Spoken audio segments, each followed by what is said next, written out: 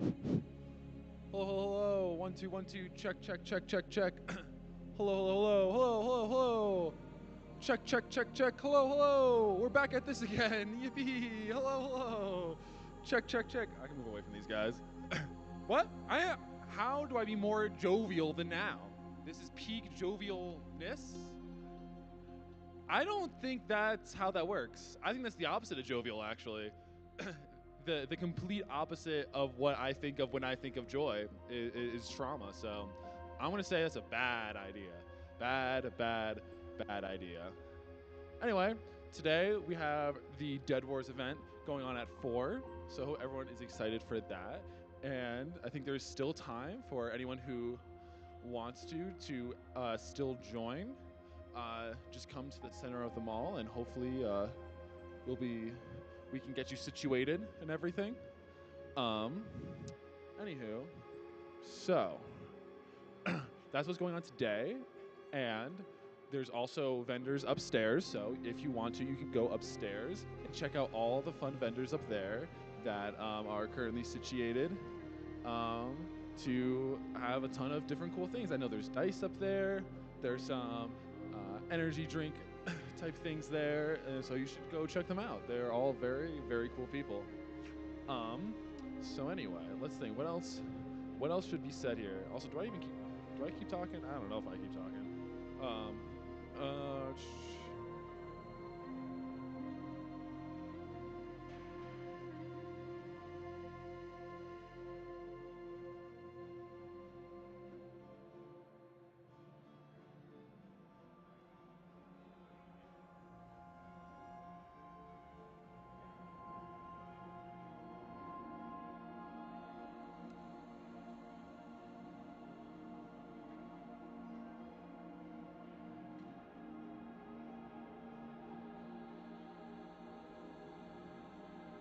Spencer, should I grab one of those too?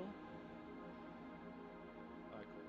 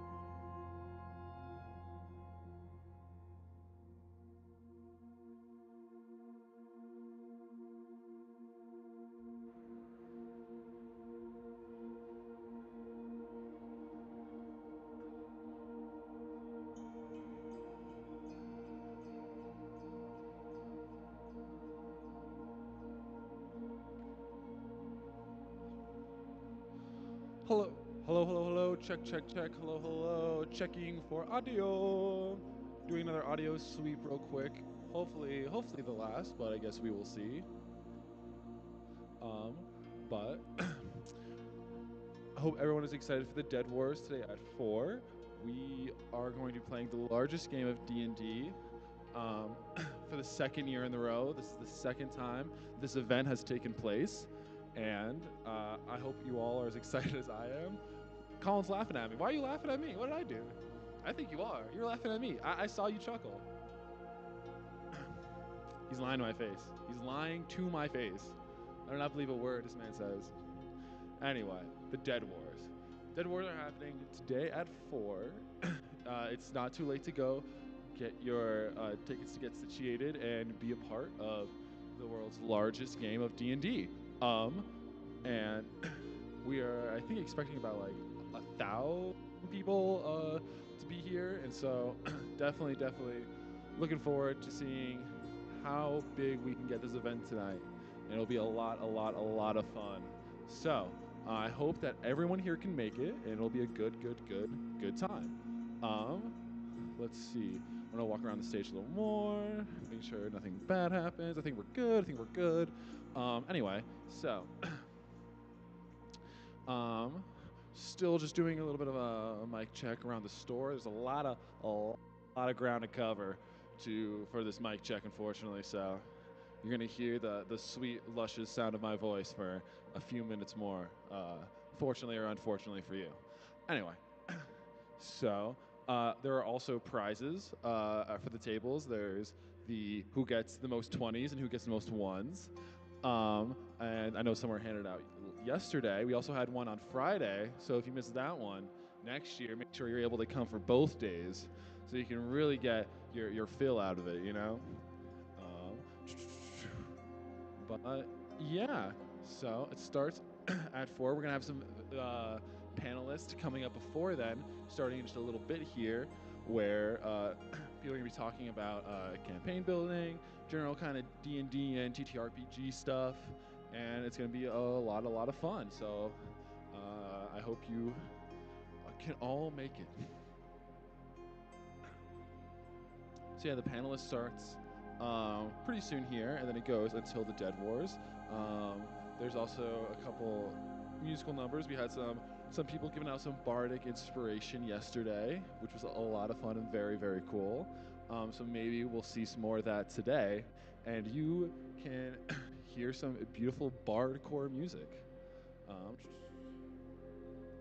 So we're still doing a little bit of audio check here, just trying to get all our bases covered for today's event to make it the best it possibly can be. And so I'm just going to keep checking the mic here, and hopefully all is well. Hopefully I don't get anything on my comms about some bad audio, but I think so far so good, knock on wood. We should be pretty dang good right now. Let me think. Oh yeah, the vendors upstairs, I know they have dice up there. There's some limited edition dice specifically for the Dead Wars. So you can go up and give those a gander. I know they're very cool, at least in my humbly correct opinion. I think they're pretty neato, so go give that a look. And while you're up there, go look at all the other vendors. See what they're doing, see what they got to offer. I know there's more than just one dice. So you can have a whole new 12 set of dice by the end of today, if you are so lucky and feeling adventurous. So I'm just going to keep checking the audio here, going to check until I'm given the signal that I can shut my yapper. But so far, you're going to be stuck with me, yapping in your ear all around the mall.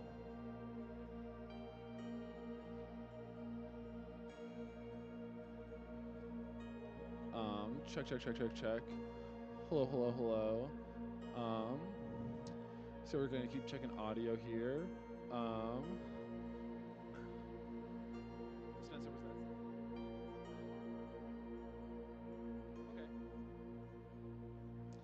that? Okay. Check. Hello. Yeah.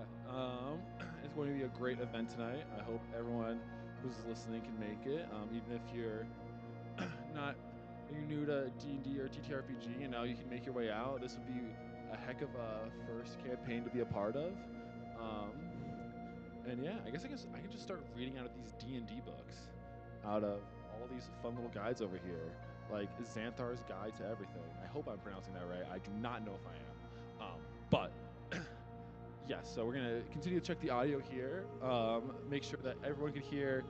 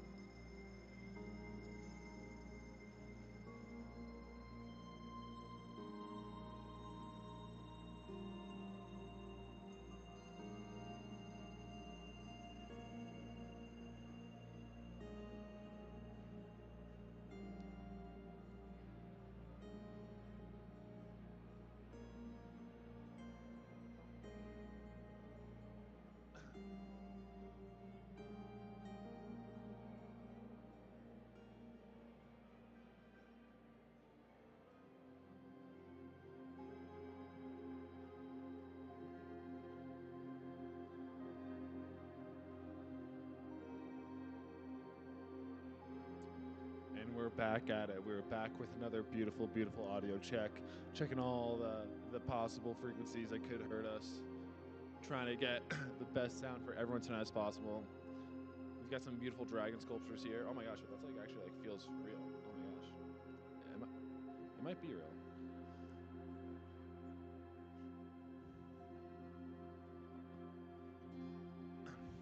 These dragon statues are actually quite sick. Actually, I'm not gonna lie.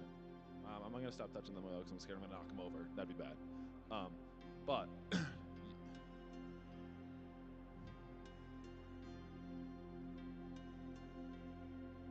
okay.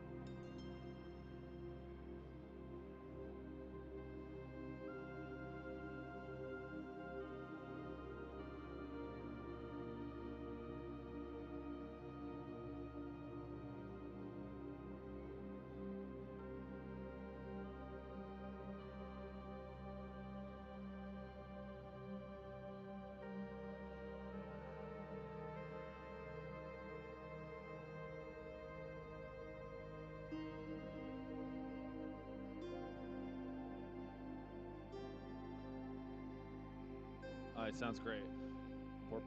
We're back at it again.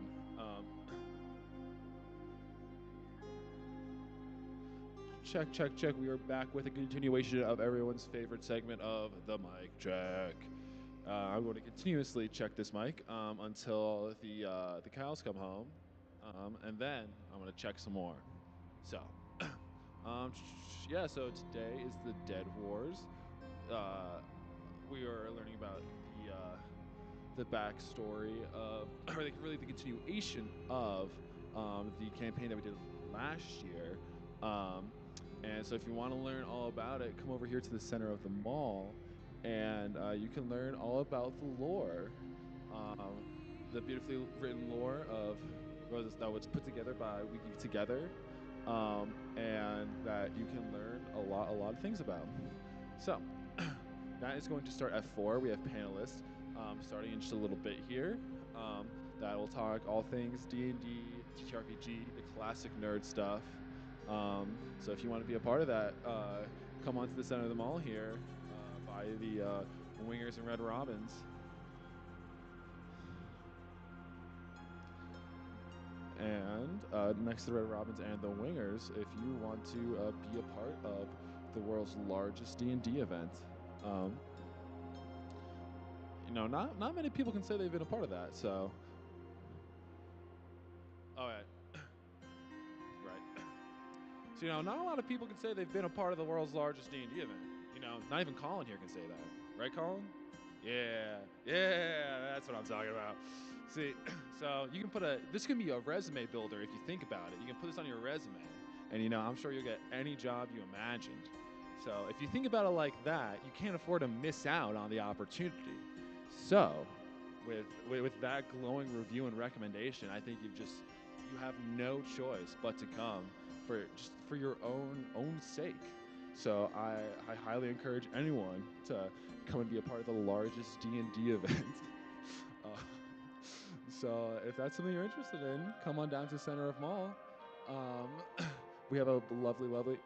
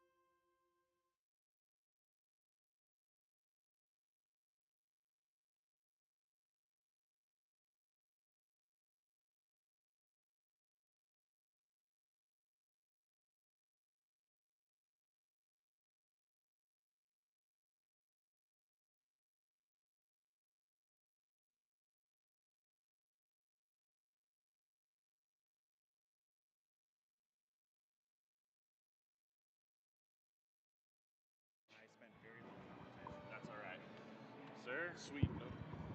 Three. Are y'all three talking? Or just two? Yep. Yeah. All right, excellent. Forgot how deep this thing might lean on the.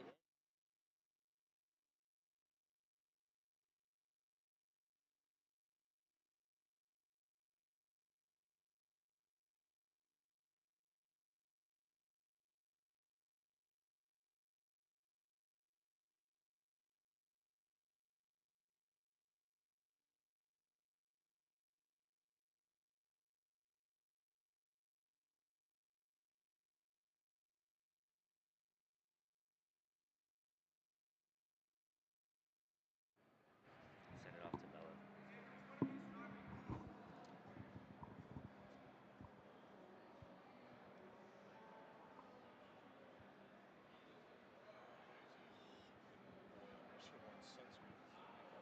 Yeah, we're ready.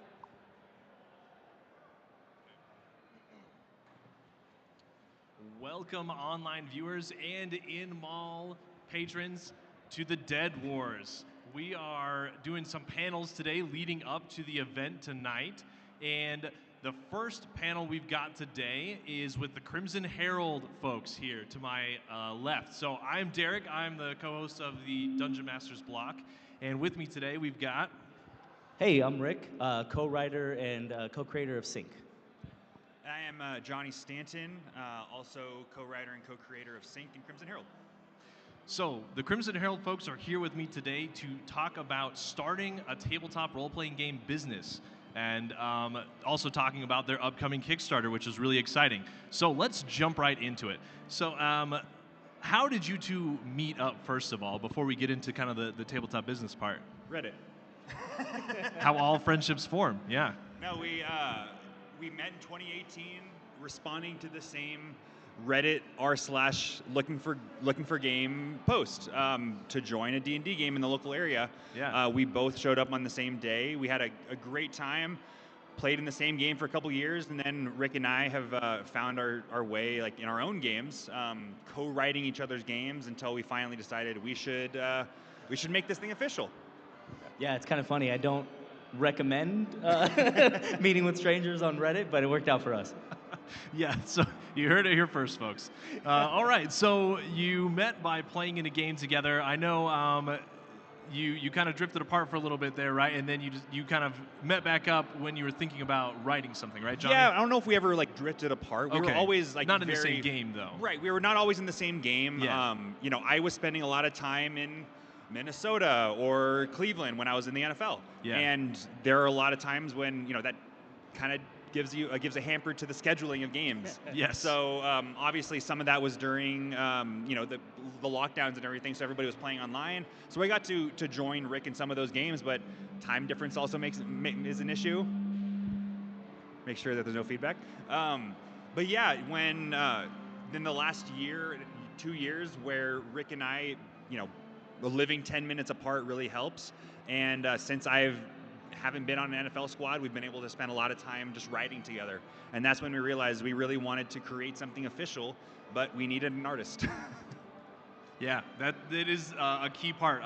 Anybody who's made any kind of supplement or book or anything will tell you the first thing they look, that people look at is what's on the cover. What are all the pictures like? Is this going to look good on my shelf as much as looking good while I read it? Yeah. Yeah. Well, that's why we were so lucky to be able to connect with Sam Rusk. Sam has made a huge name for herself as a tattoo artist with the American traditional tattoo art style, specifically what she calls the pop traditional tattoo art style, which is something that she kind of coined and created, which is kind of bringing in her own nerddoms and things that she's interested in, especially in Dungeons & Dragons, Critical Role, Dimension 20, Legend of Zelda, all of the above, into her traditional tattoo style. So when it came to creating something within the world of D&D and within TTRPGs, she was somebody that we really, really wanted to work with. And for the last, 8-9 months now, we've been writing Sync. Sweet. Yeah, so Sync, tell us about where the idea came from and what the contents of the book are going to be. So at San Diego Comic-Con 2023, I had coordinated with Sam, who lives in the Bay Area. We're in Southern California. She and her group were going to come down to San Diego, and we coordinated to get a tattoo done. I wanted a displacer beast on my thigh, and I do. And it was great being able to spend time with Sam for the first time and get to know her wife and her friends. It was really great. We really hit it off. And then I realized, I think Rick got to meet her as well that first weekend. Right. Yep. And I just knew, like, I want to be able to work with this person because she has an art style that is incredibly evocative, that it makes people stop and look. Yeah. And absolutely made me stop and look. And also just so fun to work with. Absolutely. She cranks out art faster than anybody I've ever seen. She's an animal. So we really wanted to be able to work with her. So I asked, hey, Sam, like, has anybody asked to work with you on a TTRPG product? And she said, no, not really. I said, well, I want to be the first one, first off. Nice. But also, like, I want to make sure that we were writing something that actually matches with your art style, because as amazing as it is, like, we want it to complement each other. So I asked, like, what would you want the subject of your art to be? She said, well, I've always wanted to, pirates are really cool, but I've also really wanted to write a traditional, or to do art for a traditional dungeon crawler. I said, well, why not both? So that's where the origin of Sync was made, which is just a pirate dungeon crawler with the traditional tattoo art style. Nice. So Sam is familiar with tabletop role-playing games then? Oh, yeah. She's probably a bigger nerd about it than we are. Okay. Yeah. So it helps that she loves art, and she's really good at this particular style, and she's familiar with the subject. Yeah. Nice. All the stars aligning. Absolutely. So, when you were talking about this idea between yourselves, how did you settle on the scope of what you're working on? Like, I'm sure there were a lot of different ideas of the direction you could take it, but why did you settle on, a supplement with these particular things? Yeah, I think when we first started talking about it, what we wanted was a one-shot that we could use as our default when we're introducing somebody to D&D. So we made it a single dungeon with like a 5-room dungeon with the warlock at the end, and it kind of just kept evolving from there. So this one shot, we made a 16-page booklet that we took to PAX, and it had the dungeon and Yigathor, our big bad. He has this warlock named Captain Grimscar, who's the bad guy at the end, and we made a couple of subclasses for it. So the original intention was a pretty small 16-page one-shot adventure. We took that over, talked to the people at Hit Point Press, and they were like, this is great, let's see it fully fleshed out. And honestly, in making that first dungeon, we had so many ideas that we were like excited to do. The mythology really wrote itself for us. We wanted to be able to make this. We would have been happy to throw this online as a one dungeon thing and then just kind of get our name out there to make other stuff. Yeah. But Rico, the owner of Hit Point Press, keeps on using the word sticky. Like, this is a sticky project. This is really, for us, obviously, it's it sticks in our minds. But what he's realizing is that this is. And what we're all realizing is that this is kind of sticking in the minds of people. The art style is something that's incredibly evocative. The writing, I think, is something that we're very excited about, a story that we're really excited to tell. And it's fun to be able to kind of spread our wings in a lot of different areas. This isn't just an adventure. This isn't just new mechanics. This isn't just new subclasses. This isn't just homebrew magic items, which is a huge part of the book, magic item tattoos. But it's all of those things, and also fleshed out to its extent. We're not trying to redo anything that anybody else has done. We're not interested in rewriting naval battle mechanics, because there have been a ton of people who've done that really, really well. What we're excited about is the things that I was saying. It's the dungeons, it's the magic item tattoos, it's the subclasses, and it's this adventure of Igathul and his warlock pirates going out into the sea, and the adventurers who are trying to stop them. We do have some cool mechanical implications too for stuff like hit die that we're really excited about, and I think the most exciting part is that every step of this process, as we keep on adding to it, we are just so excited to play it ourselves. Yeah. There's been none of okay, well, we got to get this done because it's the next chapter. Every time we write something, I'm like, that's going in my game. Yeah. That's awesome. And Johnny, we were talking yesterday about how you both have done a lot of research, as you were saying, into all of the different kind of naval-themed stuff out there to make sure that this was different, and it really has its own allure that some of the other stuff doesn't cover. So that's really cool. So part of the project is some unique subclasses you're making. So can you give us a little taster, of which classes you're working on, and kind of like a sneak peek into what people can expect from the subclasses? Why don't we go back and forth? We have 4 that are going to be in the main Kickstarter. We have a handful that we're not going to reveal yet because they're going to be stretch goals, actually. Cool. But these 4 actually have they have existing character sheets that will be in the free RPG Day booklet on June 22nd. Go to your local participating game store to pick up the Treasures of Deep Grotto, which is our sample for the book. We Geek Together is going to have this booklet. Very nice.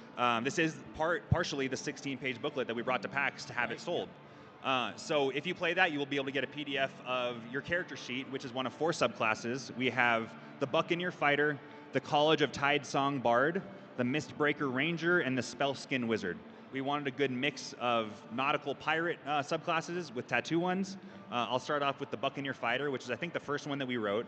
We really wanted to get a, some classes already have nautical piratey feeling subclasses. We have the Swashbuckler Rogue. We have the Deep One Warlock.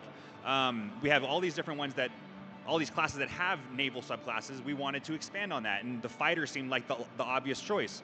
So the Buccaneer Fighter, its main conceit is the ability to attack with both a melee weapon in one hand and a ranged weapon in the other. So yes, there are rules in D&D that keep you from doing that super effectively. But if you're playing a variant human with the crossbow expert feat, you can make all these different attacks from different people. You're kind of like a whirling dervish of chaos. Yeah. Yeah, and there's mechanics in it that sort of encourage and incentivize the particular play style of being a run and gun.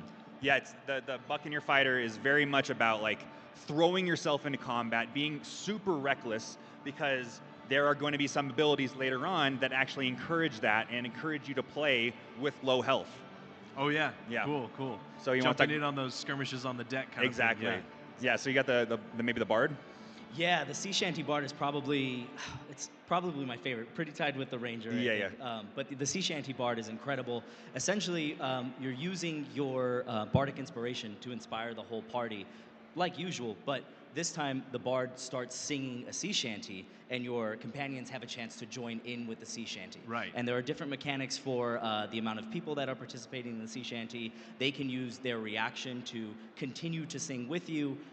Which lets you re-roll a d20. It's like the call and response of an actual shanty. Exactly, Very and cool. I think I just love the idea of it. Like, yes, of course, mechanically, you don't necessarily have to sing, but if you're thinking about it in the story, and if you want to role play singing, that's also very cool. Just like imagine being the enemy fighting against a group of adventurers that are just singing while just like killing everybody. Yeah, one of our is terrifying. One of our playtests, they did the Wolf of Wall Street, all together as a group. One of us. Yeah, exactly. Yeah. So that's the Buccaneer Fighter, the College of Tidesong Bard. We have the Mistbreaker Ranger, which is my favorite one, which is all about being able to summon an ethereal harpoon and make multiple attacks at an enemy that resummons into your hands. And the more tethers you have into that enemy, the more you can affect them with something called your Tidal Bond, which allows you to either move them across the battlefield in different ways, able to boost damage, like kind of burst damage on them, or you can drain them of their life force and be able to heal yourself. So that's kind of we really enjoy the idea of subclasses that have subclasses within them. So the Tidal Bond was our way of being able to expand that. Yeah, we were talking about this one yesterday too, and this one is really flavorful to me. Mm-hmm. Like, I don't know, and just very cinematic too. I can imagine choosing what color the tethers look like or whatever, right? Yeah. And describing all of these things, connecting you with some other enemy. It was very inspired by God of War Ragnarok. Yeah. The spear that you get in mid-game where you can throw it a bunch of times and it just keeps on appearing in your hand. That's what I really wanted to get the feeling of with this Mistbreaker Ranger. Yeah, awesome. And the last one is the Spellskin Wizard, which is our It's tattoo. Sam's favorite. Yeah. Very much Sam's favorite.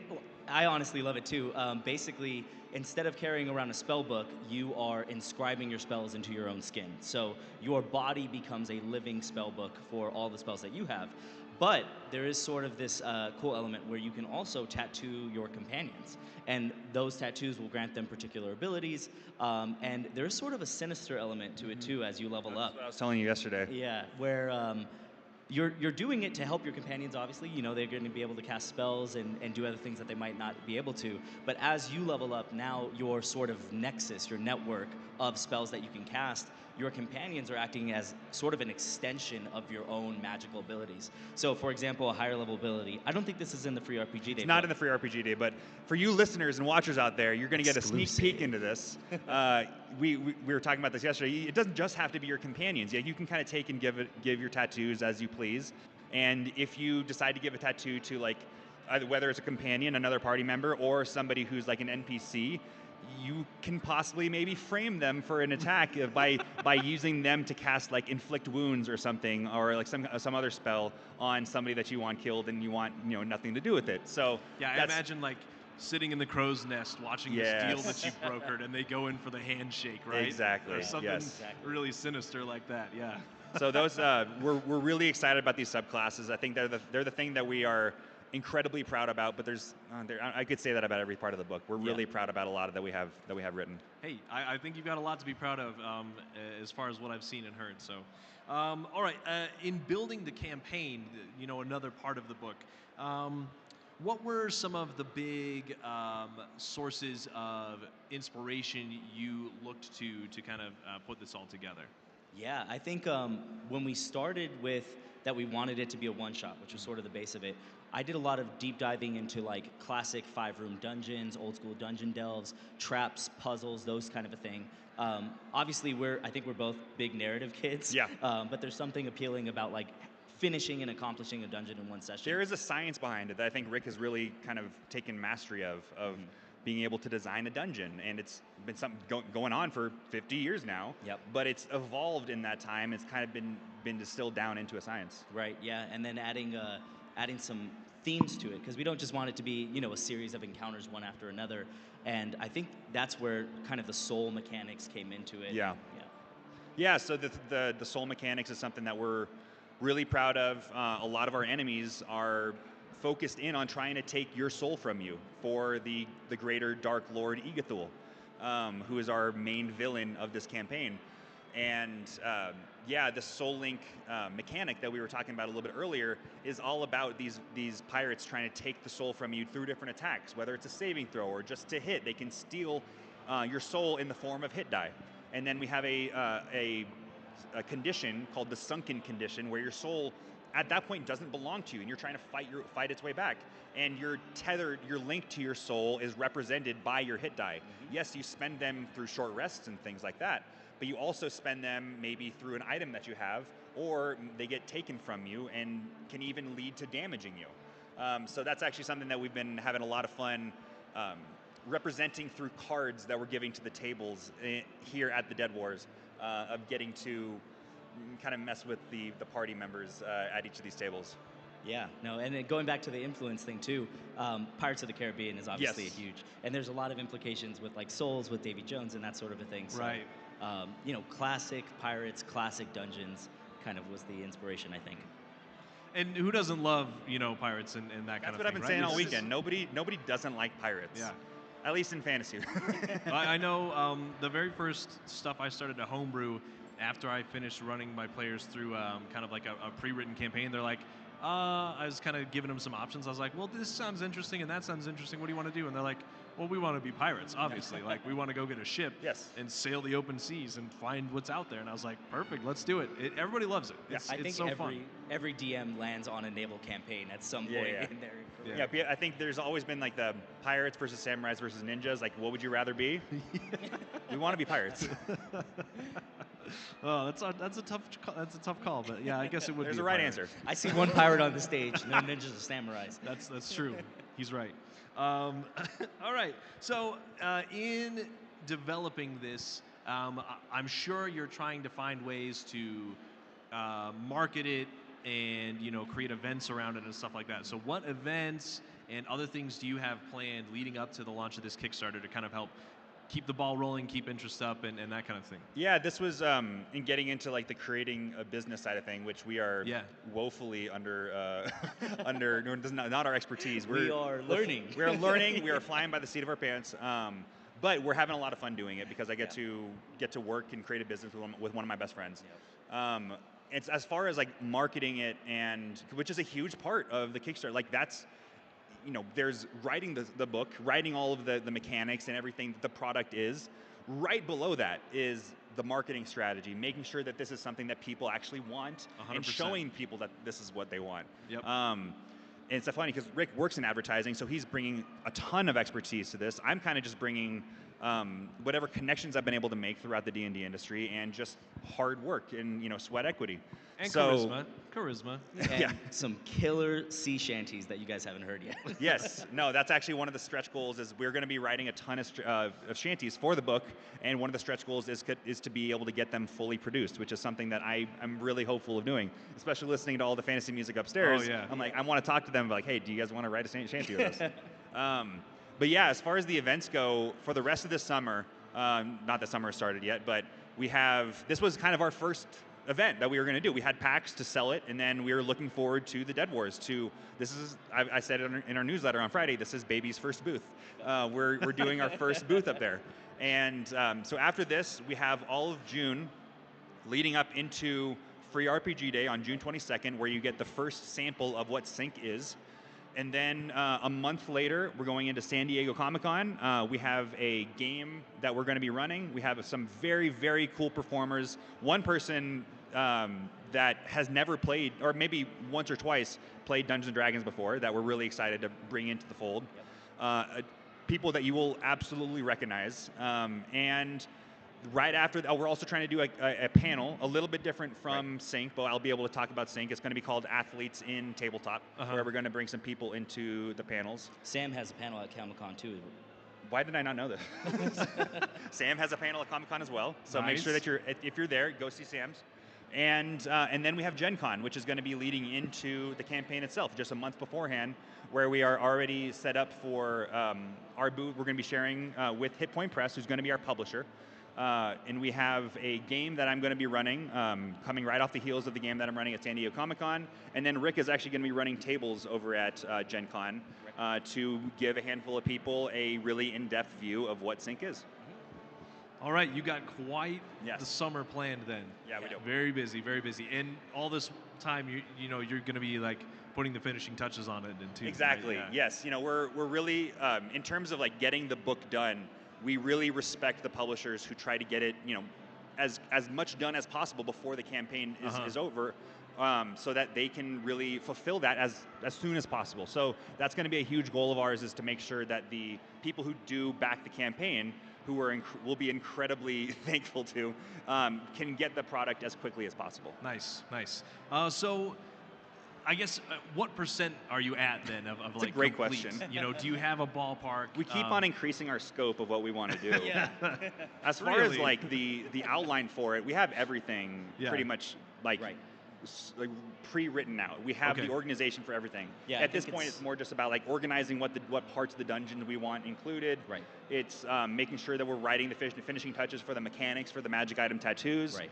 And then it's kind of just filling up the stretch goals that we want fulfilled. Yeah, and I think the book is probably going to be broken into like 3/3. A third of it will be dungeons and the adventure. A third will be magic item tattoos, and then a third will be player options and supplemental stuff for the DM. Oh, we didn't even talk about the player options that we have. We haven't announced them yet, but we have a couple races that will be included that are going to be very thematic to both Cool. the tattoo side and the pirate side. Cool. I'm excited to hear Yeah. about them. All right. So let's jump into more of like the business. Well, actually, let's touch more on the art. So in working with Sam, how much of the time is you just like telling Sam what you want and she comes back, or how much of it is her like pitching ideas to you with art that she's already Kinda made? 50-50. And you know, what's the kind of the back and forth been like? It's been. We got to a point where we realized Sam is as much of a partner in this project as we are. This Yeah. is as much Sam's as it is ours. And even though Crimson Herald doesn't include like. It's not all-encompassing. Samurai Rusk is Sam's company, but we are partnering with it fully to create this thing because she is just as important, if not more important, to the creation of this project than we are. So she has just as much say into like the storytelling aspect. Right. Even though we're kind of taking helm of the writing, she has complete domain over the artwork. And the artwork is like you've said, like that's what's going to be selling the book itself. So when she has an idea, we listen because Yeah. she has not, led us astray yet with her art style. There are times when obviously it's like, okay, we're going to need this, this, and this, and she sometimes comes back to us within the day of like Right. at It's least insane. a sketch. Wow. So fast. So fast, and everything that we have seen from her is really, really impressive. And it's hard for us not to just like throw everything out on our social media because we want to hold a little bit back Right. to make sure that we get some people coming back. Yeah, I bet. Okay, so now let's jump into more of the business aspect of things. So, when you decided you were going to write a book, well, I guess you've talked about like the scope kind of constantly changing and stuff. What have been some of the hardest parts you've had to learn, or hardest things you've run into in the process of realizing, okay, we're going to write this thing. Okay, what are all the hurdles we have to jump over to kind of get to that end result we're looking for? I mean, funding has definitely been a thing that we've been having to figure out because not all marketing costs you can push until after the campaign. We're still working on a lot of that stuff, as well as just developing an LLC in the first place, which is something that we're very proud to say that we've been able to do. Nice. And it's been the hardest part, honestly, has been trying to balance the time of, okay, these are the business necessities and priorities that we need to do that's holding us back from spending all of our time, in Rick's garage, brainstorming different ideas for the book. Yeah. Yeah.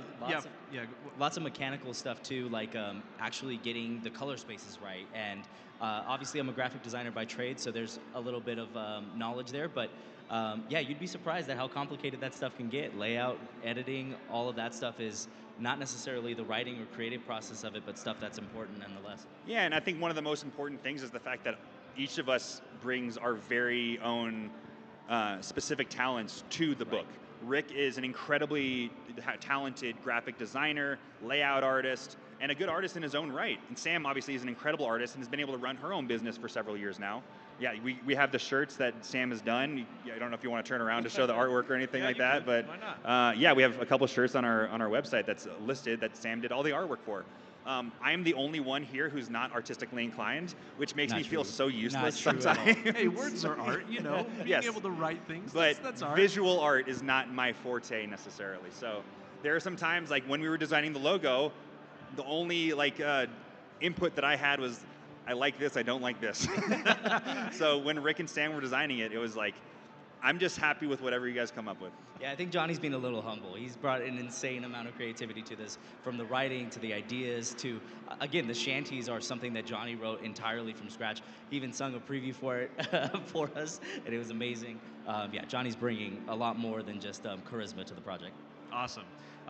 Who have been some of the people that you've leaned on for advice or help or support in your journey to publishing like this? Obviously, you can't go through this question answer this question without saying Rico, the owner of Hit Point Press. Yep. He is, originally we were looking for them to be like advisors on a Kickstarter campaign, and it has become so much more than just that. It's like a mentorship almost. It's almost like a mentorship at this point, and that relationship is consistently growing. Another person that we've really relied on is one of the main game designers of MCDM, James Intercasso, who is not only like one of Rick's and my idols, but we're so lucky the fact that we live like 10, 15 minutes away from MCDM headquarters. Yep. But he has been so generous with his time and his energy in just helping us out and helping us when he can, which is way more than we expected. Super valuable, like insane. Yeah. Yeah, James is a gem. Absolutely. He's a really nice guy. Yeah. I know he was on your podcast, Yeah, he was right? on my show. Yeah. He's been on Dungeon Master's Block a few times as well, so awesome. Yeah, so there's been tons of people. I wouldn't even be able to remember everybody who is. We're going to have a whole credits part of our Kickstarter and our book that they will absolutely be mentioned in. So many of our friends who have been in the play testing, my family members, my wife has been in the play testing. The Coven. The Coven, yes, Rick's home group. We have Elise Resendez, the creator of the Session Zero system. Oh, yeah. Is a incredibly supportive and amazing friend that we have, who is a genius in her own right. And Jeremiah over 1985 Games. The 1985 Games people have been incredibly helpful for us. And they're coming off of their $4 million Kickstarter, Tales from the Tall Grass, for last year. They were like, oh, we need to get your guys' ear because you guys know what you're doing. We can't forget the encyclopedia that's Ross. Either. Oh my God, Ross Thompson. Ross Thompson is the person that none of the fans of D&D know, but everybody who makes something in D&D knows who Ross Thompson is. He is the invisible hand of everything that is made. Anything that is made in TTRPGs, you know Ross. I think, everything we know about crowdfunding, conventions, we can attribute in some way to Ross. So, looking into the future, we're past the Kickstarter date. Kickstarter's funded. You've fulfilled all the books. Everyone's got what they want. What are the next things you guys are thinking about working on? We were just talking about this last night. We're definitely not going to rest on our laurels. Obviously. And a lot of these companies consistently, make a new Kickstarter, and we're not sure if that's going to be our business plan in the future. What we would love to do is to have built up enough of a cash to be able to, make our own things and just put them out into the world and have a consistent, online store or even like in-person store, and be able to have these relationships with these retail stores like We Geek Together. Go visit. And yeah, I think one of the things we were just talking about last night was, as a football player myself, I want to bring more football TTRPGs onto the scene. So I have this fun idea, kind of meshing Friday Night Lights with Space Jam, kind of bring like the melodrama of, the melodrama of Friday Night Lights with the silliness of Space Jam, and like this, I don't know, it works great in my own mind. Like, it's its own new game kind of thing? Yes, Like yes, new its own mechanics? TTRPG system. Yeah, that's something that we're really excited about I will doing. play is it, so branching, whatever it is, I I'll appreciate play it. We're excited about the prospect of branching away from D&D. Even as much as we love it, Right. we have our own sights set on other things. Yeah. What about you, Rick? Any ideas that have been on your mind? Oh man, I mean, I think we'll always love D&D and 5e in general. It's what we're playing at our home games. But yeah, we have lots of ideas to branch out from there, and other TTRPGs that we want to create, or supplements that we can bring into 5e to kind of give it our own flavor. It's so funny. We and like, I hesitate to say it because I don't want anybody else to steal the idea. But one of our good friends who's been working with us had this incredibly impassioned presentation about Five Nights at Freddy's. Five Nights. And we're in thinking about a lot of people's strategy is like these publishers is creating a book or a supplement or whatever of something that is not going to have its own TTRPG. So being able to fill that niche. And as I'm listening to her talk about it, I'm thinking, we have our own company now. We're like technically game designers and publishers. Like, what if we just made our own Five Nights at Freddy's like TTRPG system? Like, 7 Nights at Sammy's or whatever it is. But yeah, exactly. So there's silly ideas like that where it's like, yeah, maybe that ends up happening, but we have free reign to kind of make whatever we want, whatever we think is going to be exciting for us and for everybody else. Nice, nice. Well, is there anything else you want to cover about Sync before we tell everybody how to, or like the event dates and that kind of thing? Yeah, we're trying to get as many people to check out our social medias, check out our newsletter, because that's the best way of knowing what's coming next. I'm having a great time writing these newsletters. Yeah. Rick's doing an incredible job of laying it out, and Sam's art is on everything we can put it on.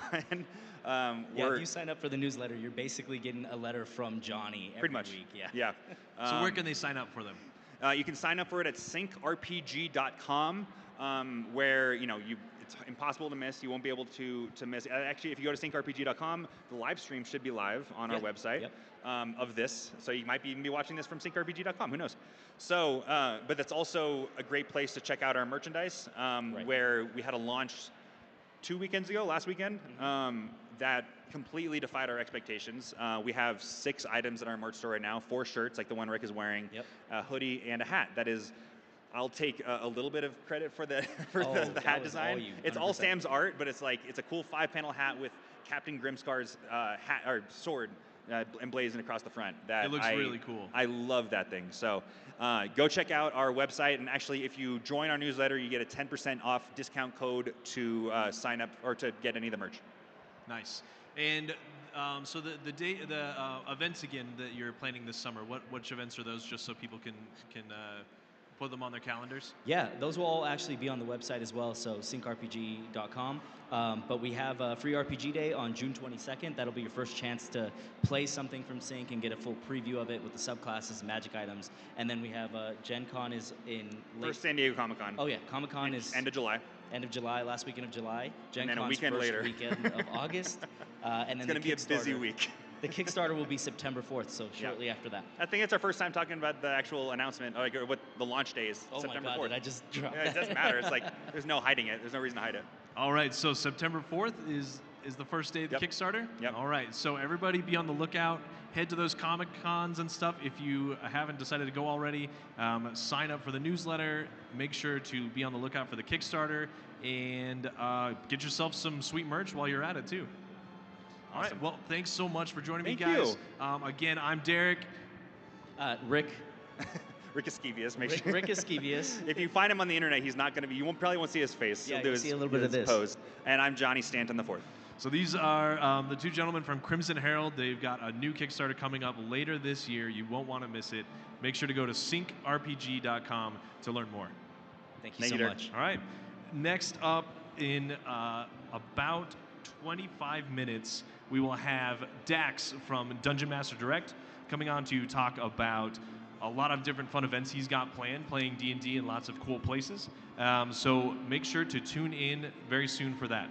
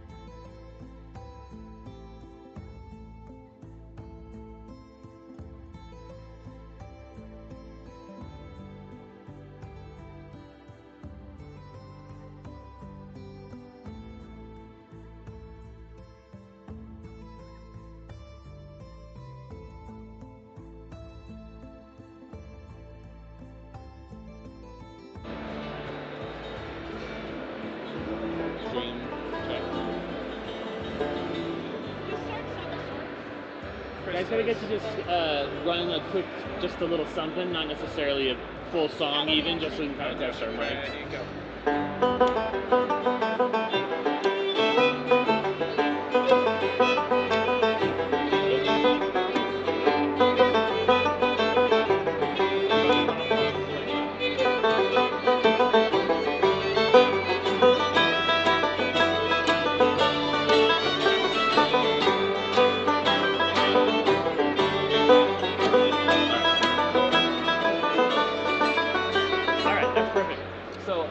They tell you guys you got 10 minutes, play as many tunes as you want. We'll probably cue you when you're ready. Sure. Yeah, cue us in like 40 minutes. Got it. Anything else I can get for you guys? No. Does it start? When does the 10 minutes start? Start now? And you got about 5. We'll start at 12:50. Okay.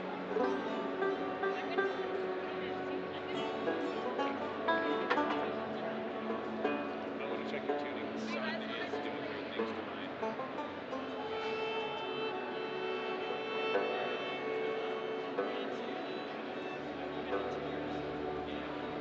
I want to borrow mine.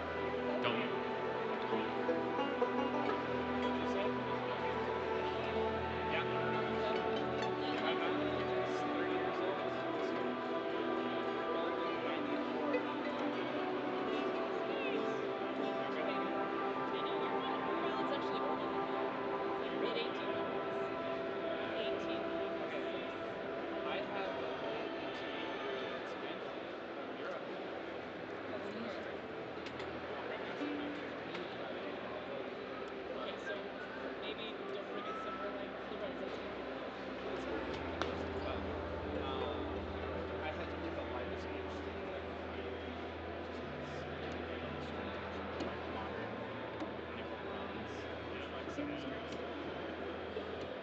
Gotcha.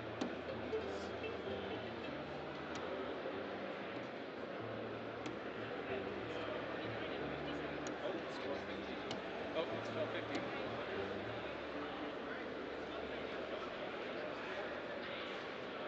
We're gonna get queued in like 2 seconds. Remember to smile and go around. All right, ready?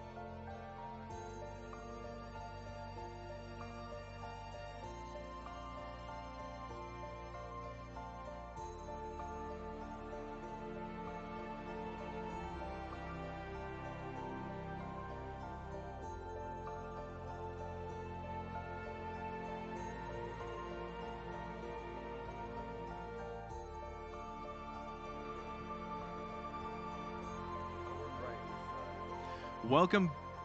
Test, check, check. 1, 2. Testing. 1, 2. 1, 2, 3, 4. Shot through. Testing. Who's gonna start singing?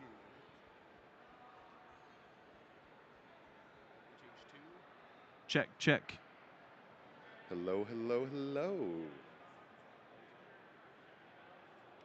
Check, check. Okay, we're good. Thank you.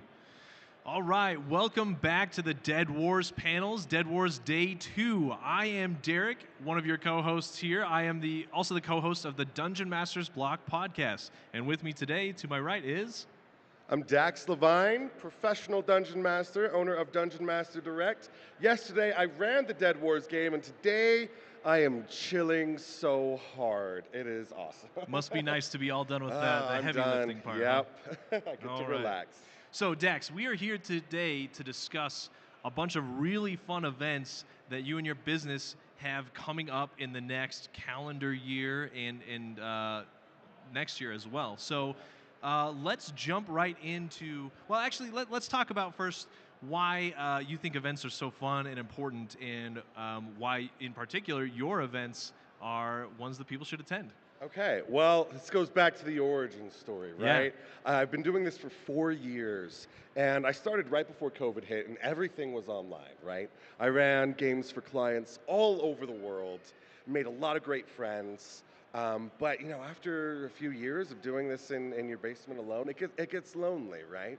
And so a year ago, I reached out to We Geek Together. I partnered with Andy. I ran Dead Wars last year, and it was so exciting to be in a room full of 1,000 people cheering and playing D&D. It was electric. It was so much fun, and I'm like, how can I get more of this? So I started selling dice. I started going to conventions. I ran a masquerade ball.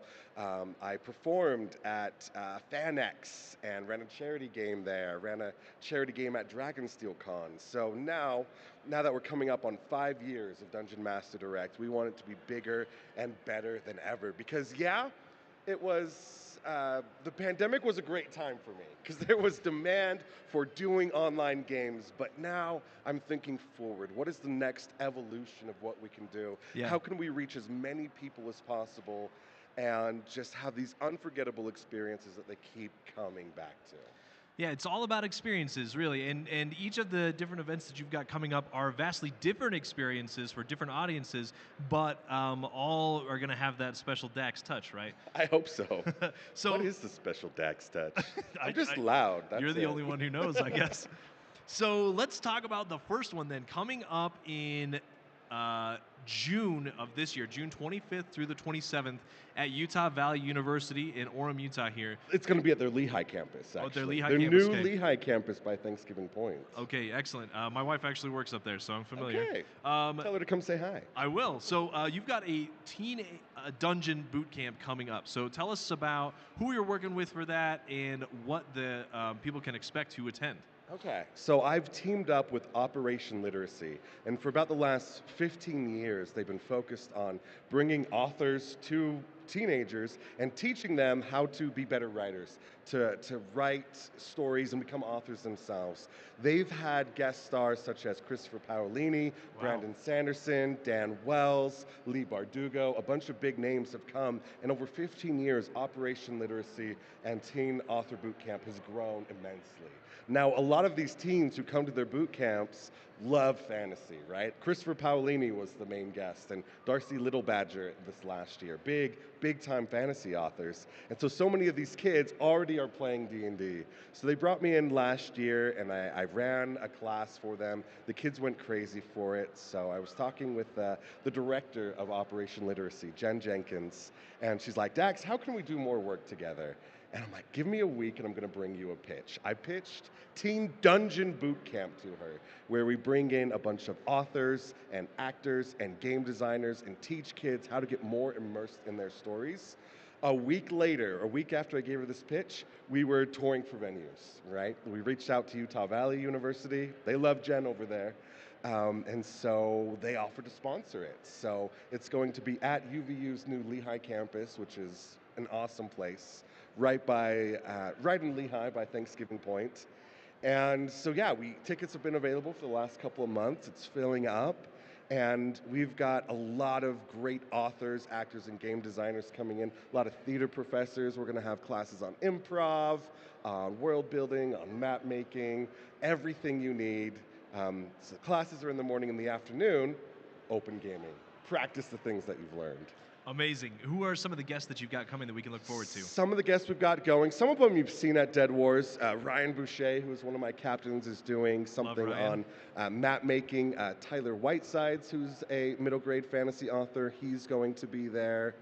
I didn't know this question was coming. I'm drawing a blank right now. We've got so many cool people. Mick Matarese, who is another professional DM, is going to be there. Naughty Murdoch, some of my friends who are living their dreams and teaching theater at the high school or the university level. They're coming in to teach some workshops. Adam Berg, formerly of Studio C, is going to be there. He also writes books, and he's pretty nerdy. He's pretty great. It's going to be amazing. It's going to be so much fun. So it sounds like the goal is, by the end of this boot camp, to have given them the skills to do just about anything in the TTRPG realm, right? Be able to write their own stories from front to back with all the maps and everything included. Do And you have to have? it's not just for Dungeon Masters either. Okay, yeah. Who else? Players. Like if you don't want to run your own games, you just want to be better at voices or more immersed into the story, there are classes for you as well. And in the afternoon, we're not just going to be running games, we're going to empower the kids to run their own games, be the DMs of their own tables. Because, yeah, we're training the next generation of nerds to be awesome. And if I would have loved this as a teenager. I'm Same. sure you would have, yeah, absolutely. Do they have to have any prior TTRPG experience to attend? None. Just a love and a desire to learn. Because there's going to be players there, there's going to be DMs there, there's going to be all sorts of a variety of experience levels, and they can choose which classes they take. They could take a more advanced DMing class if they want. They could do something that's more silly and fun. And it's up to them to customize the experience to what they want to get out of it. Awesome. Well, that sounds like a ton of fun. Like you said, it is totally something I would have done as a kid if it existed. So anybody who has a teen out there, if you are local around here or maybe within neighboring states of Utah, make sure to go check this out. Where can they find more information and sign up? More information, you can find us on our website, dungeonmasterdirect.com, or you can just search Professional Dungeon Master on Google, and usually the first thing that comes up. But under our events section, there'll be the links that you need to get to Operation Literacy's website, to reserve tickets, everything. We want to make it as easy and accessible as possible. Excellent. That sounds like a ton of fun. All right, you ready to hop to the next one? Is there anything else The you want to next cover? one, I'm so excited about the next thing. All right. We like doing stuff for teens. We want to train the next generation. But we adults, we need to play too. Yes. So we've got some fun things coming up. No kids allowed. So, coming up later this year, you got something really spooky planned. So excited. You have no idea how excited I am for this. So, you have, coming up in October 17th through the 20th, a game night getaway, hence the no kids part, at the haunted Peary Hotel in downtown Salt Lake City. So tell us a little bit about the hotel, how you found out about it. Okay, so I've partnered with Dan Wells, who is a New York Times bestselling author and a professional game master. He's part of my team now. And for years, he's been running retreats and cruises for writing excuses, podcasts for authors about being an author. And they've done multiple cruises, and he came onto the team, and he's like, do something for gaming. And so we were playing around with different ideas. We're like, let's start small. Let's start with something local. So we started looking at different places. We found the Peary Hotel, which is over 100 years old and very haunted. I went and toured it. I love the staff there. They're super nice. I just signed contracts this last week to make it official. We are now accepting tickets. We've already sold a couple of tickets for our haunted getaway. It's going to be 3 days and 3 nights of nonstop horror board gaming TTRPGs. How many tables are you planning to fill? Well, we have 40 rooms reserved at the hotel. Okay. They could potentially give us more if those sell out, but grab your room before somebody else does. But we've got their entire ballroom in the basement, and the ballroom's going to be open till 2 a.m. every night. So we're going to be playing horror games till 2, and then taking the long walk back to our hotel rooms in this old, spooky hotel. We're going to see some stuff. So do you have lots of different kinds of flavors of horror that you're planning on doing? Like, will people be able to pick the kind of game they're interested in? Yeah, How's that I mean, working? one of the main things when running a horror game is finding people's comfort levels. You don't want anyone to feel unsafe or insecure. So some of the stuff will be spooky. Some of it is going to be absolutely terrifying. And you get to pick and choose which games you're playing, who you're playing with. We're hoping to run some D&D. We love D&D. We love Curse of Strahd and Ravenloft. Another one of my favorite horror RPGs is called Dread. Oh, yes. I love Dread. Instead of rolling dice, when you make major actions, you remove a block from a Jenga tower. And when the tower falls down, you die. It is so much fun. I can't wait to do that. It is so nerve-wracking. We're going to be playing another game called 10 Candles, where when all 10 candles go out, you die. Everybody dies. Yeah, these are the classics. Yes. Jenga, is already anxiety-inducing, Right. and then the fact that your life is hanging in the balance It's just gonna- makes it that much worse. It's going to be so much fun. There's going to be spooky music going on. I'm in some talks with that. It's going to be a catered event with Christopher's Prime. There's going to be delicious buffets and food and nice brunches, and we're reaching out to other local haunted houses and Ooh. ghost story tours, to seeing who we can partner with, how we can make this as immersive and awesome as possible. That sounds like a lot of fun. Yeah, so again, they can head to your website to find out more information and buy tickets. It sounds like tickets probably are going fast, and there could potentially be more, but if you're trying to get in on this horror action this fall here in Salt Lake City, you better do it quickly. We have single occupancy rooms, double occupancy rooms. If you're local and you don't want to stay overnight, we do have a no vacancy ticket where that just gets you into the convention and gets you the dinners, the catered dinners. Perfect. If you're local and just want to come by. But the real experience is going to be sleeping overnight, seeing what happens. One of my regular players who already bought her ticket, she's like, I am bringing so much salt, and I'm going to be salting the threshold of the doors to my room so that no ghosts come to get me. Horseshoes, whatever else you can get a hold And I of, talked to right? the staff at the hotel, and they're like, people do that all the time. Our cleaning staff is used to vacuuming salt out of the carpets because of this. That's funny. Yeah, we were talking yesterday about just haunted hotels and in general how fun they are, and so I'd never heard of the Peary Hotel, but I'll have to check it out. I think it was established, it was early 1900s. It's been over 100 years. There's a lot of history, but it's beautiful. It's gorgeous. It has sort of that roaring 20s aesthetic to it, that kind of Art Deco style. Absolutely gorgeous, very clean. It's a fancy hotel, but some people never checked out.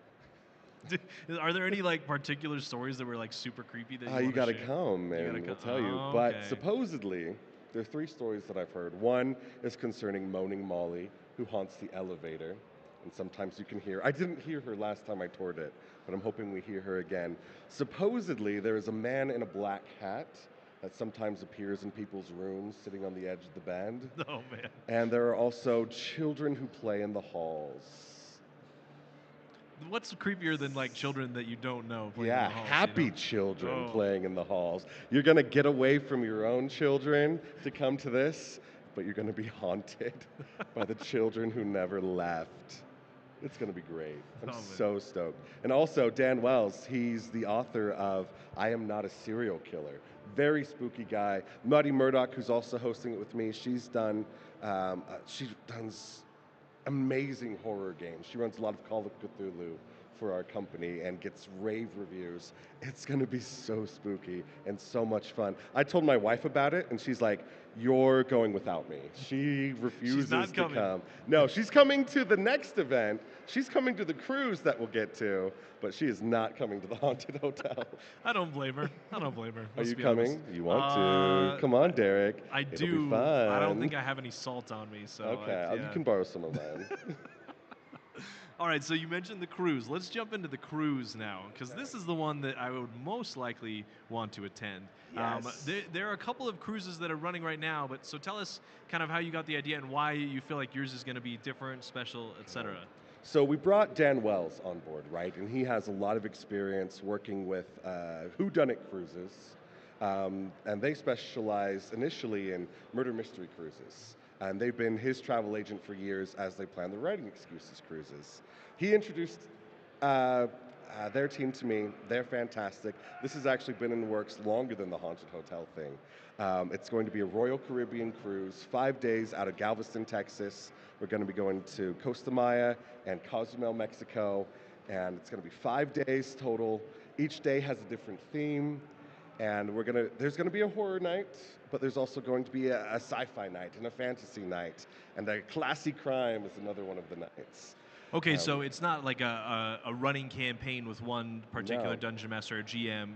It's kind of like there's Yeah. a new one shot every Because night. it's more than just TTRPGs. It's going to be board games. It's going to be things like Betrayal at House on the Hill is going to be at the horror one, and things like Dune Imperium we're going to be playing. Oh, yeah. If people want to play Settlers of Catan, great. At a getaway that Dan ran last year, there was a group that played a 12-hour session of Twilight Imperium, which that is the board game, puts Gloomhaven to shame by terms of how big and how much time it takes. And so people have the freedom to play whatever they want, meet new people. But of course there will be tables running D&D, running some other games, play testing some things. And so, yeah, if you're into D&D, we've got that. If you just want to play board games, you want to play Jenga, you want to play Go Fish, great. Also, we're on a cruise ship. All the food is included. There's a pool. We're going to be exploring parts of Mexico.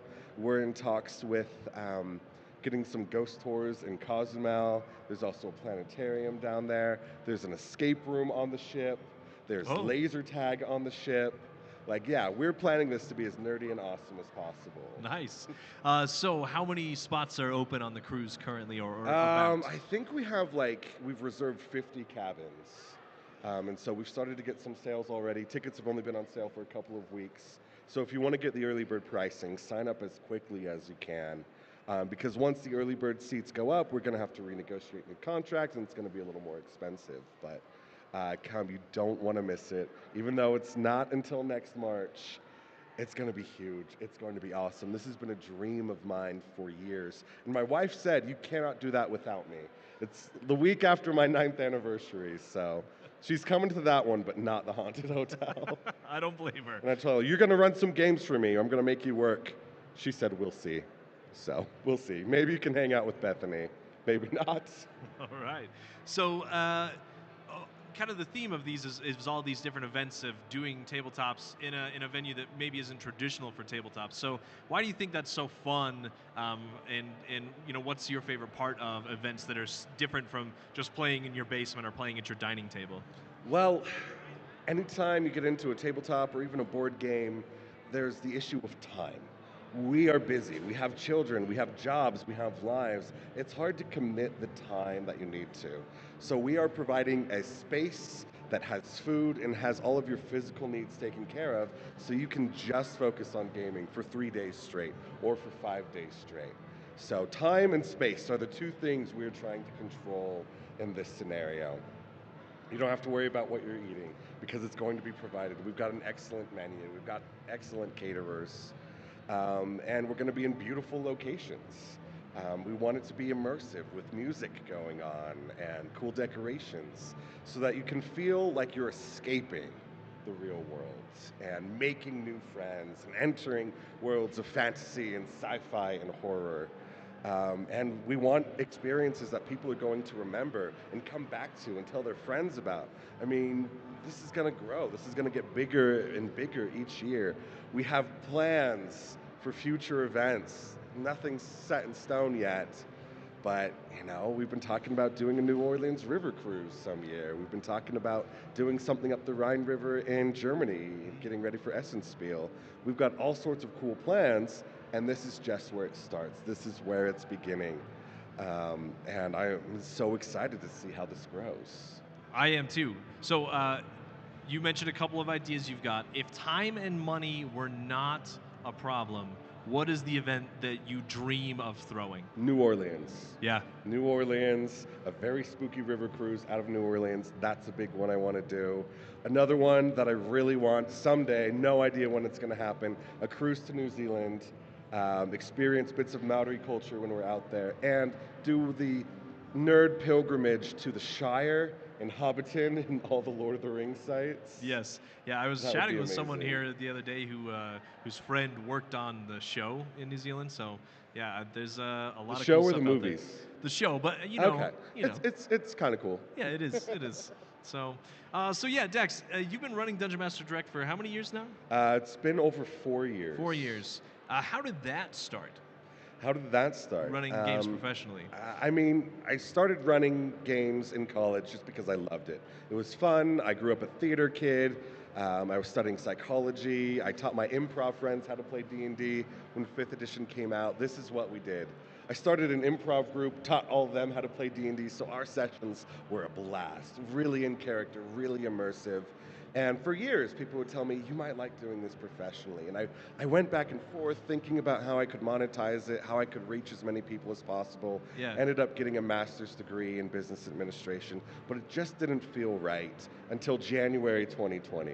In January 2020, something clicked. Divine intervention, sheer luck, whatever you think that might be. Maybe it was a ghost that came to me from the future and was like, you need to do this. You need to come to the Peary Hotel. Either way, I decided I'm going to make a website and see what happens. Yeah. Got a coupon code for that website. That helped. Got the website set up January 2020. February 2020 came. Got the business license. Got the tax license, the bank account, doing all the administrative stuff. March happened, and no one was really interested. Until the pandemic hit. It could not have come at a better time. 2020 was a great year for me, guys. It was a great year because people were home. They were bored. They were lonely. They wanted to stop watching Netflix and be the heroes of their own stories. So the pandemic hit, I started running 1 game a week, then 2 games a week, 3 games a week. Once I was ready to commit to 4 games a week, I went to my wife and my newborn son.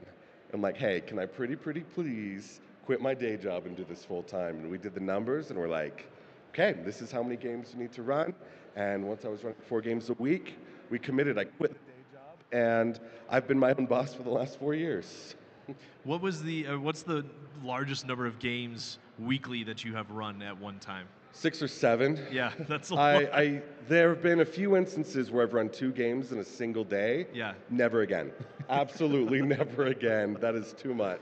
Especially professionally, right? Like you man. have to put a lot of work and effort into it to make it really good for folks because it's your livelihood, Yeah. right? There's a lot of prep that goes into Right. it, and I am not the cheapest DM out there. I kept raising my prices because demand was so high, and when I rose my prices, people wanted me even more. So it didn't slow down the demand; it increased the demand, and so eventually I had to hire more people to run games with me. So I hired Mick Matarese, and I hired Lottie Murdoch and Dan Wells, and now they're running games because I can't handle all of the demand. And so we've kind of found our niche on the market as these luxury, high-end games for corporate retreats, for bachelor parties, for birthday parties, and people who just want to experience it, get into it for the first time. Some of those one-shots have turned into year-long campaigns. I've had clients for the last who I attracted back in 2020 who still come back for more. Even though they've tried other games out, even though they've got friends who'll do it for free, they love our brand of storytelling. They love how immersive it is. They love the plot twists and how intensely difficult my games are. They keep coming back for more. That's cool. Have you found that you have to market yourself in a particular way or differentiate yourself, or is it just like the product is that good and that's why they keep coming back? I mean, we don't pay for ads. We don't need to. You Google professional dungeon master, I'm usually the first thing that comes up. We nailed that SEO back in 2020 and have been writing on that. And a lot of our clients come from word of mouth as well. They'll be referred to us, and we've got a perfect 5-star rating on Google and on Facebook because people love telling their experiences and how it ruined D&D for them because they can't go back to regular DMs anymore. And so people love us and they keep coming back.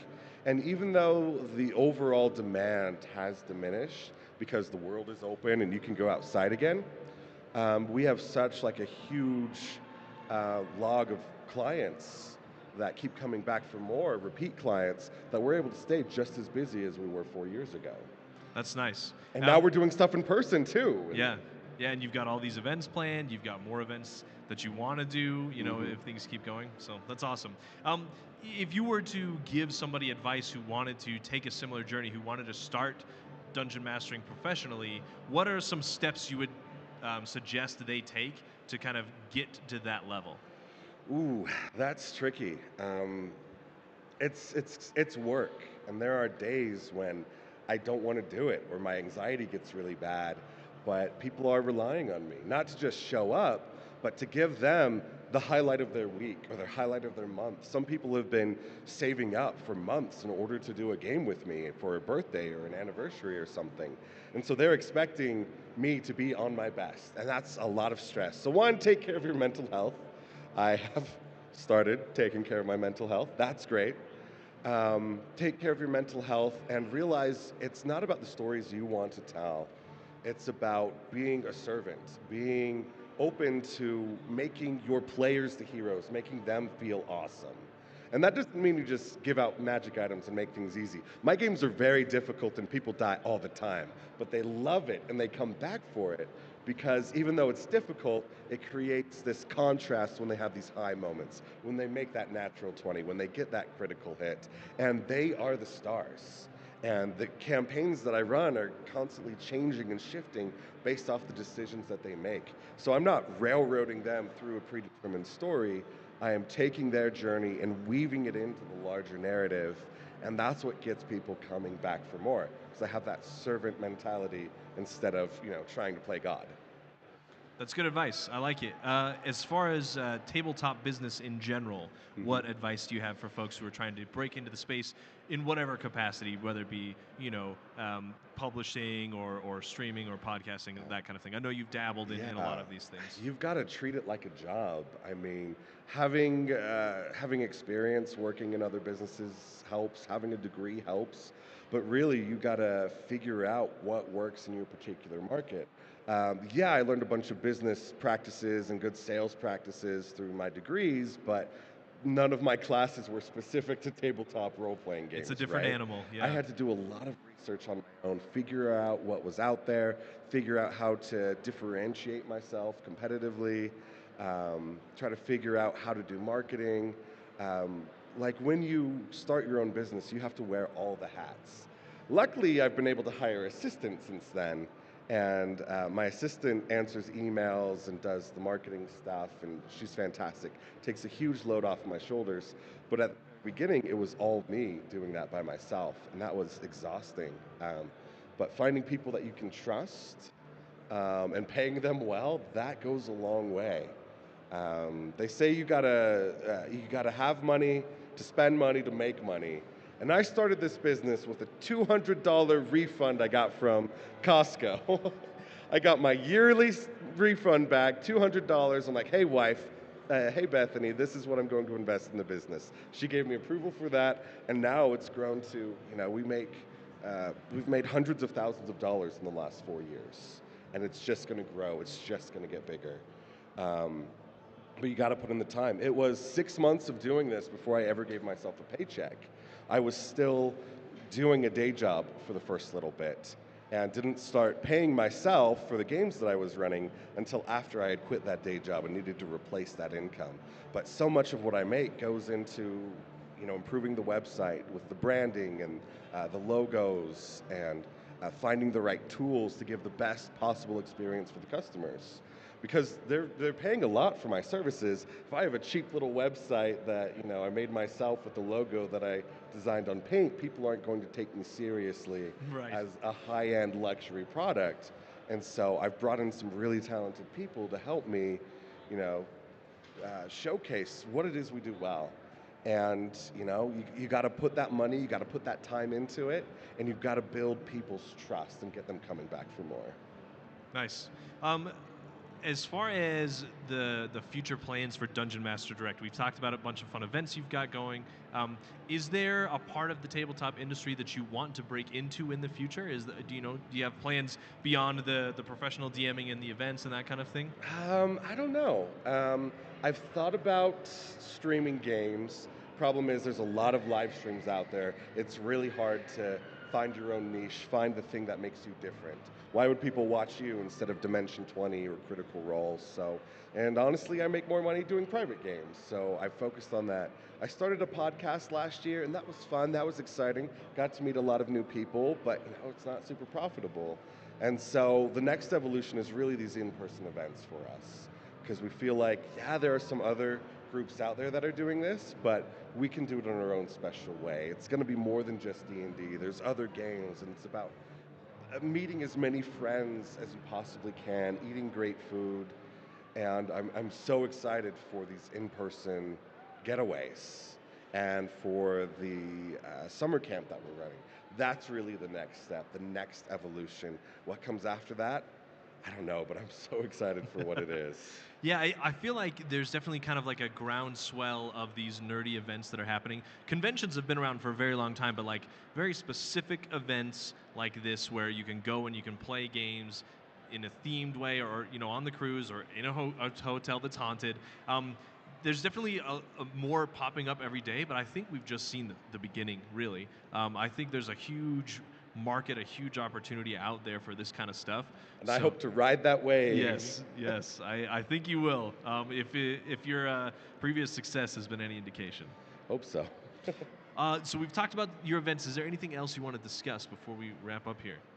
We are selling dice here at Dead Wars. Yeah, we have dice online on our website, but you get the best deals when you come and see us in person. We're here at Dead Wars right now. We're usually here at the Nerdy Wolf Markets once a month. We're going to be at FanX on the main floor. We've got lots of new dice coming in for that. We're going to be at Dragonsteel Nexus later this year, the big Brandon Sanderson convention. Cannot wait for that. Are you running more games there too? We'll see. We'll see. We'll see. All right. Excellent. Well, thank you for joining me, Dex. It's been a lot of fun to talk about Dungeon Master Direct and also the events. Again, for everybody keeping track, we have 3 events that Dax is running with Dungeon Master Direct coming up. We've got the Teen Dungeon Boot Camp. That'll be at the Lehigh UVU campus June 25th through 27th. We've got the Game Night Getaway at the Haunted Peary Hotel here in downtown Salt Lake City, October 17th through the 20th of this year. And then next spring, March 2nd through the 8th, 2025, we've got the cruise that is coming up. And so Dax has a lot of fun stuff planned, and if you go to their website, dungeonmasterdirect.com, you can find all the information about those events and all of the other events that I'm sure he's got planning, or that I'm sure he will be planning in the future. It's a busy year. I've also got a baby due in a month, Oh. so I got to find time for that too. And babies are expensive, so come to my cruise so I can buy diapers. That is a plea of a desperate man. Yeah, desperate father. No, my kids are going to be such nerds when they grow up. I can't wait. All right, thanks for joining us here on the Dead Wars panel. Next up at 2 o'clock Mountain Time, we've got a panel with Jason from Critical Dice and JasonPlays.games talking about planning your campaigns the fun way. So join us there in about 25 minutes. 25 minutes, excuse me. See you, everybody.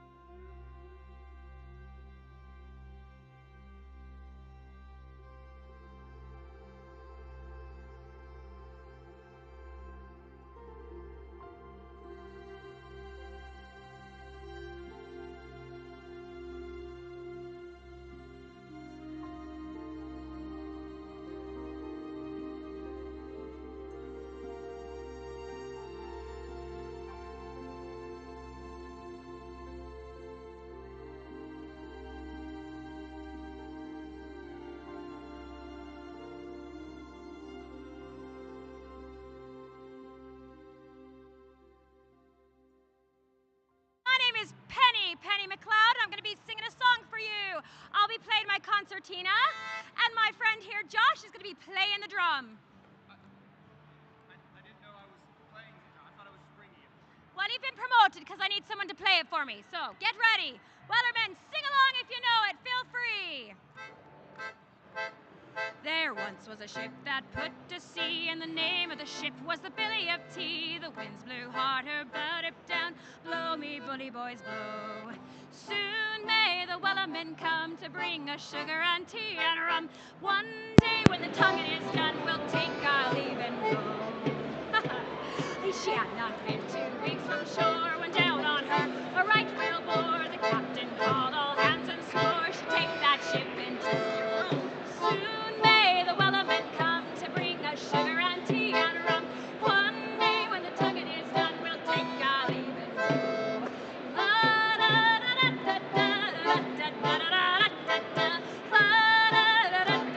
We'll take our leave and go. Thank you. Again, my name's Patty. Oh, thanks clapping. I love it. Again, my name's Patty McLeod, and I'm with a group called Beyond the Gates, and we're going to be doing a live cooperative storytelling event in your land in a couple of months. While we're here, Penny, why don't you tell them about you and your friends that they can bring to this My event? friends? Yeah. Well, of course, I've got lots of friends. So I've got the 4 groups that are from my kingdom of Drayle. We've got the Knights. They're like the Guardians. They're very strong. We've also got the Rangers. Very sneaky. I almost forgot about them. We've also got the Magi. They're the magic users. And the best, of course, you've got the Bards. You can join any one of these groups at our live event. Of course, and that live event is going to be July 26th, and that's going to be at the American Fork Amphitheater. Wait. Did you say July 26th? Yeah? I've got a problem with that. What is your problem? I've got a date. You have a date 3 months in advance. Exactly. With who? Well, I don't know who yet, but I'll have a date. And when I do get a date, can I bring him along? Of course you can bring your date along, as well as you all. You can bring your friends, your family. Just don't bring the Dark Lord when you're coming. No one's really gonna like to see that. But, you know, you can find out more information on our website, beyond-the-gates.org, or you can find our booth up between We Geek Together and JCPenney's, where you can get more information right then and there. Perfect. Well, now you've told us it's at the American Fork Amphitheater. It's going to be July 26th. But if I bring my date, what is there going to be there for us to do? I'm glad you asked that, actually. There's lots of things that you're going to be able to do. First thing is you're going to be able to see live performances. Wait, like this? Woohoo! You can clap your hands if you like. This is not as easy as it looks. There we go. Yeah. Live performances exactly like that.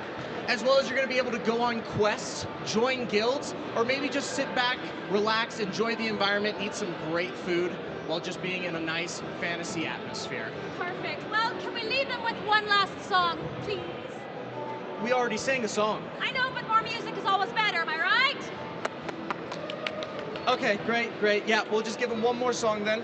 Perfect. Well, it just so happens I have written a song specifically for our group, Beyond the Gates, and anyone within the sound of my voice, you are welcome to clap your hands when I say clap your hands if you don't know the words. So feel free to join in. Here we go.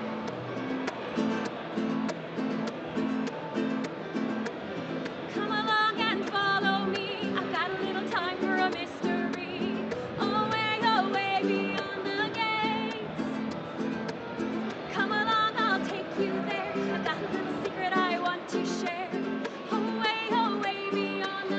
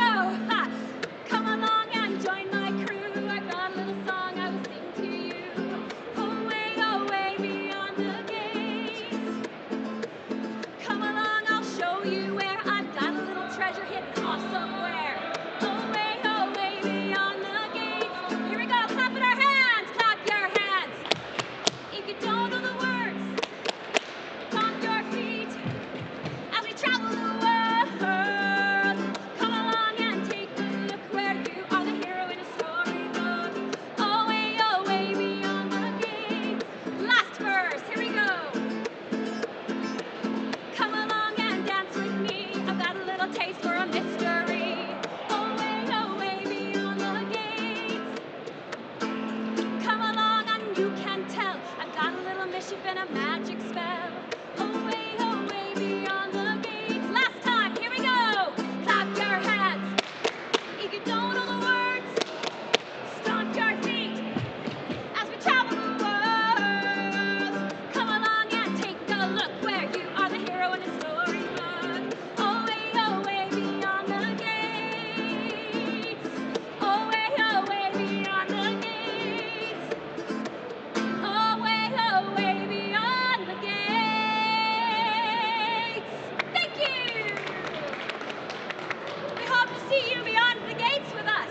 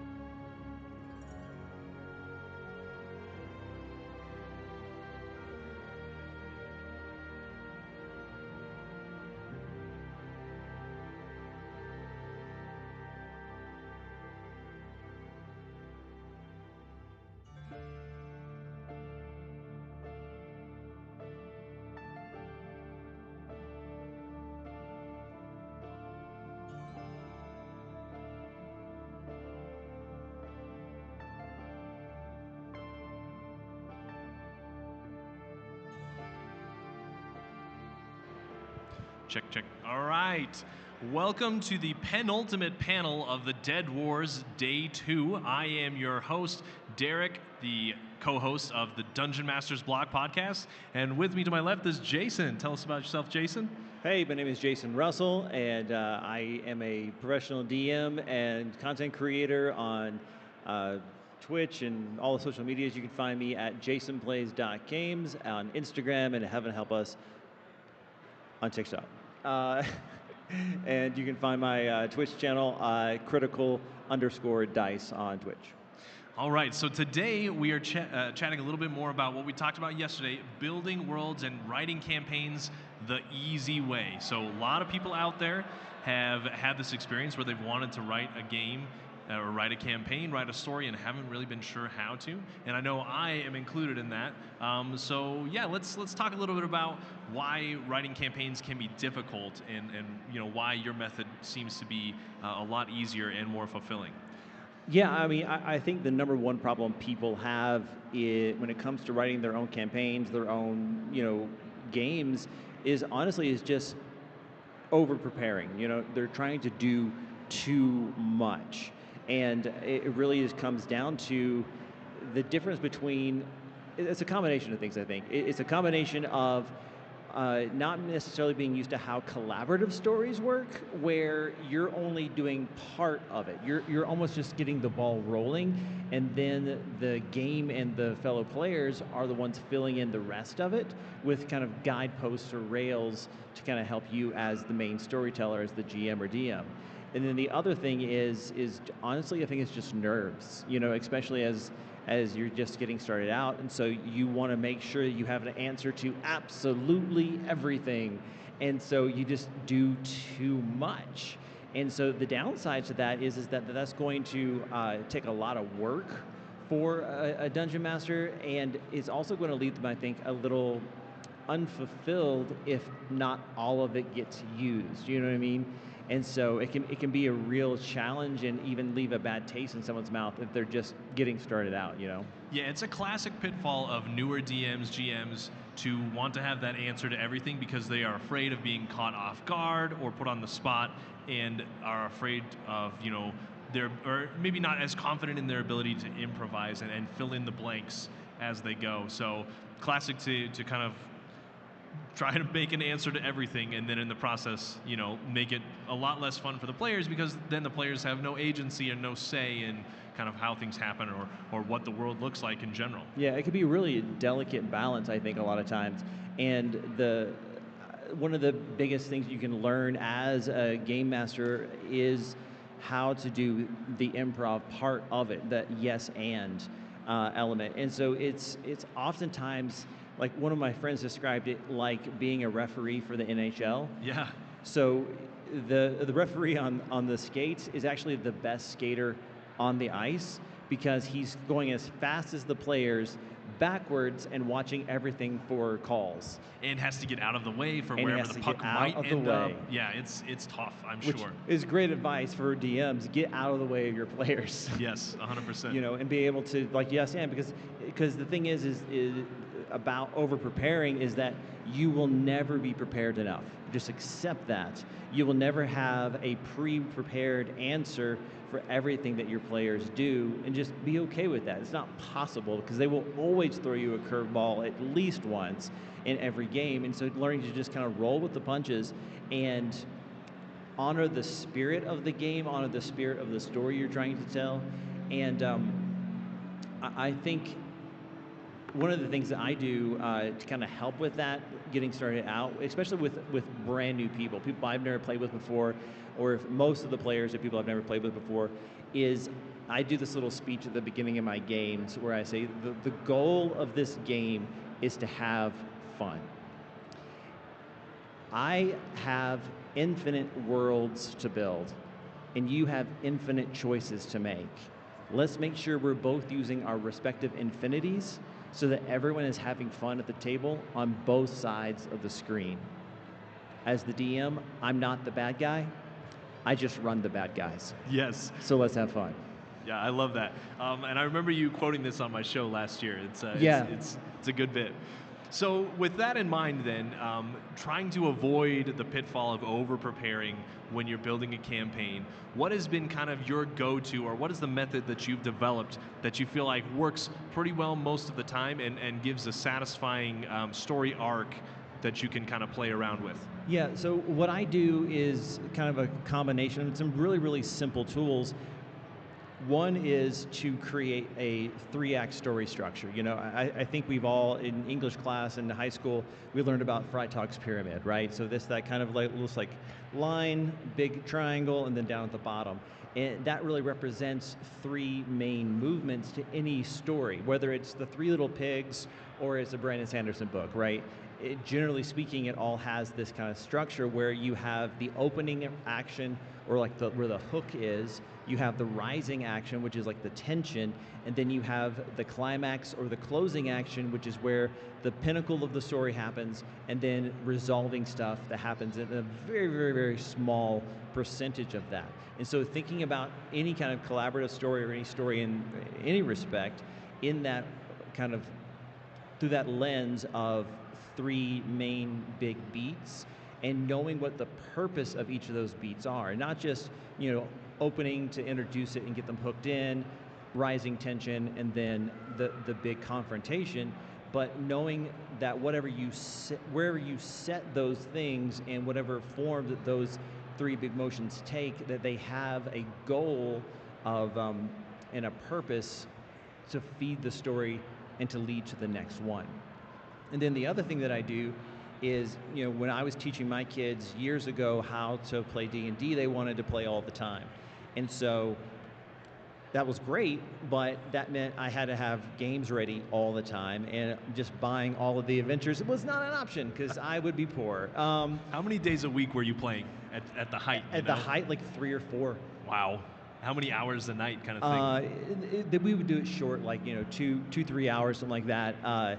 Because they were younger and we didn't have infinite time, but the pandemic also did not help with having all this free time to do stuff, and you want to keep them entertained and sane. So that for sure. But we were playing a lot, and so that's a lot of prep work you had to do behind the scenes. It is, but so just for my own sanity, which turned out really great, was I just kept a notebook full of just like 1 or 2 sentence ideas to use, and they come from everything from literature to comics to movies to just everyday life, or just random shower thoughts and things. And so I just started making a list of all these little ideas, and then I ended up kind of codifying those and making those some of the very first things I ever did on social media were these game hooks. And to date, I've made like almost 800 of those, and so they're just like little like 1 or 2 sentences, a question at the bottom to help you kind of develop the idea and get the ball rolling, and then just kind of grab it and go and be able to use it.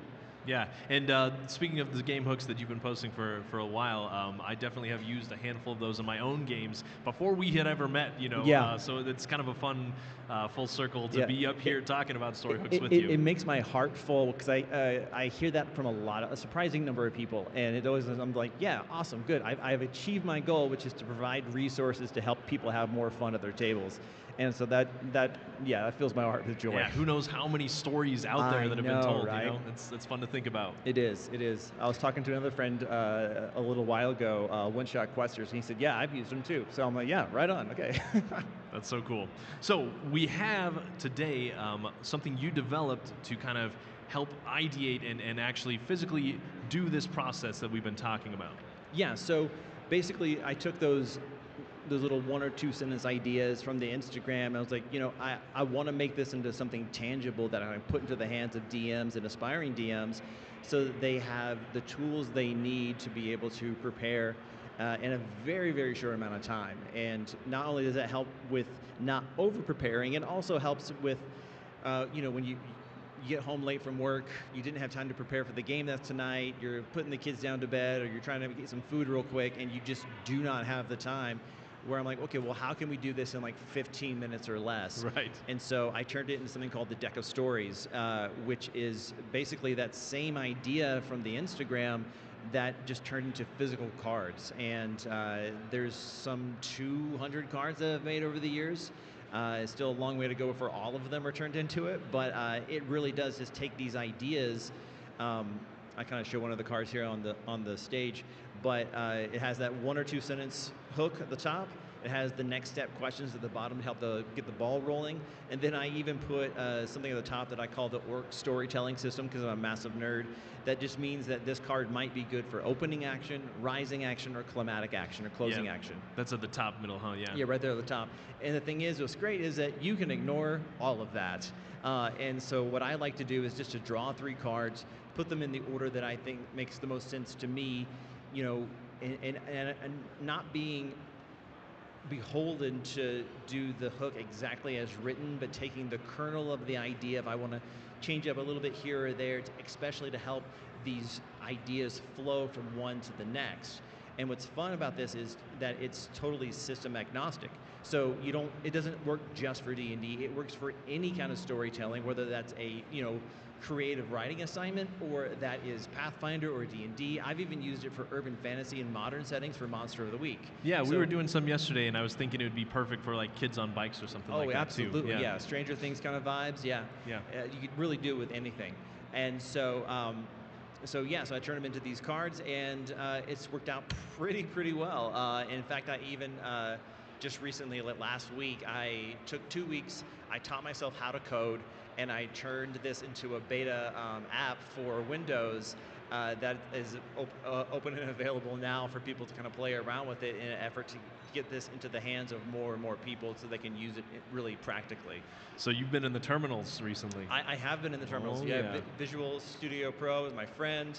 Python, YouTube tutorials. It's been a wild ride. Yeah. That sounds like a lot of fun. Yeah. Not a lot of people. I mean, the best people I've met who code taught themselves how to code. So who knows what you got in your future there. So we all have wide gaps in our knowledge base, and we're just out there just scrambling around in the dark looking for a candle so we don't get eaten by a grue. Yeah. So. Yeah. Well, that sounds really fun to have the mobile app just ready, and you could have it anywhere. I mean, you could have the cards anywhere too, but like everyone's got their phone on them, 98% of the time. Right. So right now that app's just for Windows, but it's coming to iOS and to Android very, very soon, and hopefully so that you really can just set your phone. I mean, we all do so much from our phone. Like, I can't remember the last time I used a physical book in a game. Is usually me just with my laptop or iPad or a phone, just looking at stuff on D&D Beyond and a few little handwritten notes, and that's kind of it. Yeah. So it worked out really easily. It makes it really nice when everything is right there. So yeah, all in one place. So I thought it'd be fun if we dealt ourselves 3 cards and each took a crack at it and see what we can make, and maybe do that a couple of times. Yeah, let's do it. Okay, so we'll deal ourselves 3 cards here. Number 1 says, an avalanche reveals a lost city frozen in the ice. Shapes move in the distance. Ooh, I like it. Atlantis, but in the mountains or something. Number 2, especially around here, this feels appropriate. An abandoned treasure hoard carries a curse more dangerous than the dragon who owned it.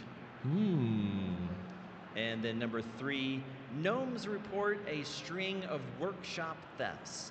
They think someone is building a weapon. Interesting. Okay. Right. And so sometimes these can feel like these first 2, you're like, okay, I can see how those go together. Then you get the workshop and you're like, what do I do with that? So we always have the option to burn a card and just redeal it. Yeah. But I like sometimes the randomness of it all, because it really takes you out of your normal thinking patterns. Yeah, this definitely isn't what I would line up myself, but it'll work, Yeah, we can make and it work. I discovered that with my players, even the ones where I stream, and I'll at the end of the stream show the audience what cards inspired it, is they'll never see it coming, right? Because I didn't see it coming, right? So it actually really it's a good way of training your brain to think in different directions and not just go with those classic tropes and those classic storylines. So do you like these 3? Or do you want to burn one and risk it? Or do you think we can work with these 3? I say let's do it. All right. So I'll give you the first shot. Just to remind everybody, we've got an avalanche reveals a lost city. Shapes move in the distance. Abandoned treasure carries a curse more dangerous than the dragon who owned it. And gnomes report a string of workshop thefts. They think someone is building a weapon. And feel free to play off of the idea, and don't feel beholden to do it exactly as written as well. Yeah, so some of these are labeled as OR or C on the top, and I'm going to switch them up just like he was saying. Like, they don't have to be in that particular order. I'm going to put the abandoned treasure hoard of a dragon with the curse on it first. Then I'm going to do an avalanche, and then I'm going to do the gnomes. Okay.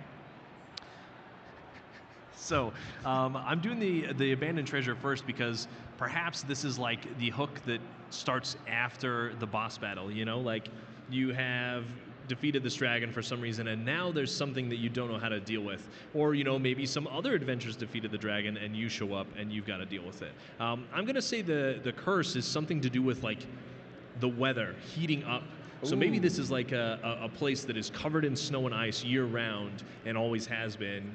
or I'll, something like that. And all of a sudden, it starts to warm up. And that is what causes the second part, which is the avalanche, which reveals a city in the ice. So, for as long as people remember, this place has been covered in ice, and then all of a sudden, this happens, it reveals something that no one knew was there. And so, maybe there's some exploring and stuff that happens, trying to figure out what's happening, but the ice is just too thick to get through, but you do see movement. And then the third act is the gnomes in the town neighboring this avalanche notice that stuff is being stolen, and so it gives them a way to, like, the party, your players will find a way to track these people who are stealing stuff, get into this city and figure out what it is that they're building. It doesn't have to be a weapon. It could be a weapon.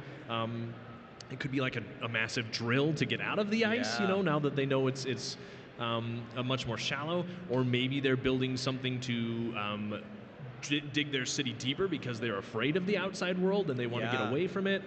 They want to restore that seclusion. Yeah, but I'm kind of like getting Morlock vibes from this, the time machine, right? Like there's like these weird people that live underground, under the ice. We've never seen them. They're the ones that are running things, and they're the ones that are stealing stuff, and we got to kind of go figure out what's going on. I even like the idea of running off, like we said, the Morlocks and the Eloi, where you could have like the deep gnomes and the regular like rock gnomes, or Smurfeblin, the deep gnomes.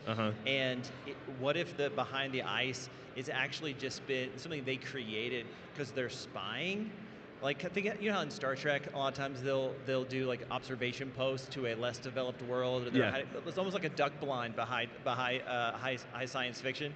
And so they're spying. When you detect it, they're like, oh no. And so now they have to repair their kind of magical, ice shield, and then also escape. And so, because they're in league with Driders or Drow or whatever. Yeah, they broke the Prime Directive. Yeah. Yeah, I get what you mean. Yeah, there's a ton of different ways you can take it. I like the gnomes and the deep gnomes, like, they're ancient relatives, or something like that, and these are the people that decided to go below, or any number of things you could do with it. Yeah. So for me, what I would probably do is I'm going to do it in a completely different direction. I'm going to do the gnomes reporting a string of thefts, then do the abandoned, treasure hoard, and then the avalanche. And so I think that the gnomes, hey, someone's been stealing from our shop is a great hook. It's a great opener. Yep. Because, one of the things that D&D parties love to do is like the shopping episodes, And so if they're looking for magic items, or the artificer needs new materials and stuff, it's a great way to really connect them and add something to well, we have to do some shopping first, and then we'll get to the adventure.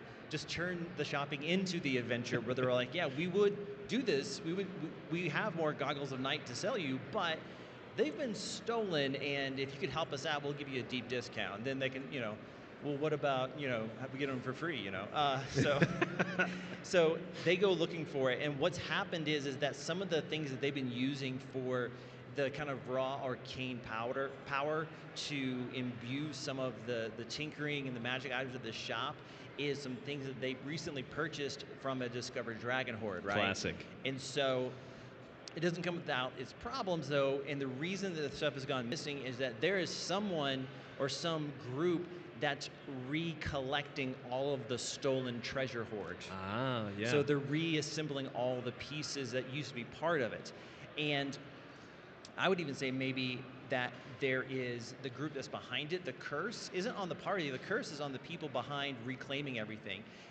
They are cursed to do this. Yeah, kind of thing. Exactly. Like, even though the dragon's dead, we have to serve it. Yeah, exactly. Yeah. Think about the first Pirates of the Caribbean movie, right? They have to get all the pieces of 8 back, right? So it's very much that kind of vibe.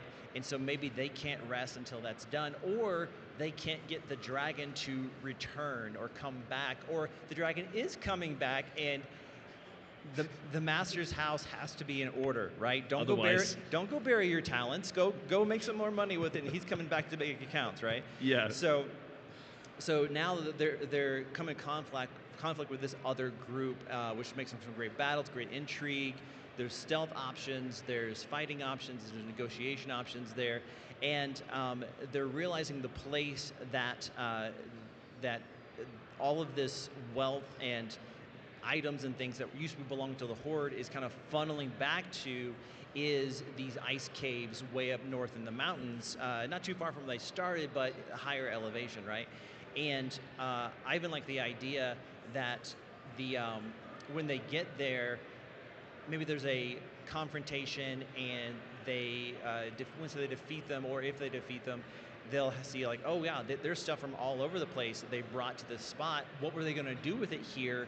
And that's when they kind of realize. Then there's the avalanche, what they have to deal with now, and then now they can see that city or these ruins back behind the ice sheet, kind of like in Ice Age, where there's like the T-Rex like frozen in the ice. You know, I love that part. I love that too. But it's the dragon.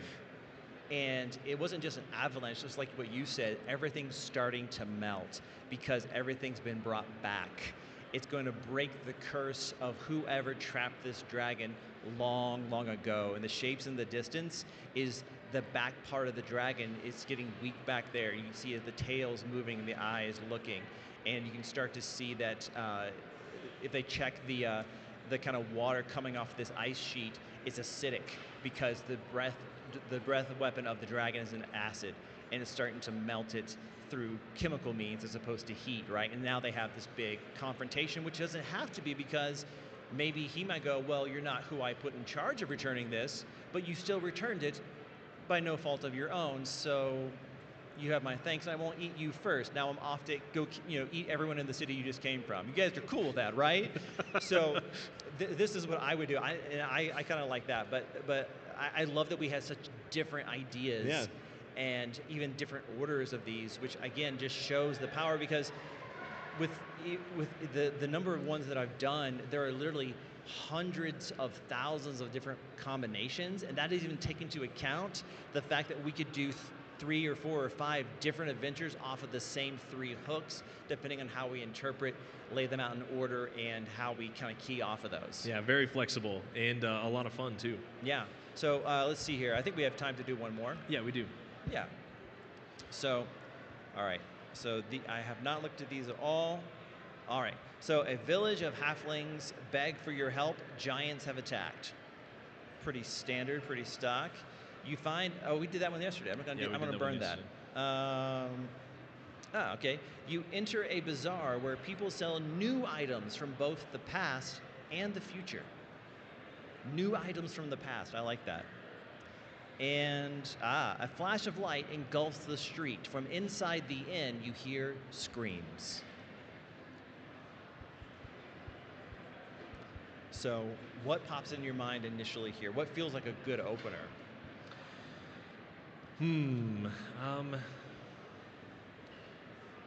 Yeah, I feel like I would just go with the village of halflings begs for your help. Giants have attacked as the first one. It's a great opener, yeah. Right. And I think I just like the order they're in. Okay. So yeah, here's what I would do. So the halflings have reached out for some reason because they need some help. Giants have attacked. You get to the village and you've heard weird things about this village. And when you get there, part of the village is this bazaar where people are selling stuff from the past and the future. And you could do a lot of different ways. Or you could kind of do this in different ways where how people would recognize it. Maybe your players are familiar with a particular artifact, or like, something that some deity or some demigod or hero possessed in days gone by, and it appears that thing is there, and with a detect magic or an identify spell or something, they identify that is this thing, like this is the boomerang of so and so, or like the gauntlets of this person or whatever, right? Right. It's not a replica. It's not a carbon copy. It's Right. not based on that design. It is that thing. Yeah. And I'm trying to think about future stuff. How would you know if something is from the future? Well, I mean, you could do some stuff like this would be a great opportunity to introduce like homebrew magic items that you have been wanting to use because they're not familiar. They're like, well, where did these come from? Or even It could be technologically advanced as well, right? Yeah, That's exactly. like an easy way to be like, well, this, like, no one has ever seen anything like yeah, this. it could be like Clark's Law, right? Where Yeah. any sufficiently advanced technology is indistinguishable from magic. Or you could just do some very, Yeah. a very like keyed in kind of like artificer, kind of steampunk, clockwork kind of stuff going on. I think that's mine doing that. Okay. But yeah, so I could see that. Yeah, a couple ways you could do it. Okay, so yeah, I like that, and it's weird. Like, how do these people have this stuff? And then we get to the flash of light, which engulfs the street from inside and in. And maybe the giants have dug a tunnel under the city. So I guess it kind of, like, the big question here is, why are the giants attacking? Why are these items showing up? And then, what is happening that causes this conflict? So those are the blanks that I would fill in, and I guess it'd be like some sort of time travel technology seems to be like the obvious one, where they can go to the past and steal stuff and go to the future and steal stuff. Halflings, they're tricky. They can get in and out of tight spots. So yeah, maybe the business is like this family that somehow came in possession of this item that allows them to do that. And so they like ask collectors from around the world, like, what is it that you're interested in, and we'll get it. And they go and time travel and steal stuff and then bring it back and sell it, which is really funny to me.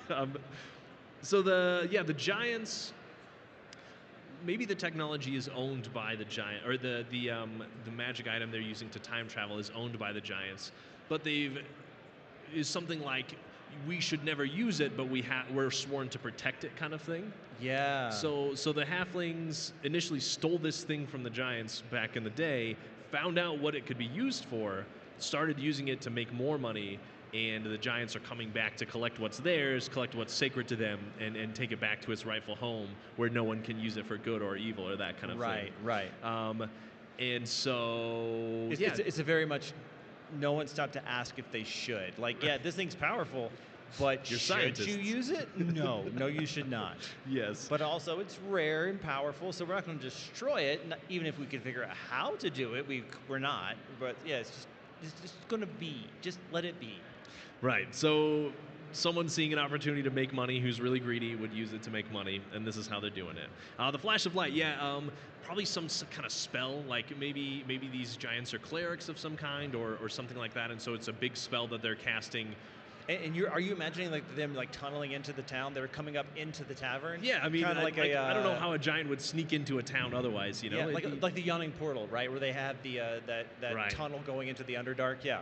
So somehow maybe they've gotten some bullets or something, and they tunnel through the ground, come up, and they're trying to grab this item back from this family, and this is the house that they live in or something, this inn that they own. And so you see the flash of light. That's some sort of spell that's starting the fight. You go in. I don't know. I mean, knowing my players, they probably just start attacking the giants, But maybe some exposition could be done during the combat to figure out why and what's actually happening. And then it's like, make a choice. Do you want to print money with these people and get all timey-wimey, or do you want to preserve the culture of these giants and help them restore balance and order? Are you going to go, it belongs in a museum? Are you going to go, it belongs to the people who created the object? There's only one right answer. For me anyway, but yeah. I'm just like, I'm not answering that. No, I know what it is. The museum, obviously. Kidding. All right, so I like that a lot. Okay, so here's the counter argument. Yeah. I'm going to do. I'm going to start with the bazaar. Yep. And move, and then the flash of light, and then move the giants to the end, just to be contrary, to take the obvious good opener and put it at the back. Yeah. Before I even get into this, are you familiar with the concept of ballet in a phone booth? I've never heard that, no. Okay, so you're probably familiar with the concept, but maybe not the name. So ballet in a phone booth is basically when you purposefully create artificial boundaries or restrictions to the creative process in an effort to think of new and different things that will work because of those artificial constraints. Exactly. So one of the good examples is that I think everyone's seen the Rolling Stones, and Mick Jagger's kind of known for his almost Pirates of the Caribbean, Jack Sparrow kind of dance moves, and that all came about because when they were first starting out, they played in these small clubs, and he had 2 feet on either side to wow the crowd, and that was it. And just shimmy. It just created this very iconic kind of stage presence because of ballet in a phone booth. It makes me appreciate the stones even more. Yes, exactly. So this is my attempt to do that a little bit. So for the bazaar, I'm going to call it the Lost Bazaar. Okay. And it is one of those things that the bazaar is unattached from time. And as it travels from place to place, it's traveling from time to time. And so you never know where it's going to show up or when it's going to show up, or even if this is your first time being there. Or it's your like last time being only there. read about in books kind of thing. Like people Yeah. argue about whether it exists or not. Yeah, it's like a Shangri-La, right? Where it only like is on the prime material plane for like one day every 100 years or something, right? So it just kind of shows up, and that's why they have things from all over. They're all new, and it's some stuff from like 1,000 years ago, things from 10,000 years in the future, and it also, for me, helps them not to go, well, how did you get all this stuff? It's like, it's just the nature of what it is. And also lets the shopkeepers be very like mysterious and, you know, has the Tarrasque happened yet? No, not yet? Okay, cool. And they're like, I'm sorry, what? It gets hard sometimes to know which part we're in, you know, because like the mountain's still there, so that's a good sign. The what? You know. It's like, did you ever watch, oh man, now I can't remember the name of it. It was a Netflix show. It was like a animated, oh my gosh. And it was in the universe of the Masters of the Universe.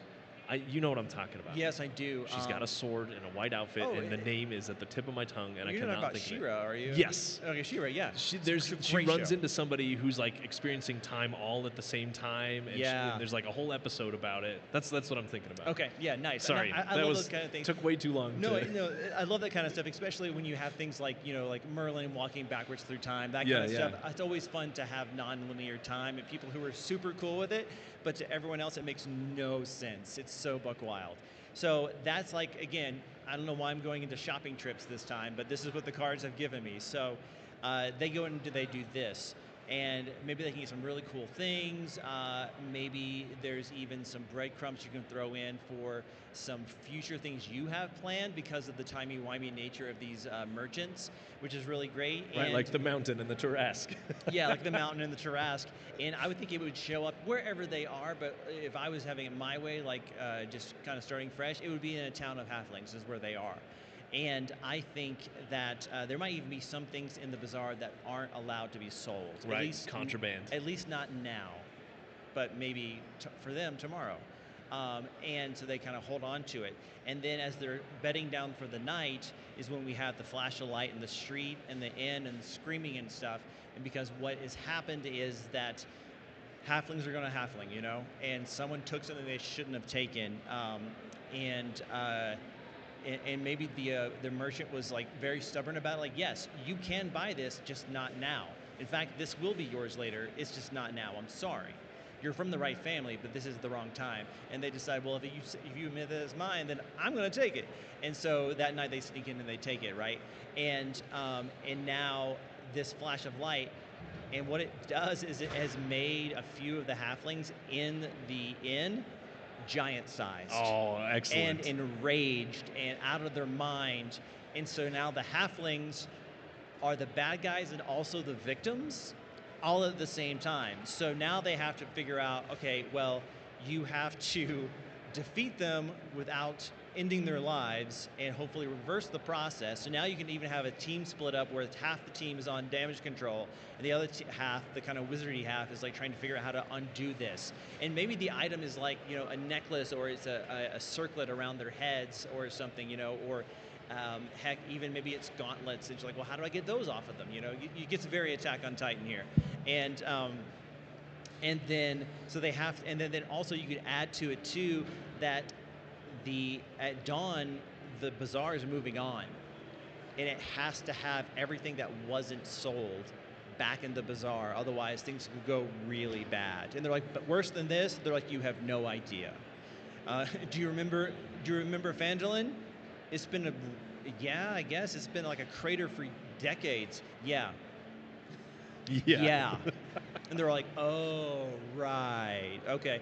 And so they have to deal with this situation, get the thing. And, you know, some parties might go, I don't care if they're the victims. They're going down. You know, the bigger they are, the harder they fall. Other ones are figuring out how to, you know, reverse pickpocket the item off the giants and turn them back to halfling size and get it back to the bazaar on the deadline.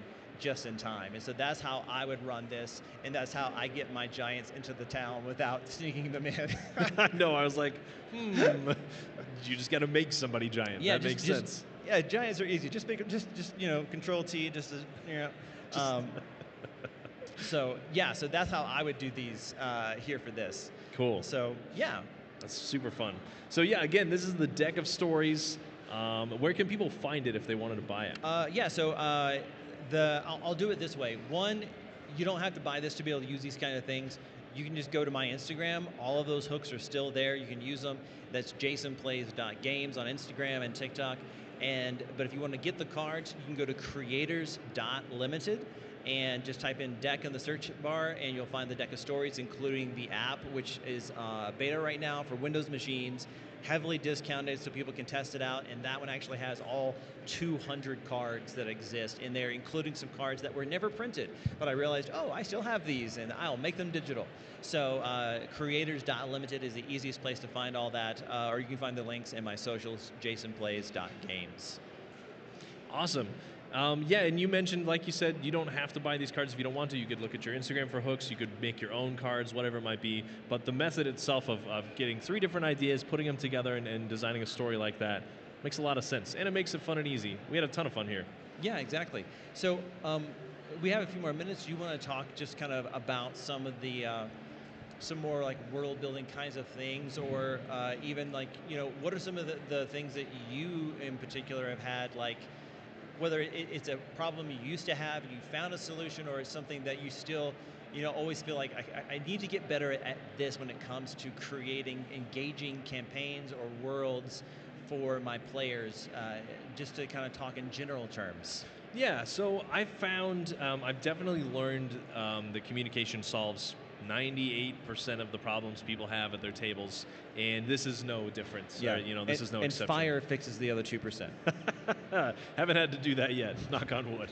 So yeah, at the beginning, I definitely was the over-preparer. I had a vision of what I wanted, and I wrote down, they're going to do this, and then they're going to go here, and they're going to talk to this person, they're going to do that with this person, they're going to go there next.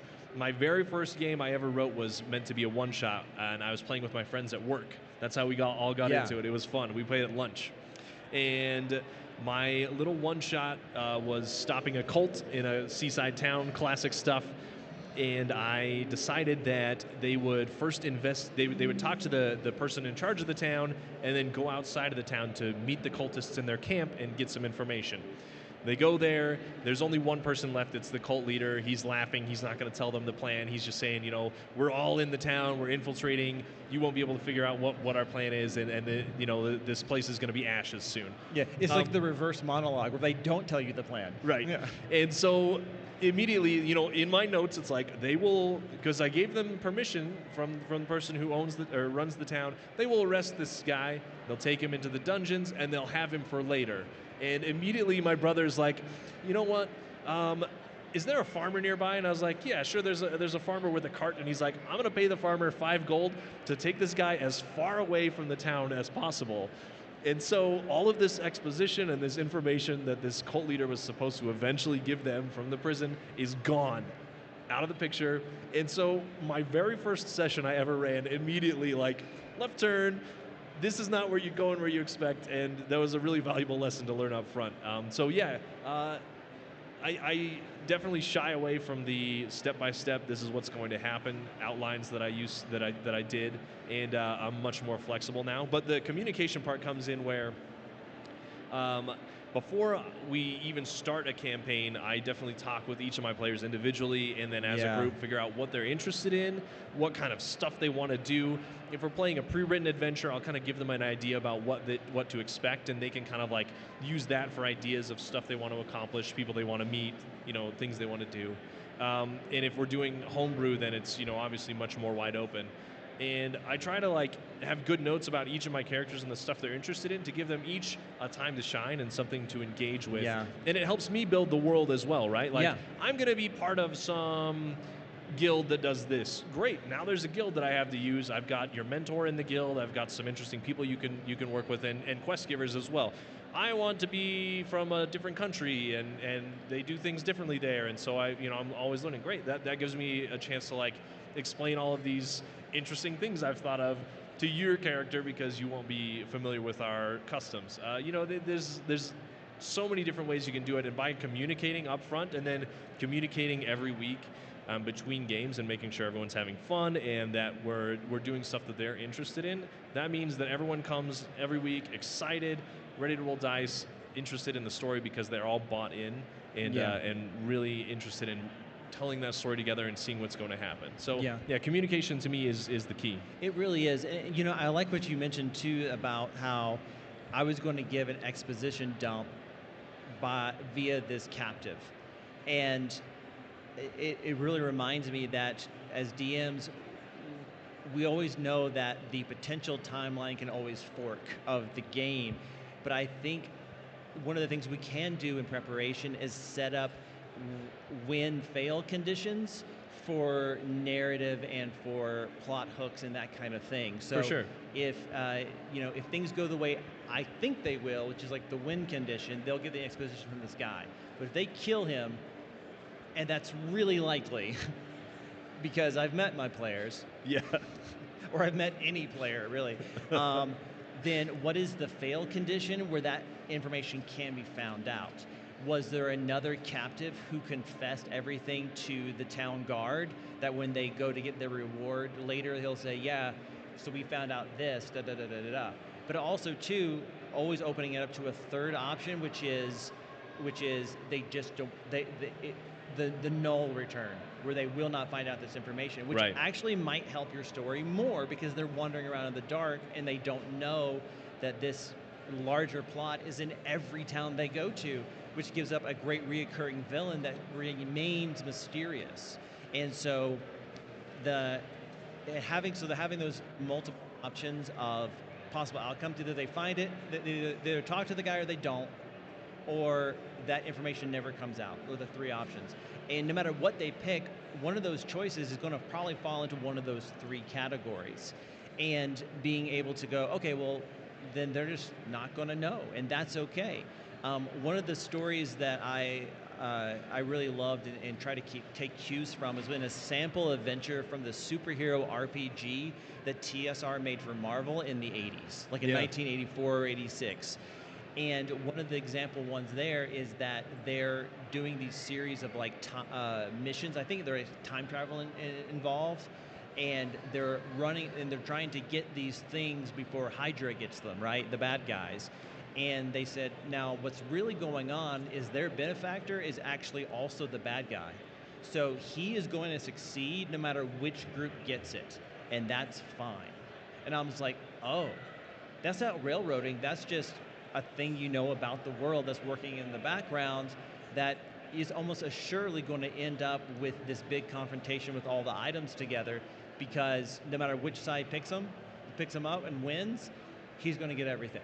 And I was like, and also that's a great twist for the end. So just knowing how to use win, fail, or null conditions for the story, regardless of what they choose, to help move the story, not to railroad the story, but help move the story along, I think is a really helpful little trick to have in your back pocket. You know what I mean? Totally, and I agree with you that it's usually one of those three outcomes, and being able to map that out and know if this, then this, if this, then this, if this, then this, always being able to be flexible and still get them the information they need, or make the story adjust because they don't know the information. Yeah, exactly. It's good. That particular adventure, was that the end? Like this benefactor got the items from either Hydra or them, and that was kind of like the cliffhanger, or was it a final conflict? Oh, final conflict for sure. Yeah, I think it actually ended up being Kang the Conqueror, who's a time traveler anyway. Yeah. So so that's how that ended. But that was like the sample adventure in the back of the book. So yeah, it's pretty cool. Cool. And I may or may not have used that idea multiple times. It is a good idea. So use it in your games. When you are planning for shorter form games, do you find, kind of like you were explaining earlier, with those constraints of like this is going to be 3 hours or whatever? How do you use this same method and still kind of hit those story beats when you're doing something like that, like a one shot or whatever? Maybe like a 10 a 10-session arc or something like that. Oh, so something that's like a miniature campaign that has a finite end. Yeah. I think for that I let myself create the ideas a little bit longer, let them steep a little bit longer, and I will have arcs. Like how I said, like a 3 movement story. I'll have movements inside of movements, right? So the grand story is X, Y, then Z, and then inside of X is 3 more miniature things that have like 1 or 2 acts inside, and sometimes one of them won't happen, but that's okay because it still serves the larger thing. And so it's more about, for me, it's almost more like I know the part of the story I can control is what the bad guys do, or what the world does. And so regardless of what they're choosing, I am in the back of my mind running that adventure the whole time. And so I know where they are, where the bad guys are, where their forces are in this whole thing, and as the players bounce off of that background narrative to help go towards the end goal of everything. And sometimes I will adjust and move it to kind of help bend with the way they're bending away from what I thought the main timeline was going to be. But I just kind of try to chunk things down by going really broad and then going slowly more specific, all the while resisting going uber specific on the day-to-day part, because that's where the party starts to color in the lines and outside the lines to make their story work. So it really is more about zooming way out and then slowly getting closer and closer. When you are planning stuff like this, what do you do when your players just refuse to engage with the hooks that you've got and decide to go a totally different way and do something else? I know it happens a lot, and so do you try to like recycle stuff, or do you just make something new? How do you kind of balance that? Yeah, so a lot of times people aren't doing that to me, where they just refuse to engage with the obvious hook, which is part of why I do that little speech I talked about where you have infinite choices to make, so use your infinite choice to make sure everyone's having fun, both including me. That's part of why I do that. But sometimes that does happen, especially if you play with kids, right? And that's not malicious, that's just them being kids, right?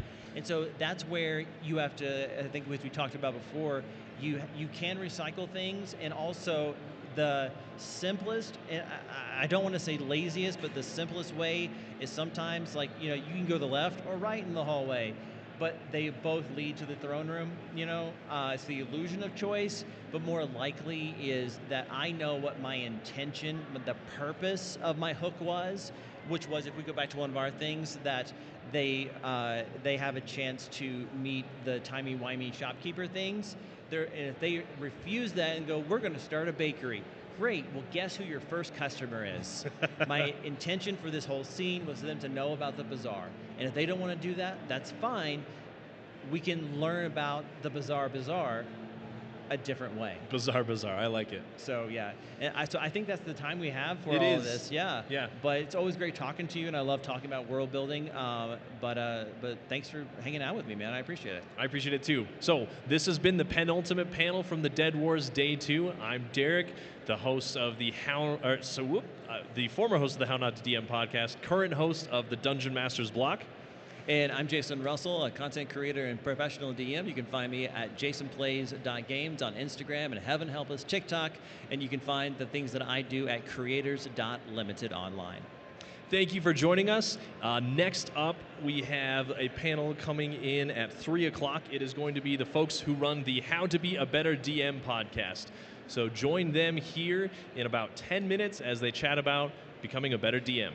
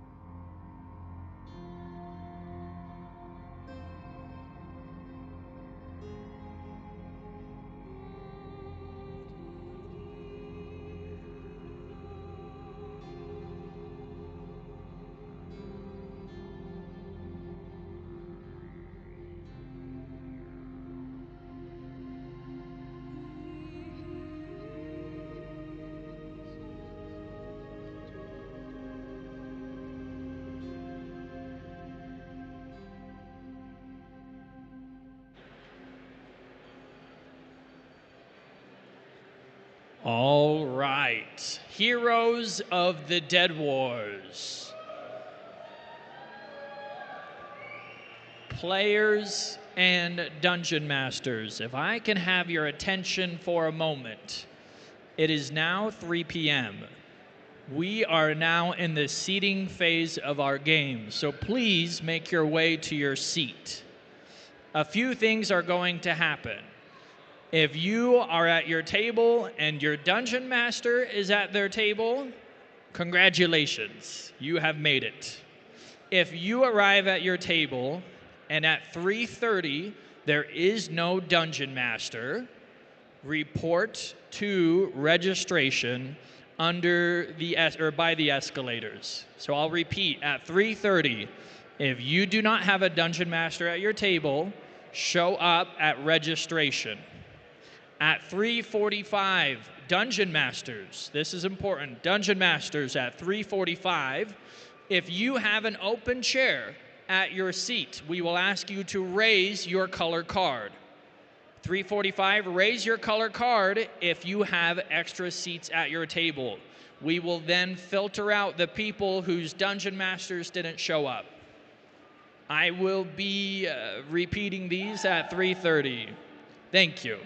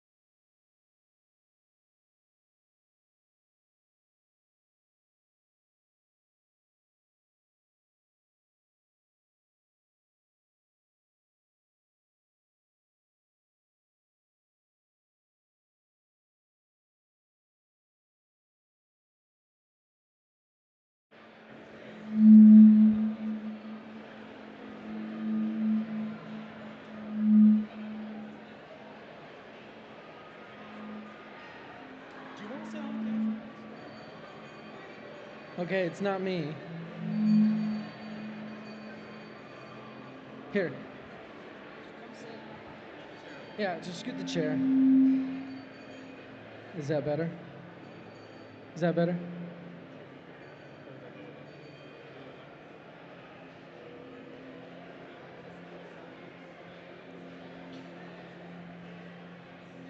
In the meantime, enjoy some elevator music.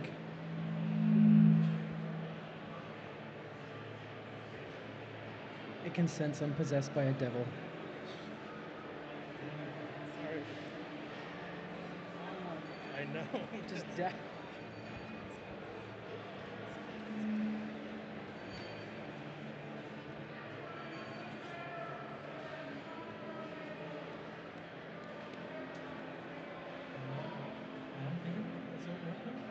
Mine is working. Check.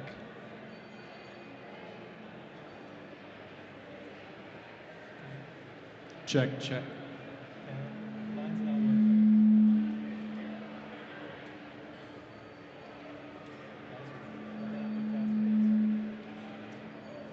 The anticipation. Let me trade you. Okay, let's see. Hello? Oh, great. Check. Check, check, check, check. Checks out. Okay. Hey. Attention, adventurers. Dungeon masters and players alike. Many of you have journeyed a long way to play in today's Dead Wars. We are part of Session Zero Studios, a podcast network dedicated to making players and dungeon masters alike better. We have been helping thousands of dungeon masters over the last 150 plus episodes get better at a game that we all love and adore. So, we wanted to come up with a way that would help make today's event as great for you as we could possibly manage in a short period of time. We're going to offer a couple of tips for dungeon masters, a couple of tips for players, how to get the absolute most out of your experience here, as this could be a once-in-a-lifetime opportunity. And it certainly will be for your characters, because they're all gonna die. So, I'm going to turn the time over to the man Justin Lewis to kick us off with his first Dungeon Master tip. Excellent. Okay, so a lot of you are probably afraid of public speaking. And you know, you don't need to be. And I'm here to tell you that as a dungeon master, you need to leverage every single public speaking tip you've ever heard of. Look your players in the eyes. Speak clearly, deliberately. Pause. Let what you say sink in. These simple tricks and tips can make what you say go so much farther with every single one of your players, making them feel like the main character, because each of them are. I love that, especially the eye contact, right? Especially when you make a player roll a specific save or a skill check. This is their time to shine or fail. And when you let them shine or fail, that gravity makes it a lot more enticing to play in the game. Yeah, and in many ways, if you're trying to make a story dramatic and you're not acting dramatic in the way you speak or serious, then it comes off as less serious of an event, right? It's like, oh, my player died, and we're making jokes over here, and the DM's just kind of saying it in a quiet voice. When you could be a lot more direct and be like, it's serious, and have your tone be serious, and it communicates it a lot better. Yeah, you set the tone for your table, 100%. Absolutely. We'll call it what it is, right? We're no Matt Mercer. We're not Brendan Lee Mulligan, right? We're not these famed dungeon masters of old with all the voice acting skills under the planet, right? So if Boblin the Goblin doesn't have the right voice, eye contact will go a heck of a long way, right? Yeah. Like, it will still have the same dramatic effect. You don't need the voice acting skill to make it gripping. 100%. What about for players, Justin? What can our players take away from you today? Awesome. So yeah, this also comes from the world of personal development. As a player, try and learn as much about the other characters at the table as possible. You will dive into their story and enjoy the game much more, and they will reciprocate, the table will mesh, and the game will go much better. I think that's one of the hardest parts about playing Dungeons & Dragons, right, is actually making it happen. And we've done it, right? You have made it happen. You are here. You are actually playing the game. And I think if you can contribute your part into someone else's character experience, that's going to go a heck of a long way for that experience to really sink in. Yeah, and most of the time, you don't actually get much of a chance to kind of exposit your own character's stories. And so you really need that extra helping hand. Otherwise, you put in all this work and nothing happens. So it's kind of your duty to create a culture of, oh, I want my character to be curious about your character, and I hope that that's happening in reverse too. Yeah. Love that. Tanner, I know that you have a pretty solid player tip that kind of segues easily from that one. Tell us about what you would recommend to our players today. For me, I think it's important that I know that every player counts on the DM to create macro stories, like the overarching story, but you can create your own micro stories. And in fact, it's a lot more fun per session if you do that. And what I have in mind is like, let's say you're in an encounter and you're fighting some, let's say, generic goblins or bandits. It could go like every other combat where it's like, oh, okay, I do Eldritch Blast, I shoot another arrow. And that gets really repetitive, and it's not really, like, it's not an interesting story. But if you're like, okay, I have an idea. What's around me? Oh, there's this weird tree, and it's the only tree around me. What can I do with that? Even if it's just positioning or anything else, so long as you have an idea and kind of like want to tell your own miniature story across the different rounds of combat, then it's gonna make it a lot more fun, and people will talk back about, oh, do you remember that time when this one player kept trying to, like, spent like 5 rounds trying to open a gate and it didn't work? Like, that's hilarious, even if you failed. Yeah. So, yeah, that's it. Just try and make your own micro stories within the overarching story. Yeah. I think anime really does a good job with this. Every time there's some sort of combat scene, the characters act as if everything rests on this action, this moment. You know, one of the most common lines in anime is, I'm going to give it my all, right? It's like in every show. And I think when you kind of look at your character like this, and you treat every instance like a mini story, it can become exactly that, and the story becomes more rich. Yeah, I love that, man. I think of like Lord of the Rings, right? One of our probably unanimous biggest influences on the fantasy world. If Legolas just constantly just shot dudes standing still, it wouldn't be interesting. But no, he goes out of his way to slide down snowboard style with an Urukai shield, right? And that's why we love it, right? Yeah. He made something cinematic that didn't need to be. And I think that's one of my biggest tips for players today is choose to be cinematic, right? Don't just say, I'm gonna roll to hit. How are you trying to hit? What are you trying to do? What motives or what techniques are you trying to embody with this strike so that this becomes a movie, right? Yeah. Not just, hey, I'm gonna tell my buddies at work that, man, I rolled 3 12s back to back. Not interesting, right? But if you say, hey, my barbarian went into a rage as he cleaved through the skull of this angelic warrior, that's awesome, right? Rolling to hit, not super interesting, but you can make it interesting. Exactly. 100%. Tanner, what about for Dungeon Masters, right? Okay, I'll keep this fast because I know we're wrapping up. But for my Dungeon Master tip, keep in mind that once per session, you should go along with an insane idea of one of your players, like for each player. And you might think like, oh, but what if they rolled bad, or what if it's a bad idea, and in the real world that would never fly. I just think about it like this: what you allow your players to do, kind of affects what they're willing to do in the future. And so, like, I learned this recently. My wife and we started training a dog, a puppy, and we learned a lot about training. That if you're, it's funny, the things that you say no to and yes to, like, affect what they are willing to try in the future. And it's the same for the players. If they constantly are like, oh, I have an interesting idea, and then you're like, nope, stupid, you should have thought that through, then they're not going to try that anymore, and the players are going to feel like it's not a creative game where they can do anything, right? I want to take a second and talk to dungeon masters who might be doing the opposite of this. They might be holding on too tightly to the story, right? I just want to let you know it's okay. You can let go.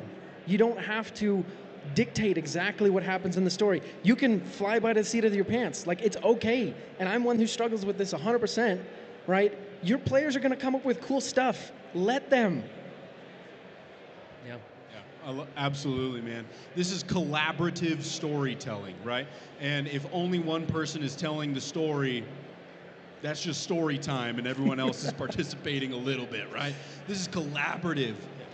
Part of taking that micro story, right? How can I contribute to where the story is going? How can I contribute to someone else's arc that they're wanting to accomplish? And I think to tie it into what we're doing today with the Dead Wars, the intent is for this to be high stakes. Yeah. And allow it to be, right?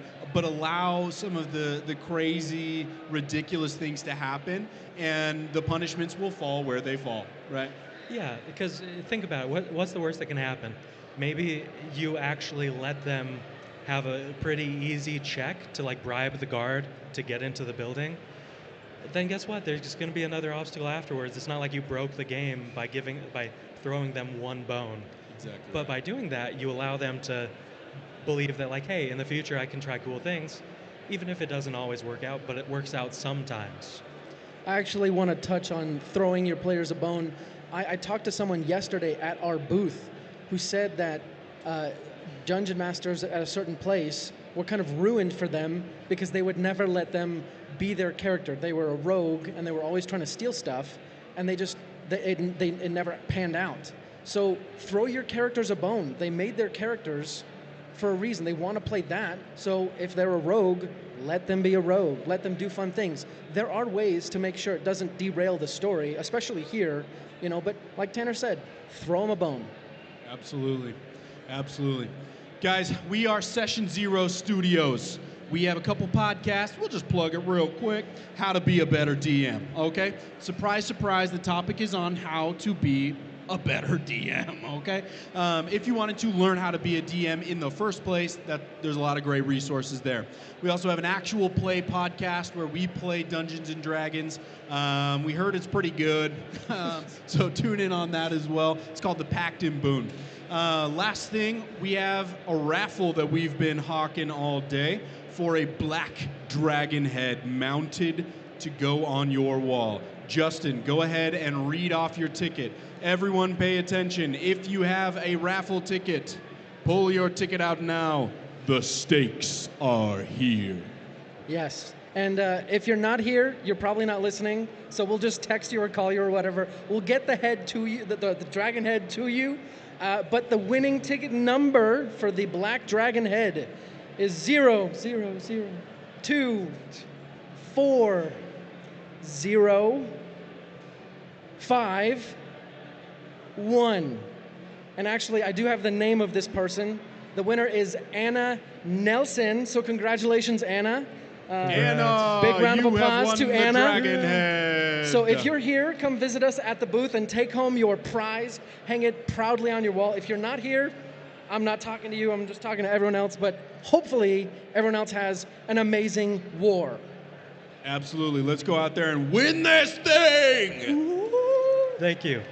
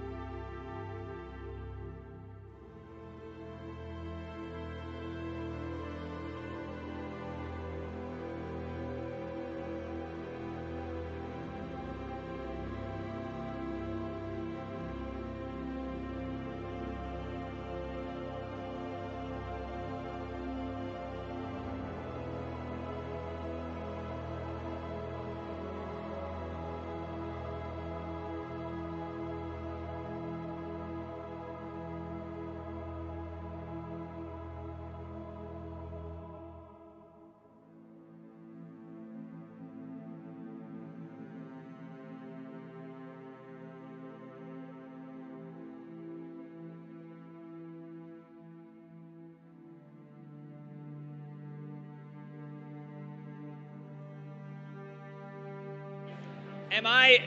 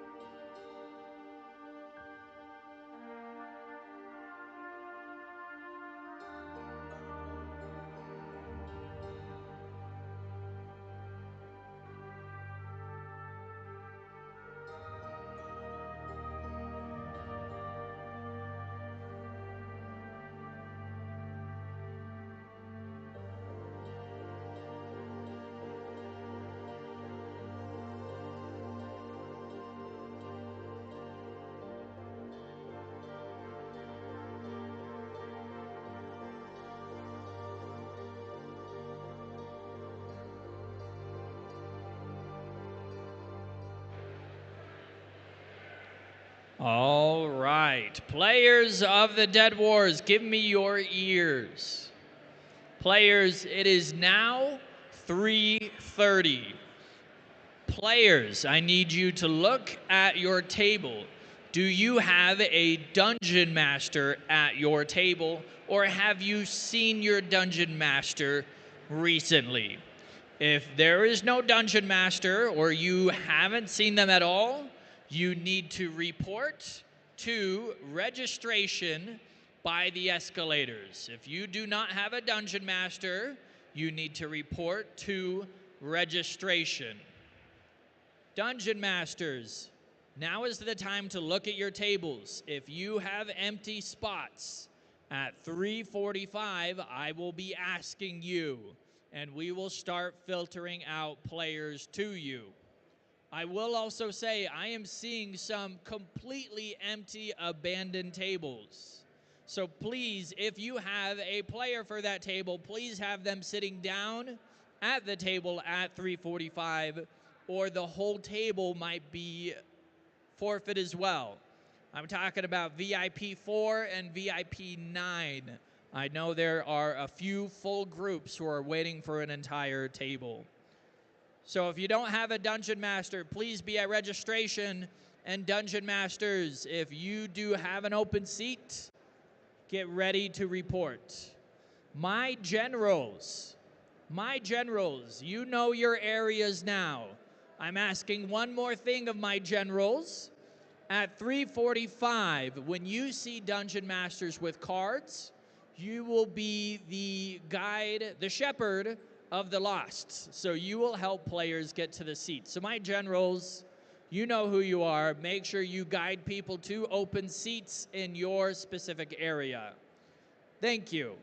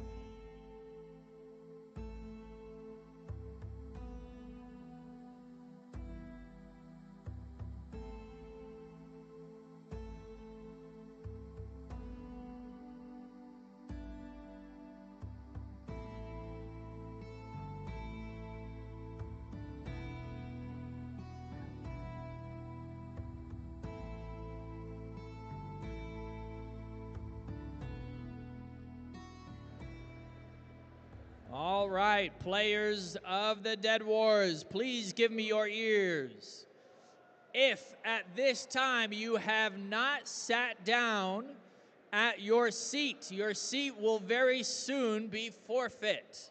Dungeon Masters, I am asking you to raise a colored paper for how many open spots you have at your table. My players here by the escalators, those who need to find a spot, I need you to go out and sit down at tables that have cards open. Generals, my generals, start taking notes of what tables have openings.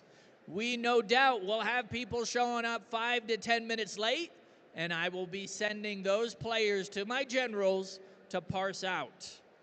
Thank you.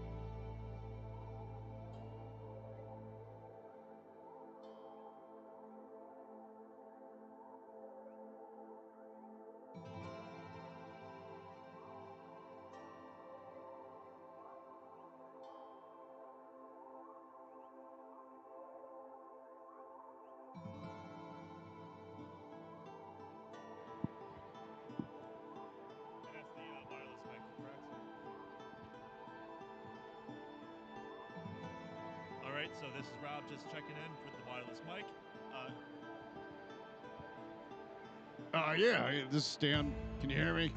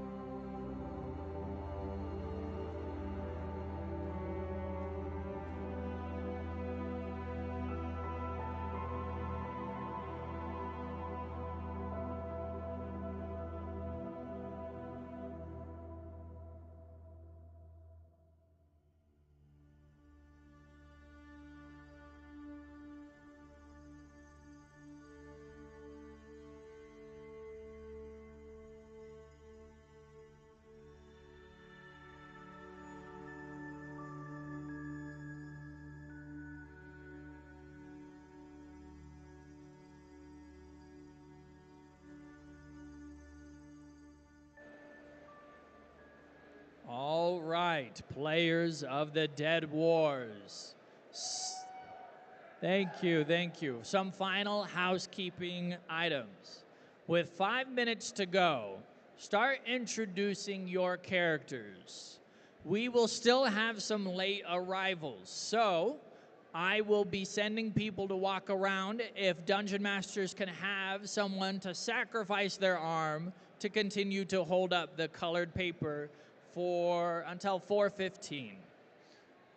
Lastly, this game is a public game. We are going to be live streaming and recording it, and there will be some amazing table crashers. We will introduce them all at 5:30. With that, we will start the game in 4 minutes. Good luck.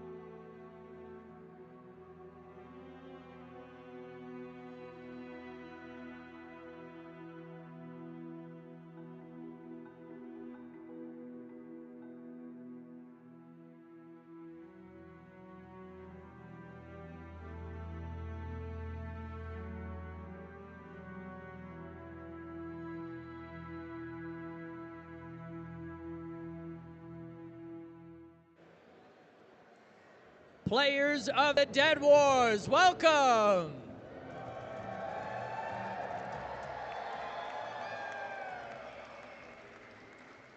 You are the brave heroes who have decided to fight against the false god Eos.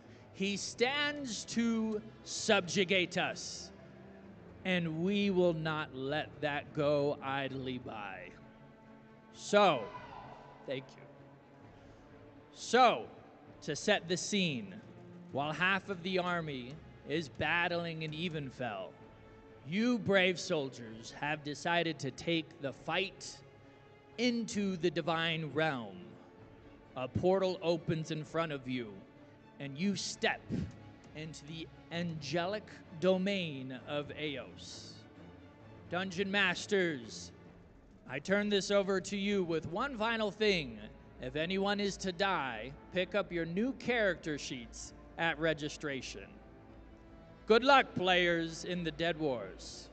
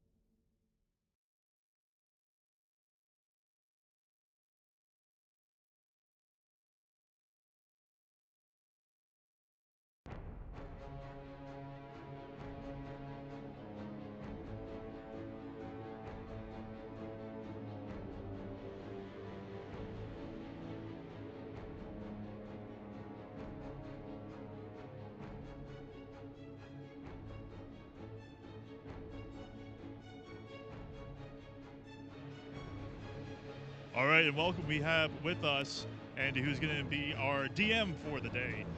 We wanted to hear a little bit about what's going on for today. Can you tell us about where they are in the Divine Realm, and also about what's happening in Evenfell? Evenfell. So, there are two battles happening simultaneously. Oh, all right. I will take one of your bites. There are two battles happening simultaneously. Friday's game happened in Evenfell, and that was everyone who played.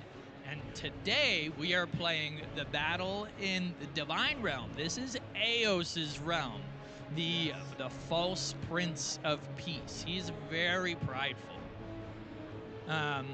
So yeah, we're time-wise, even though we had these on two separate days, canonically they're happening at the same time. So the finale from Friday will also have echoes on the finale today, which is going to be really interesting to see. That's amazing, and I love how you are combining both days to have like just an important impact on what's happening at the battles. Now, what can the adventurers, the heroes for today, expect in Eos's divine realm? So the divine realm is a angelic realm. Everything is too perfect. He has marbled streets, gold inlaid buildings. He has definitely built his domain up to show his grandeur. However, it is not all beautiful. There's a lot of danger our players are about to discover.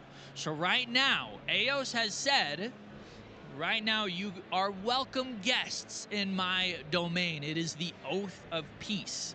Eos is so confident that he can wipe everyone out. He is giving them 1 hour to eat, drink, and be merry.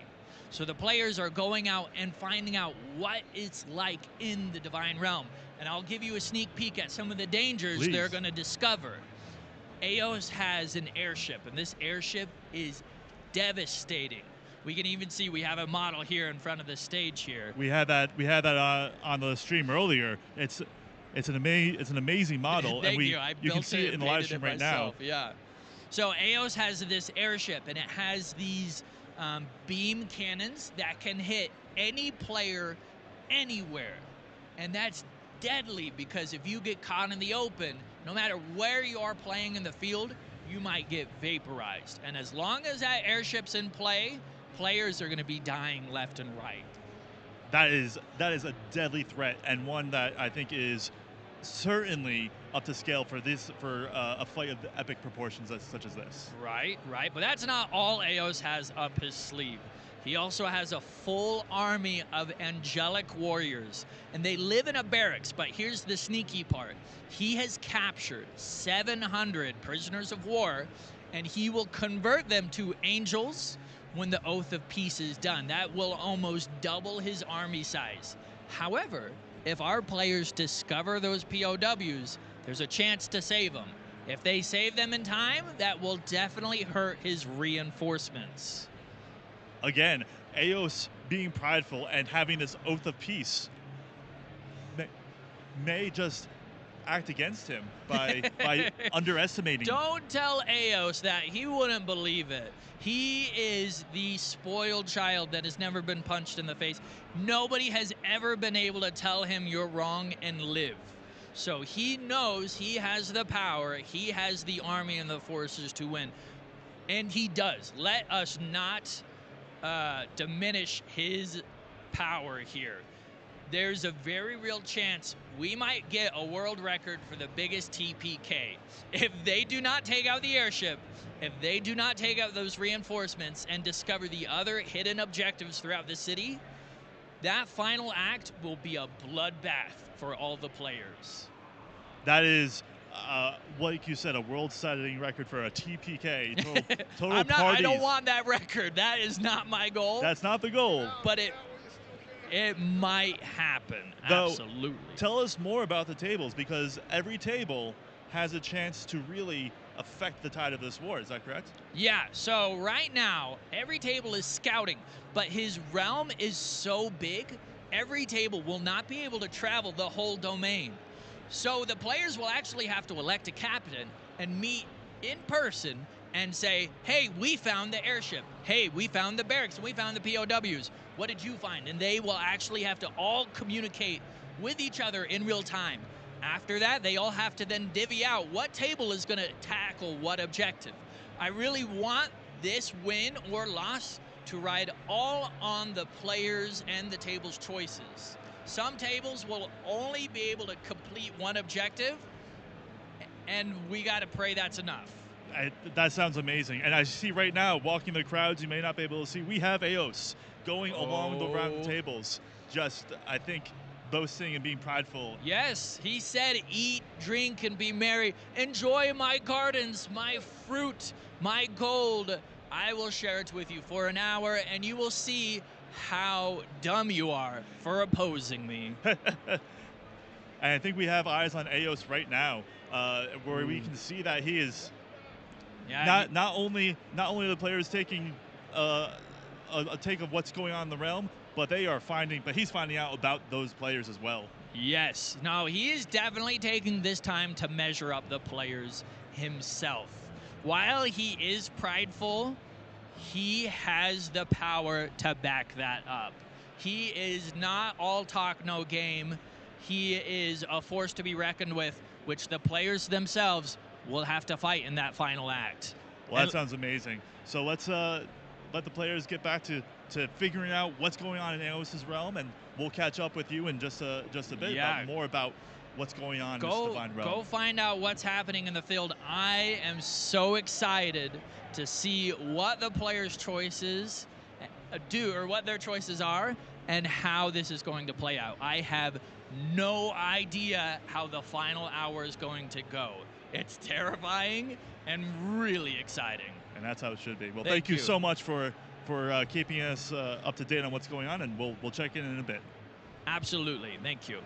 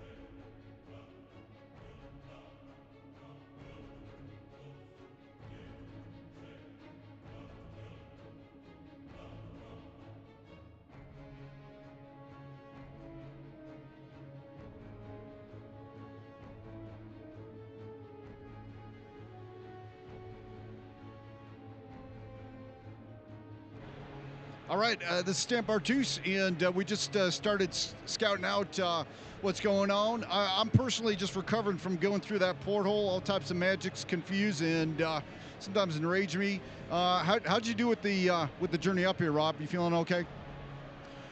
Yep, doing all right. But I'm really interested to hear what you found out when you're talking to our heroes down in the field. Yeah, I was embedded with 2 different groups so far, and one of them was looking up at that big old ship.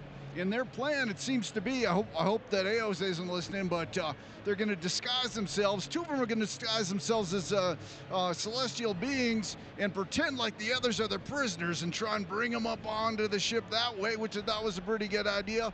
But what do I know? Because I'm just a simple-minded barbarian. Now, yeah, over there. I've got to say that that is such a really great and strategic use, especially during this time of no violence. This oath of peace means that they can't attack, but that doesn't mean that they can't still hit objectives.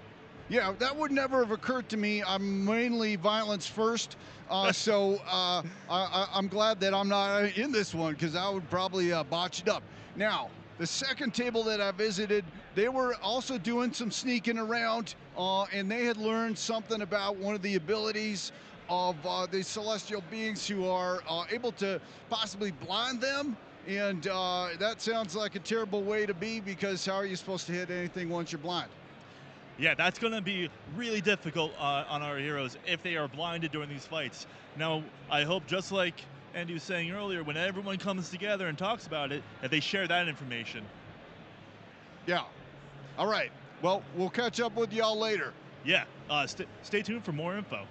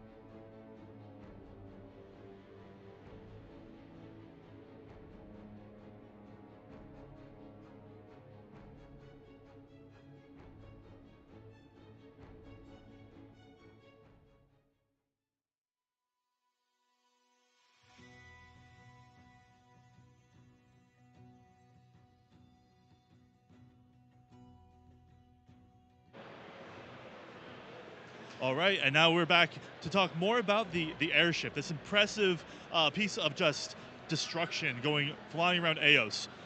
Can you tell us more about the airship? Yeah, so the mortals who have invaded have never seen flying technology on this scale. Eos really has something absolutely remarkable, beautiful, and terrifying. This is his flagship. Now, the model itself is provided by Arcane Minis, and I took 3 months to build and paint it, so it took quite a bit. But the thing that's most dangerous about it is its divine cannons.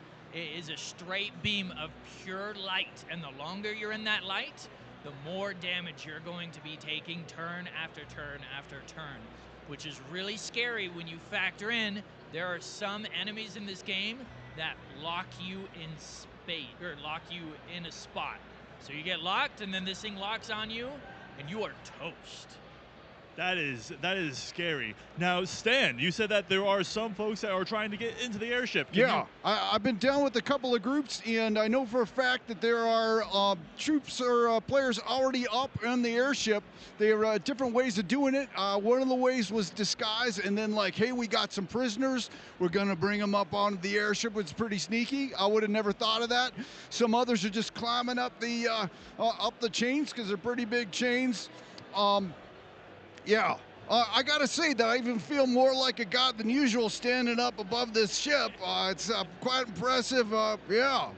Please don't break it. Please don't break it. Yeah, and you say you got divine cannons. Is that? Divine cannons. Yeah, that's what they call my biceps too. It's but coincidence. Yeah. All right.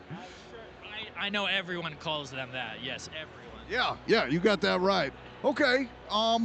Now, one thing that I know, and this is really impressive, not just in-game, the model itself is multi-layered. Can you tell us more about that? Well, in-game as well. So in the airship, it has a lot of cabins for crews and soldiers. And one of the most deadly enemies is on the airship, Forgiveness. It's an angel that can completely erase one of your moves. So if you're raging or if you use a spell, he will forgive you, and you no longer can use that again.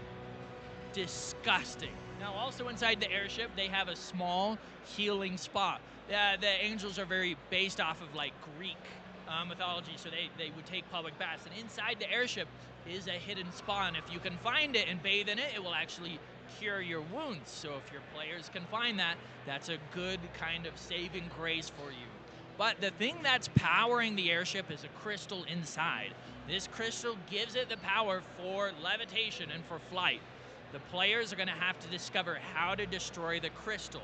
It's not going to be easy, especially once that Oath of Peace is gone. Enemies are going to be pouring down on them, so they have to try to take out that crystal as fast as possible and then get off the airship, or they will all die in the crash. Dude, that don't sound good. When you said earlier that there could be a big TPK, that sent some chills through my bones. I've had an experience peripherally with one of those, and it ain't no fun to witness, that's for sure. All right. And I can't imagine anything surviving a crash of that airship going down. Yeah. Good luck finding body parts if you were in that. Absolutely. Is there anything else that you can tell us about this airship? So, it's a turning point in the world. Nobody has really seen anything like this. This, if they survive, really will mark the start of the mortal advancement. So there's a lot at stake. If everyone dies, Eos and Skotos will become gods. In the Dead Wars canon, they will now be on the Pantheon, and you can have a cleric or a paladin for Eos. But it will set the mortal race back by many, many, many years.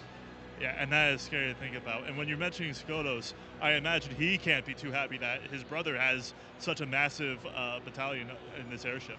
No, he definitely might be a little jealous. Eos was the firstborn. He always had the finer things. He always had the silver spoon, while Skotos was always the scorned, the one with leftovers, the dark domain. And so there's definitely resentment between both of the brothers. They do not like each other at all.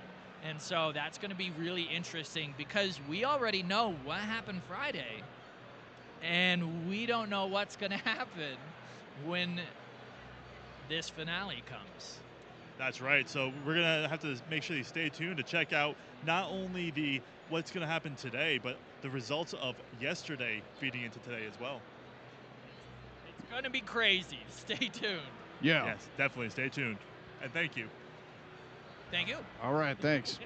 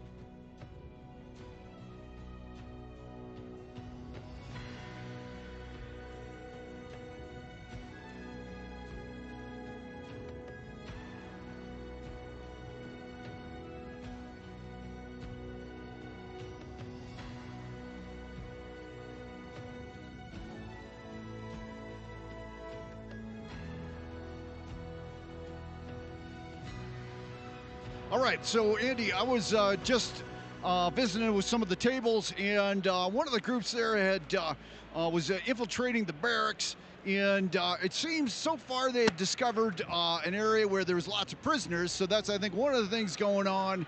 And then they were just about a point where they heard some like trickling of water. There's something watery happening there. So what all can you tell us about what's going on in the barracks? The barracks is a terrifying place to be. There are some of the most dangerous angels in the barracks, of course, but they're up to no good, obviously. They are going to take those prisoners of war. As soon as the Oath of Peace is done, Eos is going to start converting those prisoners, bolstering his army, and that will be absolutely devastating if not stopped. Do we know how that's going to be done yet? The players are going to have to figure that out. They have to bust them out. It's like a heist. They might have to blow up a wall or charm a guard, pick a lock. Yeah, they got blowing up wall sounds good. What do you think? What do you think, Rod? Yeah, what would you do if you're in there? Well, I don't know if the Oath of Peace extends to structural damage, but I think I would go more of the charming route and try to just convince the guards that the prisoners really don't belong there. All right, so just to reiterate, we know that the prisoners are going to be converted into angels, but we don't know quite yet how that's going to be, so time will tell. Yeah, well, we heard about some water. And again, we learned in the airship that the water has a healing factor. Yeah, I hope that there's a med spa because, like, I got my cuticles that need a little bit of work. Oh, if you need a spa, this is the place to be. In fact, the barracks has the largest spa in the entire map. That's nice. All right, so next table I crash, I'm going to go in and just let them know it's all good. There's a nice med spa waiting for you. Just be careful what's in the water. You might want to check that water twice. All right, check the water twice. Yeah, okay. Is there anything else that you'd like to tell us about the barracks? Yes, one of my favorite and one of the most deadly enemies is in here. Charity. Oh my goodness, Charity. So she's an angelic warrior who only does healing. And you're going to think, you're like, wait, why would you ever heal the enemy? Well, once she has healed you to full health, you start very quickly becoming an angel yourself. That is nasty. That is really hits hard. Yeah. You automatically fail death saves, not even a roll. And if you fail all 3 death saves, you are now an angel. You have lost your character sheet. You are a servant to Eos. I guess that's be careful of what you wish for, right? Yeah. Yeah. So the fun thing about Charity is once the players realize how dangerous she is, because she heals really fast, they're going to have to turn on each other and start attacking each other just to get their life points back under full. When your life points are at full, that's when you start converting. But once you've dropped under, Charity no longer can convert you. So there's going to be times where the wizard wants to drop a fireball on the party. How crazy is that? That's one of those things that you would never expect. Yeah, I'm doing some damage. I'm going to right up your alley. You don't care who, you just want to hurt people. So yeah, all right. Yep, that's now I know that's something that they're going to have to watch out for, and there's definitely more to come. So let's go see what's going on the field, and we'll report back in with you in just a bit. All right, thank you. Thanks. All right, cheers.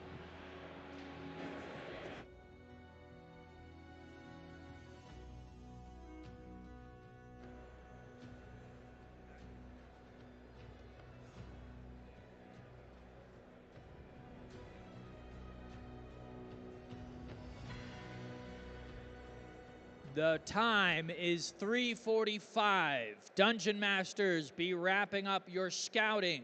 You will have to elect a table captain to meet with your general. I'll repeat that again. The time is 3:45. Dungeon Masters, scouting will need to wrap up, and each table needs to elect a captain to share the information you found. You've all done well scouting and learning the dangers. Good. We all need to gather and report to find out how deadly Eos's forces are. You'll be reporting to your generals, so make sure you make contact with your generals in 5 minutes. Thank you.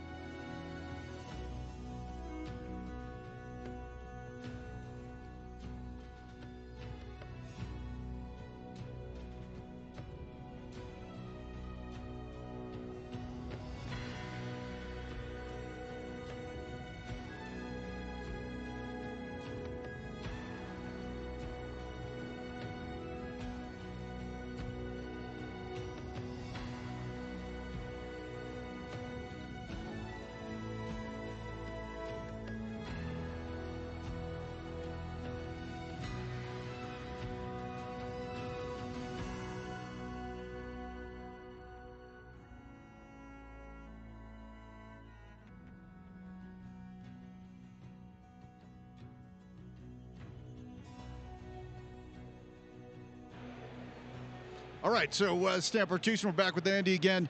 This time we're talking about the city. I was just visiting with some folks, and they've infiltrated the city. It sounds like not everybody, all the citizens, are totally happy with how things are going with Eos. Is that right?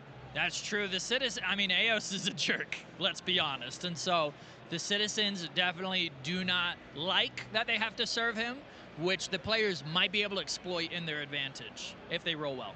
Yeah, and then also it sounds like they've had sight of some particularly dangerous celestial beings that may be in the city. Any more intelligence about those dudes? Inside the city is an angelic called Justice.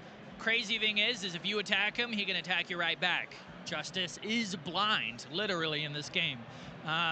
But most importantly for the players, they give Eos a lot of his power. He is divine and holy, and he heals himself, and he can fly around because of them.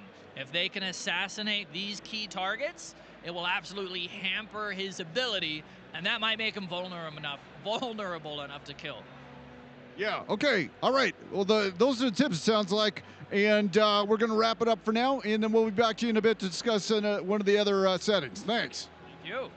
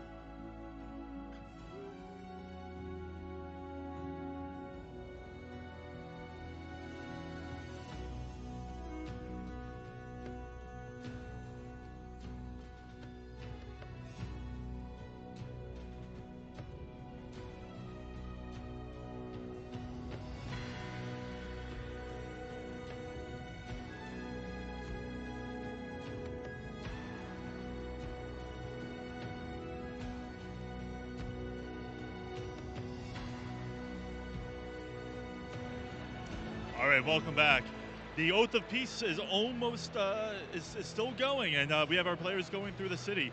Now, this city is definitely in Eos's favor. He has a lot of advantages, but that's not the only thing that's there. Can you tell us more about the home base? Yes, so our players have set up a home base in Eos's domain to launch our counterattack. This is where we're developing our anti-angelic weapons. This is where we're healing our people. This is such a crucial point for our players to gather, recoup, get supplies, and go out. In fact, I am holding 4 supply cards. This one came in from Germany. A party that played from Germany sent supplies, and as long as the base is standing, right on, we will be getting these outside supplies sent in from different planes to this game, and that's why it's so important we keep that base up. And that's amazing. And like we said, the Divine Realm is for Eos, but the home base That's for our players. And that's not only the home base for everyone here today, but also for all the players at home, like the ones from Germany. Yeah, the portals are opening up at our home base and sending these supplies in. So keeping that alive is crucial, but very hard because the airship is going to be blasting it. Angels are going to be attacking it from every direction. It's going to be really tough to keep that base defended as long as we need it to be defended. Well, that's going to be super important to hold on to, and we're about to see what's going to happen next. So thank you, and stay tuned.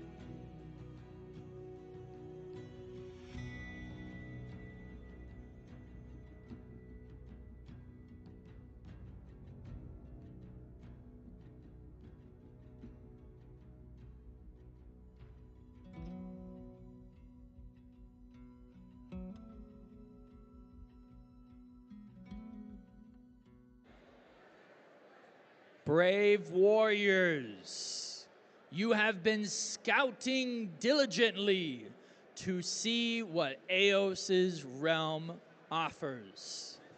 Since you have seen his gardens, since you have seen his army, I have one question for all of you. Are we here to follow Eos, or are we going to destroy him?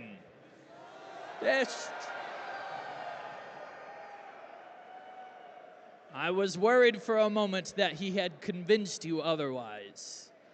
Your table captains will return shortly to give a full report.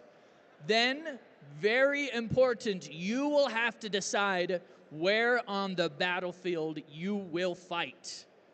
Be careful where you choose. Each table's actions will have consequences. Good luck, players. This game is in your hands.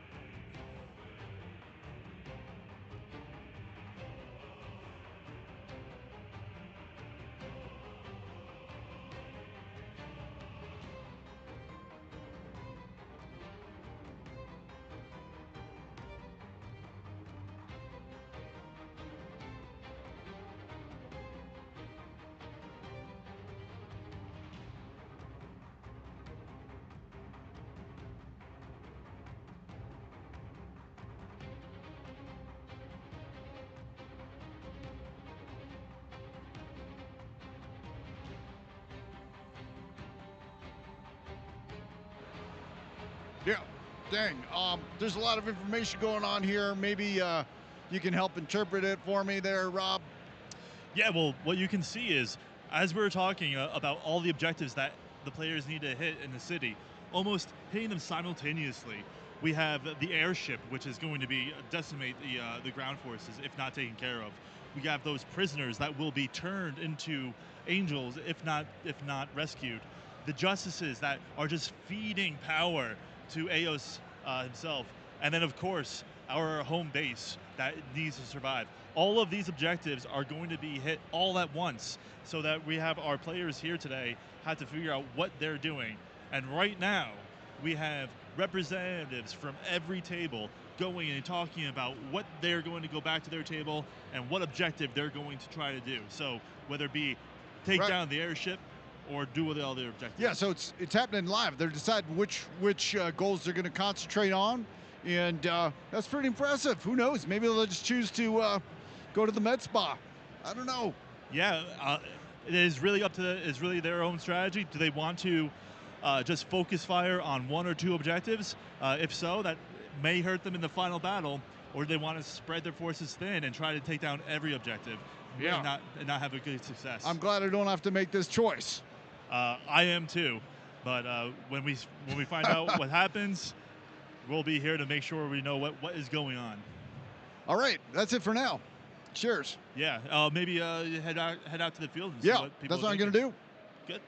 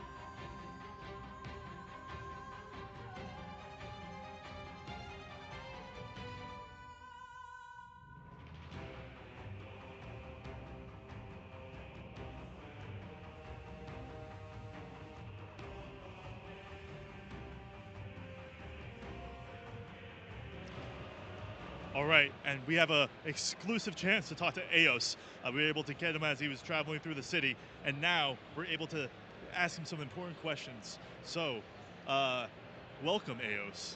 You seem to be very confident in having just adventurers roam through your city. Can you tell us more about that? Why, of course. This entire realm was created by me. It is simply a vessel with which I propagate my light. My radiance is all around.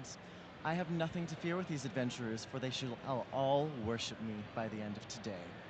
So you're not worried at all about your airship or your Angels of Justice or anything else in your city? What would I have to worry about? Given all the generosity I've shown all of these people, they should bow to me. And if they don't, they will be exterminated like the pests that they are. Wow, well, certainly that is something that is terrifying to even think about. I don't want to keep you much longer, but I will say, before you leave, you have a striking resemblance to Skodos. Have you been told that before? Don't bring up that cheap imitation of me. We might be brothers, but he is nothing compared to me. He is the shadow that is cast in my absence, the one that flees as soon as I enter a room. Definitely seems that there is some sibling rivalry going on right now. Yeah. But for today, I think you have to focus more on the Divine Realm. Again, thank you. Of course, you are so very welcome. All right.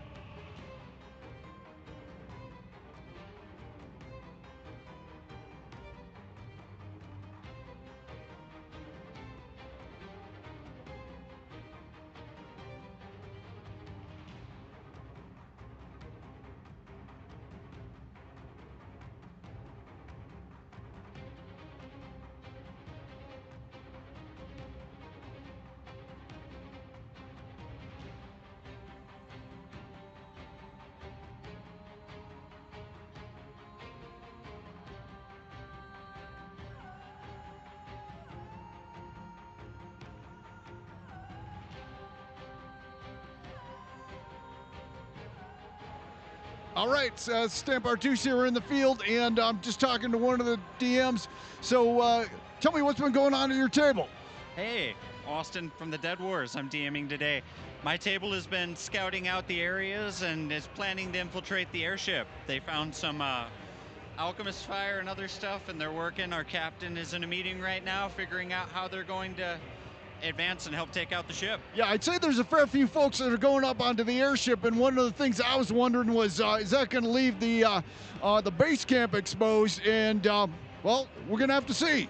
We're going to have to see. They were also able to talk to some people in town before going to the airship, and I think they found some people that might be able to reinforce the base camp. Yeah, let's hope so, or it's going to be all airship, no base camp, and a questionable victory. All right, thanks so much for giving us some insights. Appreciate it. Good luck to y'all. Good luck, and thank you. All right.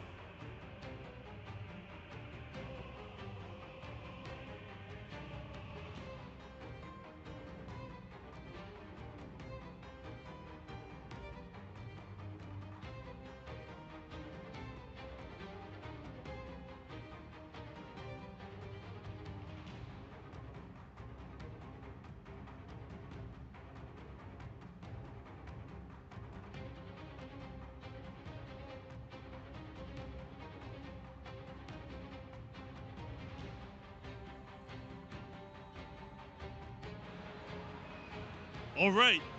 Right now, as we still have the oath of peace that is employed, I have a chance to talk with Moondor Sharphide, who has been in battles leading up to today. Moondor, can you tell us more of what you know about Eos and Skotos? Eos and Skotos are nothing but fake deities. We are here to crush them all and win it for all of us. Yeah! Amazing! I know that if I had you on my team, I'd feel invincible. Yes, we would crush all the enemies. Ha ha ha! Now, do you know if there's any weakness that our adventurers can employ against Eos? They need to spread evenly. They cannot focus on one point. That's all right. So you heard it right from Moondor, that to be able to defeat Eos, you need to hit every point. We are hitting his city, after all. All right. Anything else that you want to impart on our listeners today? We all need to make sure we crush him. That's right. So we are going to crush Eos in his Yeah. own city. Thank you, Moondor. Of course.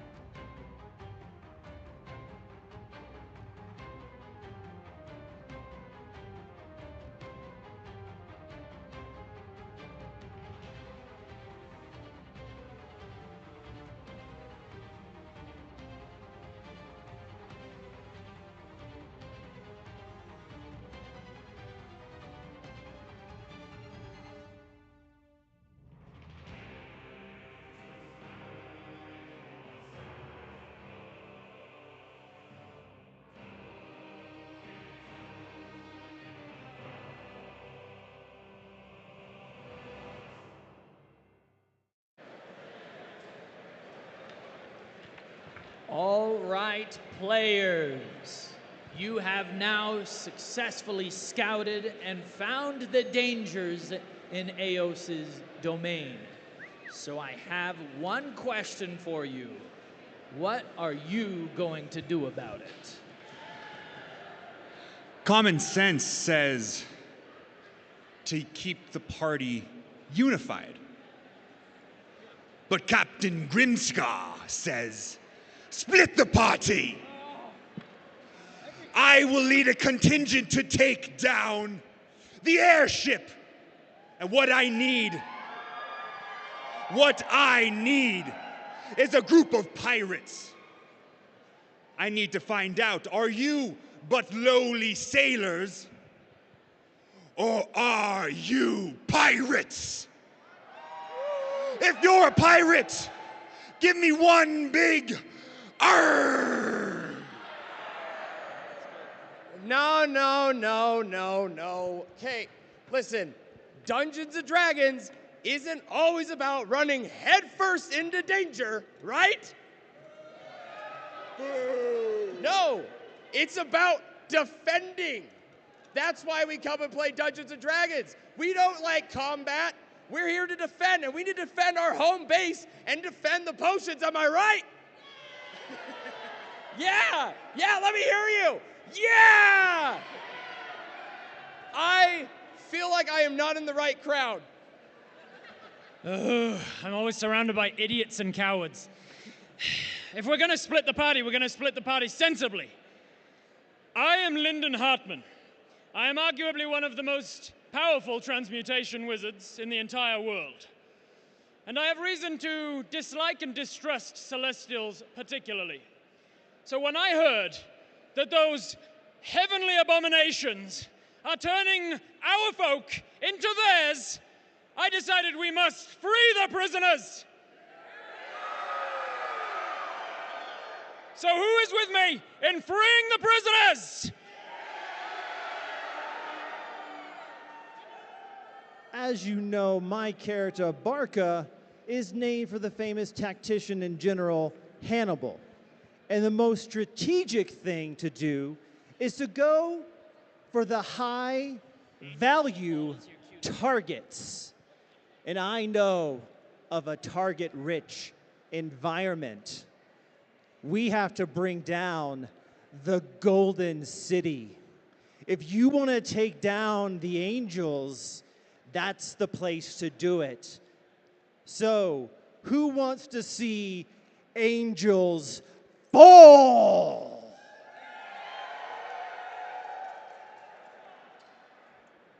So, each of you have truly chosen to betray my kindness, my generosity, and my radiance.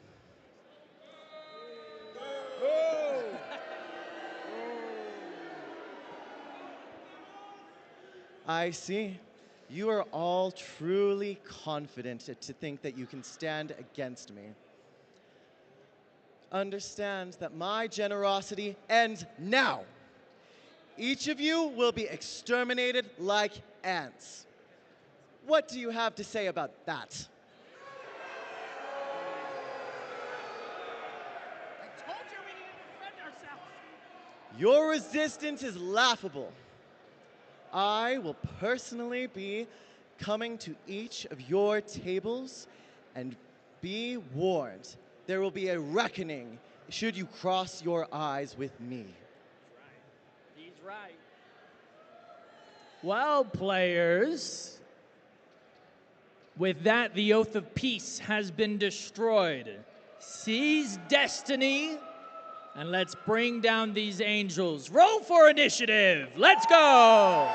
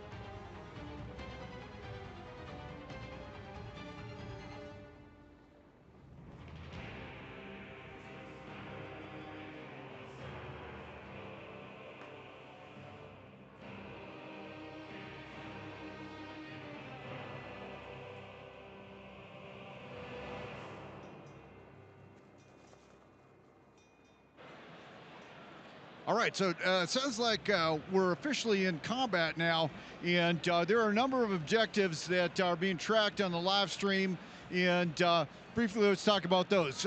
Rob, what do we got? Yeah, so now that we know that you can see that the base survival lat clock is ticking down. If that base comes down, that means that there's no more supplies that our heroes can get. So it's crucial that they keep this base up. I believe that to keep the base up, they have to defend it. Now, do you know how they get those objectives?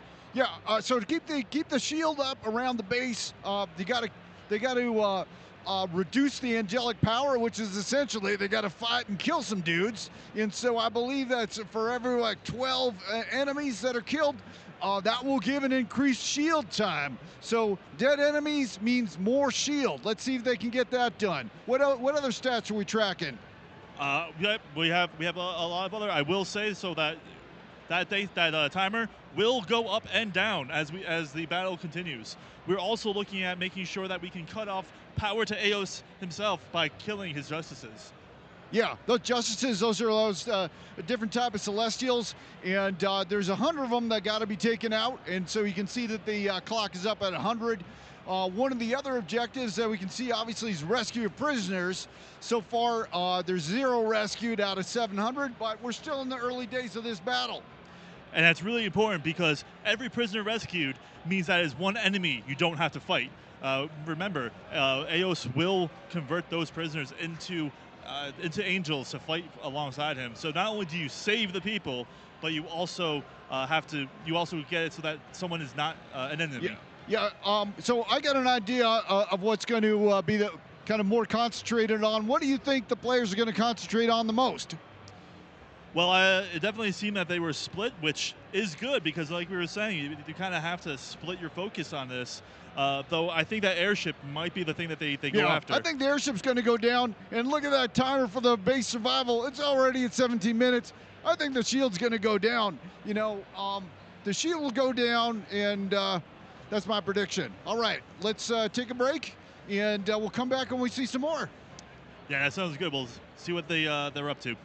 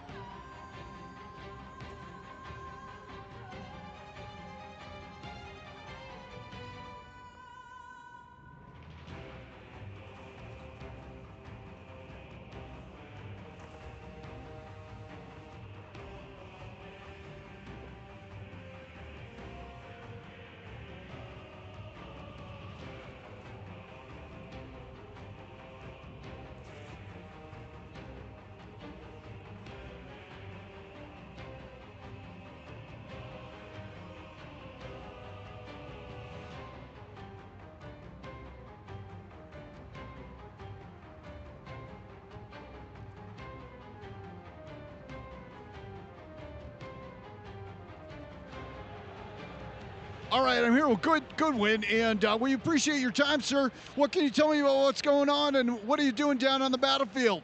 Well, there's a battle going on. Do you not see that? I mean, it's Yes, happening right now. yes, sir. Well, I kind of got to go out and help people. I got some elixirs, potions, anything they need that'll help them get the edge over the battle. I should probably go do that. I don't know why I'm up here. Yeah, I agree. I suppose that promulgation of information is one of the mainstays of the media, which is what we were trying to do. So I'm just trying to help you get the word out. So if there's one word you want to get out, what is it? Survive. Survive. Okay, you heard it. I will let you get your business done, and let's help all those bad boys survive. All right, thank you, sir.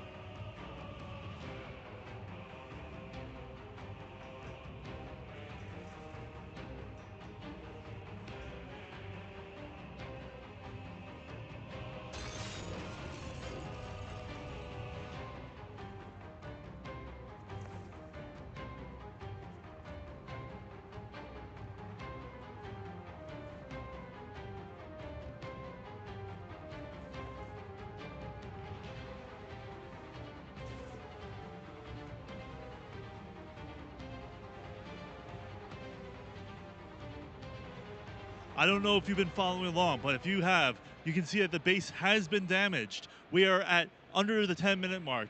If another 10 minutes goes by, then that's it. There's no supplies for our heroes. So they have to start killing more angels and getting their defenses up to help the base survive. This is a very tense moment right now on the battlefield, and hopefully they'll be able to pull through and just start healing their base some more.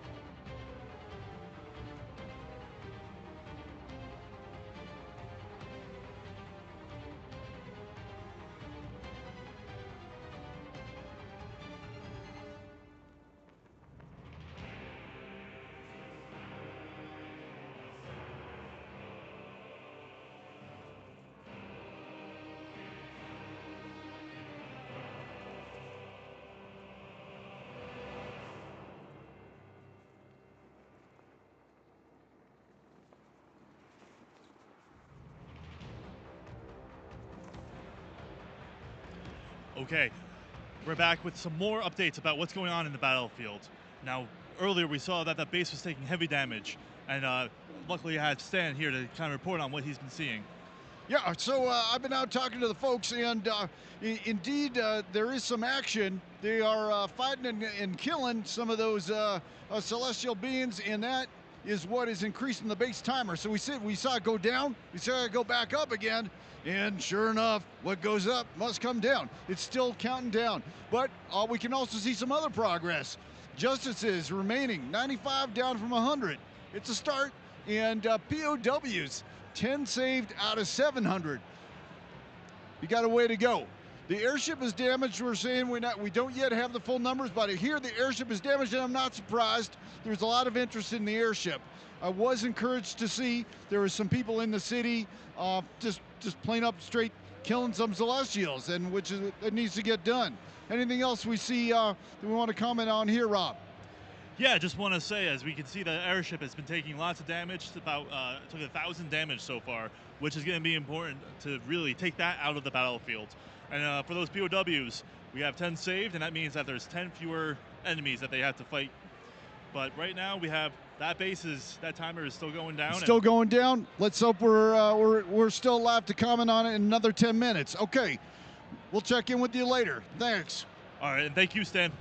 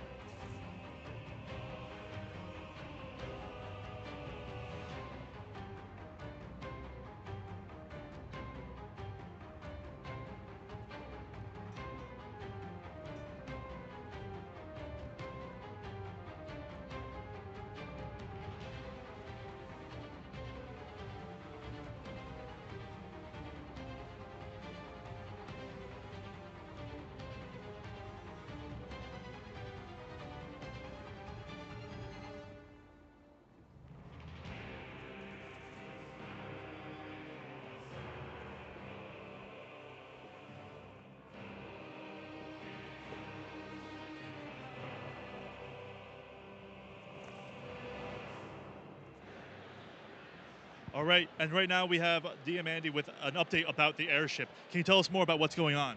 So, they've only been playing for 15 minutes, and they somehow did 3,000 damage to the airship in 15 minutes. It's insane. That's amazing. It's broken. They took 2 bags of holding, and they put them together, and it completely destroyed one of the 3 ship crystals like that. Gone.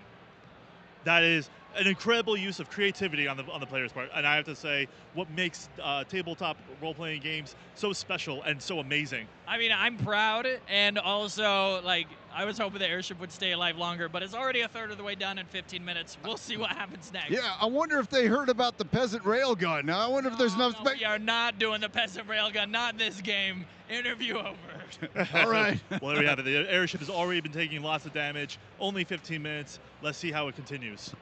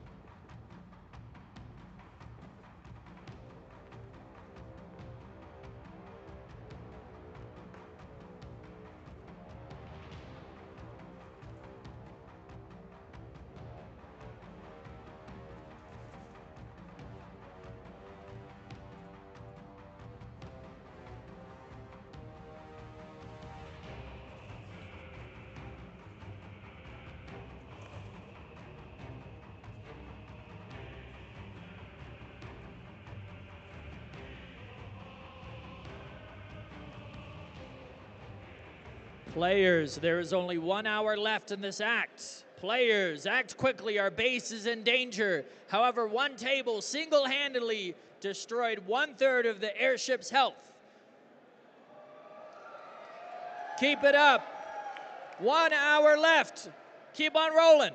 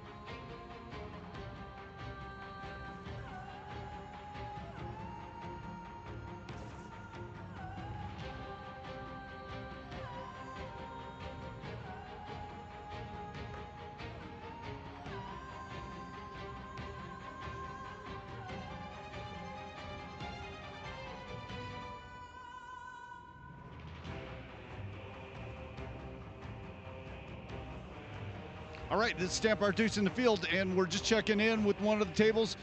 Give me an update. What's going on with y'all?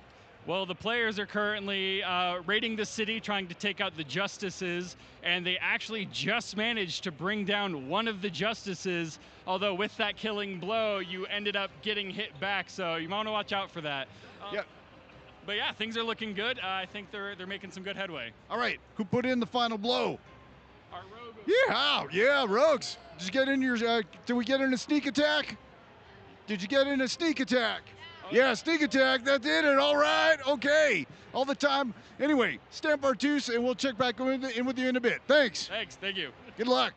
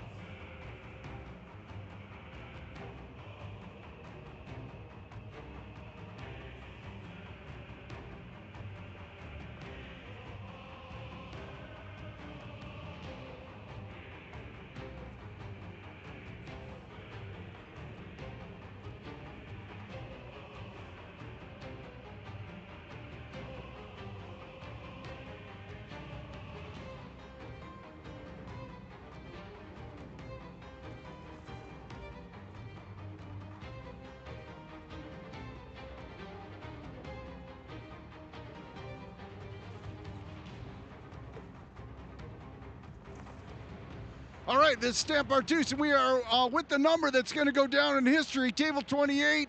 I'm going to let you explain what just happened. Well, you see, it all started with intimidation from a barbarian. We basically intimidated some of the guards so that they were functionally charmed. And then we gave them some bags of holding that we had, and we told them, hey, what you're going to do is you're going to head up onto that ship right next to the crystals, and you're going to put one bag of holding right into the other. That is sneaky and genius. I love that. And so were there any casualties among the party? Actually, no, because we made sure that we weren't on the ship at the time. That is sweet. So 2 bags of holding and a charm spell, and poof, 1/3 of the crystal is gone. Now, we were talking about this downstairs. Do you have like a piece of steel and 100 peasants available to you? Unfortunately, we don't. And besides, the peasant railgun would never work anyways. Well, maybe not, but you know, keep your eyes out. Anyway, congratulations to you all. This is an amazing achievement. Thank you. All right, take care. Thank you.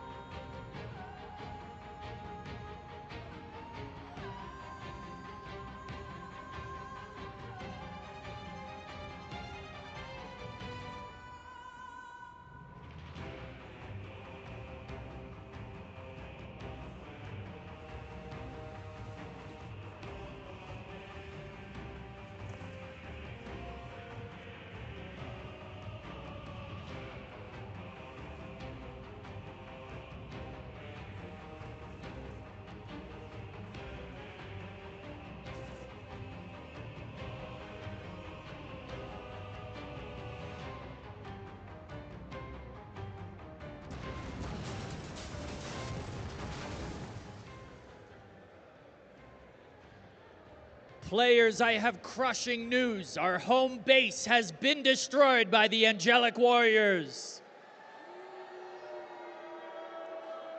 I'm sorry to say, those of you who were defending tried nobly. However, all defending, you will take damage up to half of your life points currently and must choose a new objective to be working on. Good news, the airship has taken heavy damage. You see flames coming from the sky. One final push on the airship hopefully will help it sink. Good luck, players.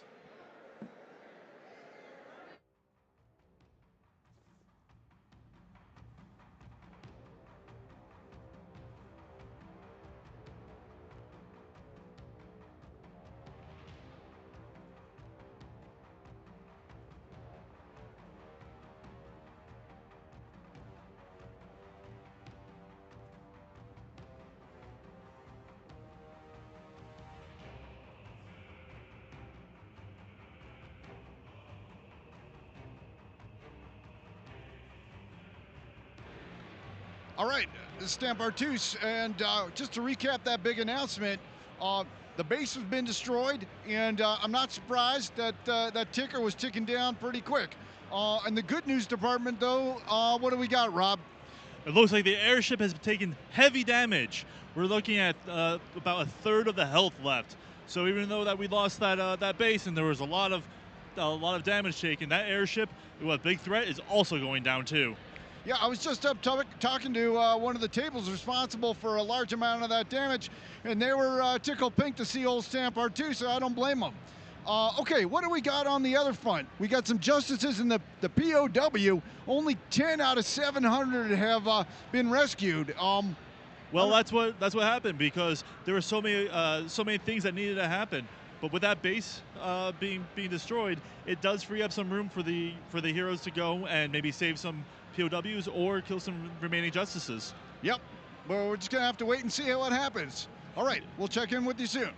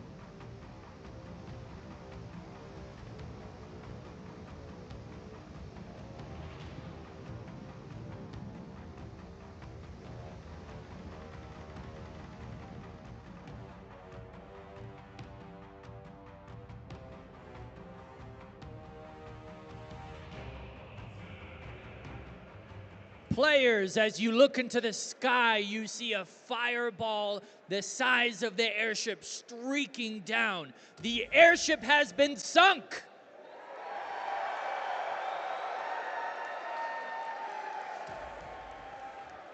You'll see some of your comrades jumping off the airship using potions of safety. Those of you still on will have to escape before it hits the ground. Also good news, we have evacuated half of the prisoners of war, but keep it up. With only 45 minutes left Eos draws closer. The final battle is getting near. Keep it up, players.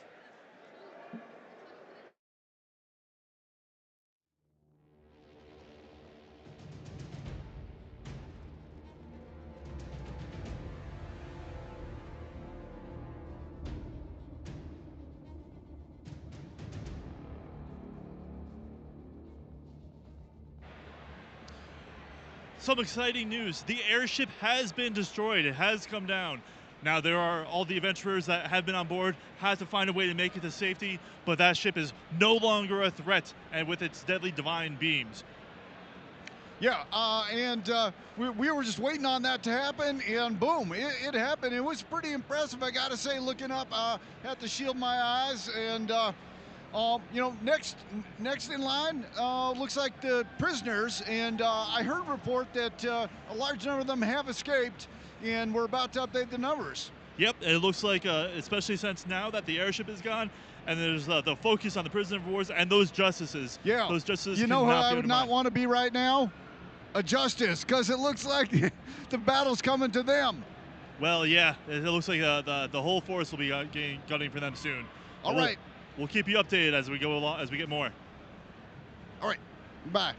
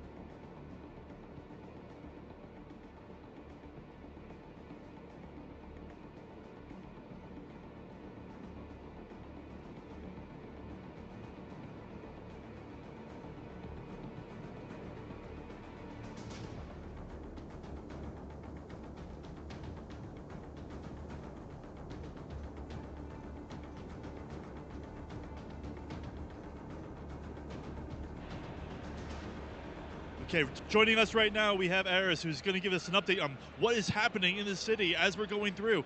Eris, tell us more about what's going on. So things are not going very well. We've not freed all of the prisoners, we've not killed all of the angels, and we have 30 minutes to finish it. That is not a lot of time. Do you think that we'll be able to do it, though? I think with everyone we have here today, maybe, if we all do our absolute best. And don't forget about those that are joining us from across the world, sending in supplies. With them, they're also going to be able to help us out. Is there any other thoughts of inspiration that you would like to impart? Yeah, word of inspiration. Words of inspiration. Kill everyone that's bad and help everyone that's good. Yeah, that's inspiring to me. Well, I couldn't have put it better myself. Well done. All right, we'll catch up with you next time. Thanks, Eris. Nice to see you. Yeah. Eris, thank you.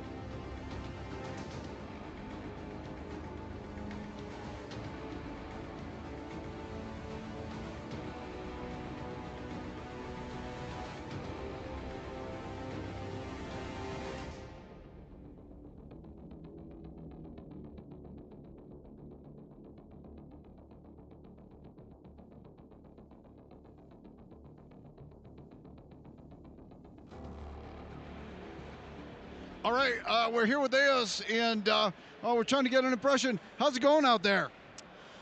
Well, as you might imagine, my godlike strength is only being proven more and more. My airship may have fallen, but it is only one cog in the wheel of all of my glory. So, no concerns. Things are still going A-OK. Of course, I expect nothing less than victory in this battle. All right, time will tell. I wish I could say I wish you a good luck, but I kind of don't. Anyway, that's it. Thanks a lot, and we'll see you later.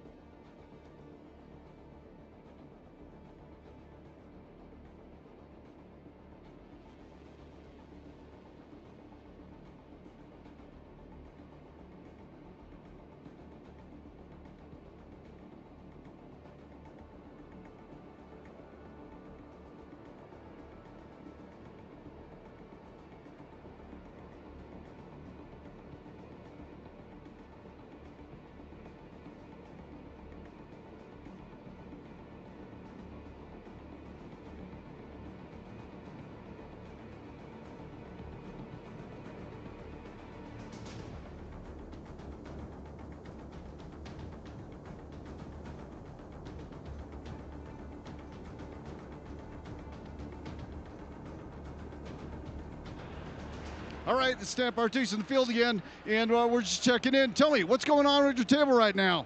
Right now, we just got done clearing a good amount of faiths because I insulted Eos, and so he doubled the amount of faiths in the area, but we kind of wiped them all out. We smeared the floor with them before they could even attack us. You wiped 2 out now? I wiped out only 1, but the rest of our table just cleared the floor with them.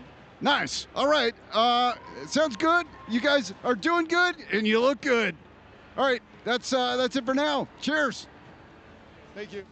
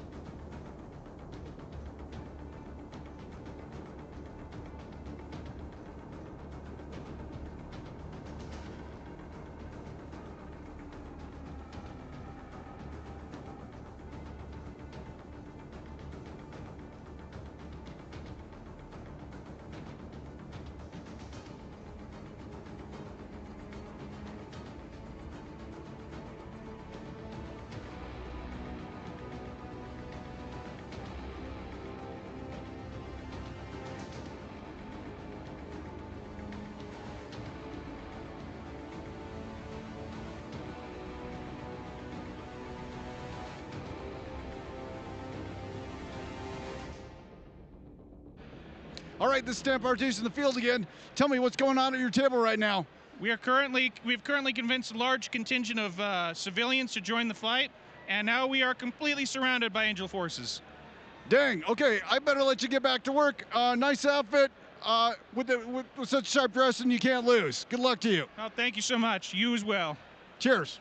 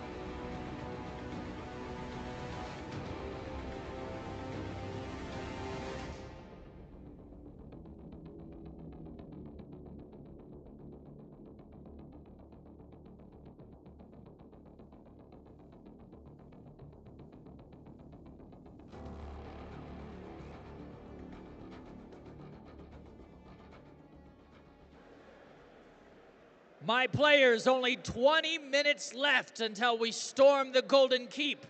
84 justices have been slain and over half the prisoners rescued. Don't celebrate yet. This is our final push. 20 minutes before the Golden Keep.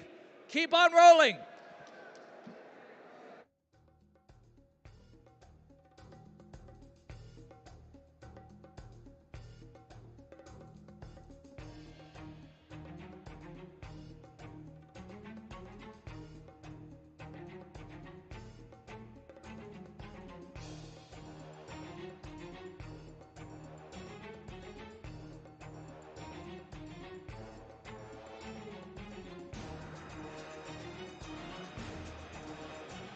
If you're just catching in, we are now looking at 20 minutes remaining, but we only have 16 justices left that have yet to be slain. And our POWs are about a little bit more than half saved. So we're down to the wire. We're not really sure where this is going to end up until when they get to the Golden Keep, but it's definitely close. So I want you all to make sure to stay tuned because anything can happen at this moment. Yep, the mood is still tense, just in my taking the pulse of the field. There's been a lot of success, but there's still work to be done. Yeah, that's right. Yeah, there's a lot of cheering, a lot of good hope out there, and we'll see if. Yeah, if only we had an hope meter. I think that would be near full by now. Anyway, it'd be pretty we'll cool. leave that for another day. Cheers.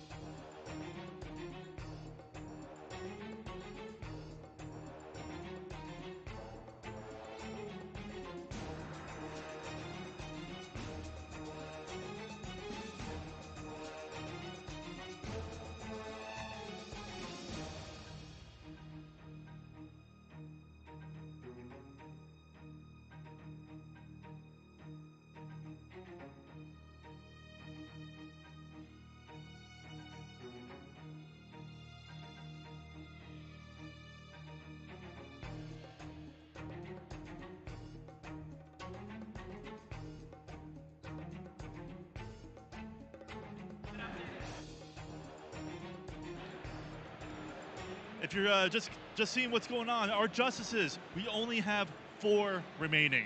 That means that the power to Eos will be cut off if we're able to get this in the next 15 minutes. It's going to be cutting it really close. And then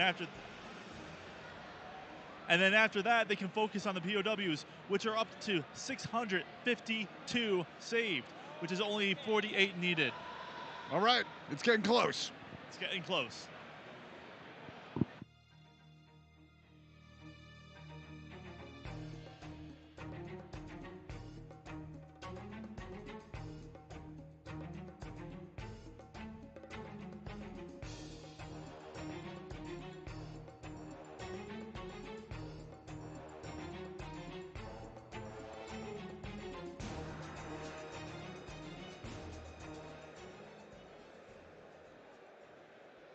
My players, the streets are littered with justices' bodies. We have claimed the city for ourselves.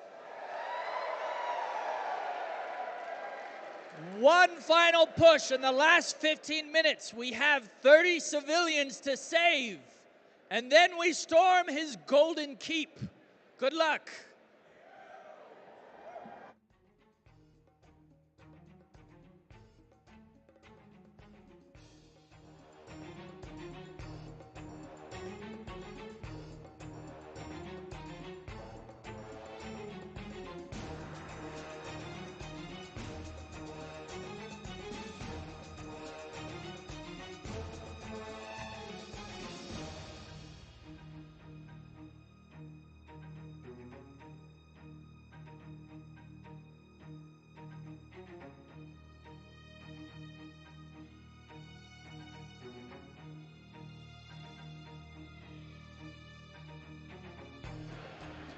Okay, with another quick update, everything's happening so quickly now. We have all the justices slain. We're going to get an update on what that actually means. Eos draws his power from his angelics, especially the justices. If they were still alive, he would be healing throughout the entire fight. They give him power. It's so crucial that they are all dead, so we can fight them on an even playing field. This was an incredible turn of events. Just being able to make sure that Eos doesn't come back and heal himself continuously is a huge boon to the final fight. Yeah, I was really worried until these last 10 minutes. We kind of clutched it out here, but it's not over yet. We have to go against Eos himself. That's right. So let's stay tuned for that final battles coming up soon. All right.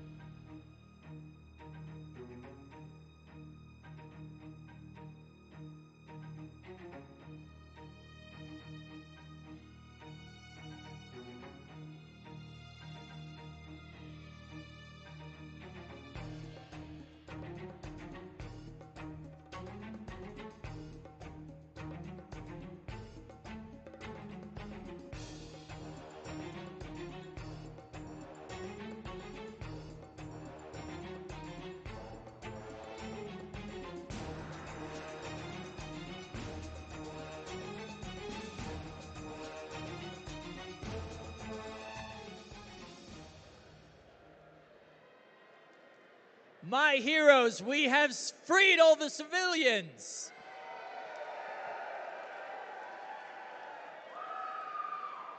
All tables have earned a short rest. At 7 o'clock, we take the fight to Eos's Golden Keep.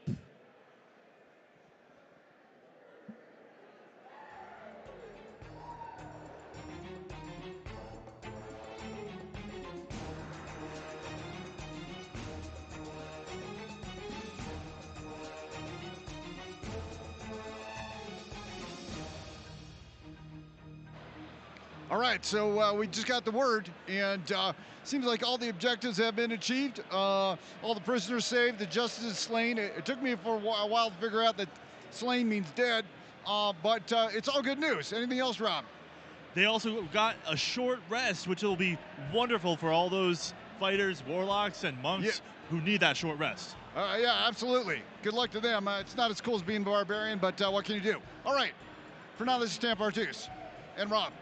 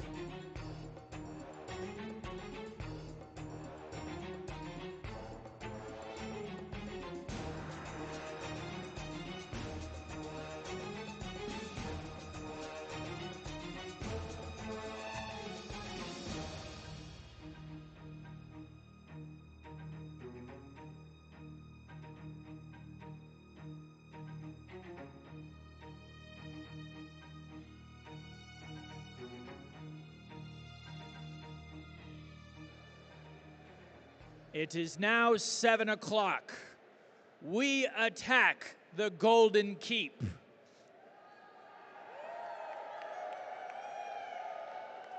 Players, this game is decided by you.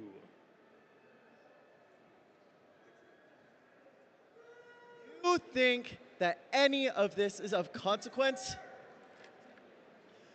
You may have destroyed my keep. You may have destroyed my airship. You've even killed my justices. Do you think this is justified?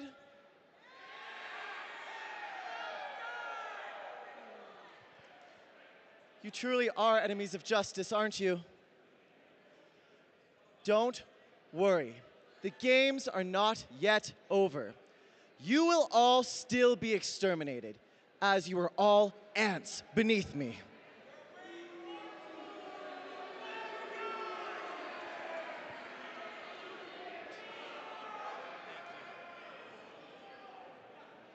And with that, players, for the final time, we will be rolling for initiative. Good luck!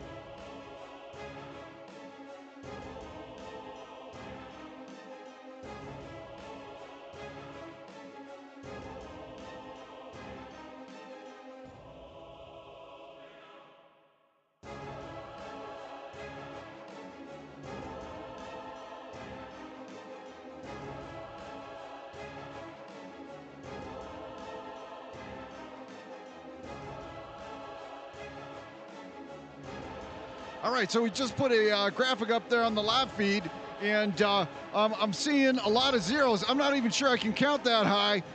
Tell us what's going on with Eos. Eos has 30,000 HP. We have 200 tables that all have to battle and attack Eos at the same time. He's flying around the battlefield, raining death from above. So the players are only going to have a small window each time to try to deal damage. That's a lot of HP. Any other thoughts, Rob? Well, I gotta say, when you're fighting someone that's trying to become a god, it's not going to be easy, I imagine. But what are some other things that players can do to really put the hurt on Eos? Well, the players have done a really good job setting themselves up for this final battle. We saved the POWs, the prisoners of war, so Eos doesn't have those reinforcements because he was converting them. We killed all of his justices, so he doesn't have passive healing. And possibly the most important thing is we took out that airship. You know how nasty that airship was. Oh yeah, I'm speechless. We had one question that came in from the feed. Is there any intel about resistances that Eos has? Yes, he is going to bring the last of his forces to bear. We are talking about charity, the angel that heals people, forgiveness that shuts down abilities, temperance that locks players in their spot. He has his nastiest sergeants to fight alongside him, and that's not even talking about Eos himself. While he is a snobby pretty boy, he also can pack a mean punch. I hate to hear that. Snotty pretty boys who can punch well. I don't know what to even say about that. Okay, I guess I'll have to think about it, and we'll catch up with y'all in a bit.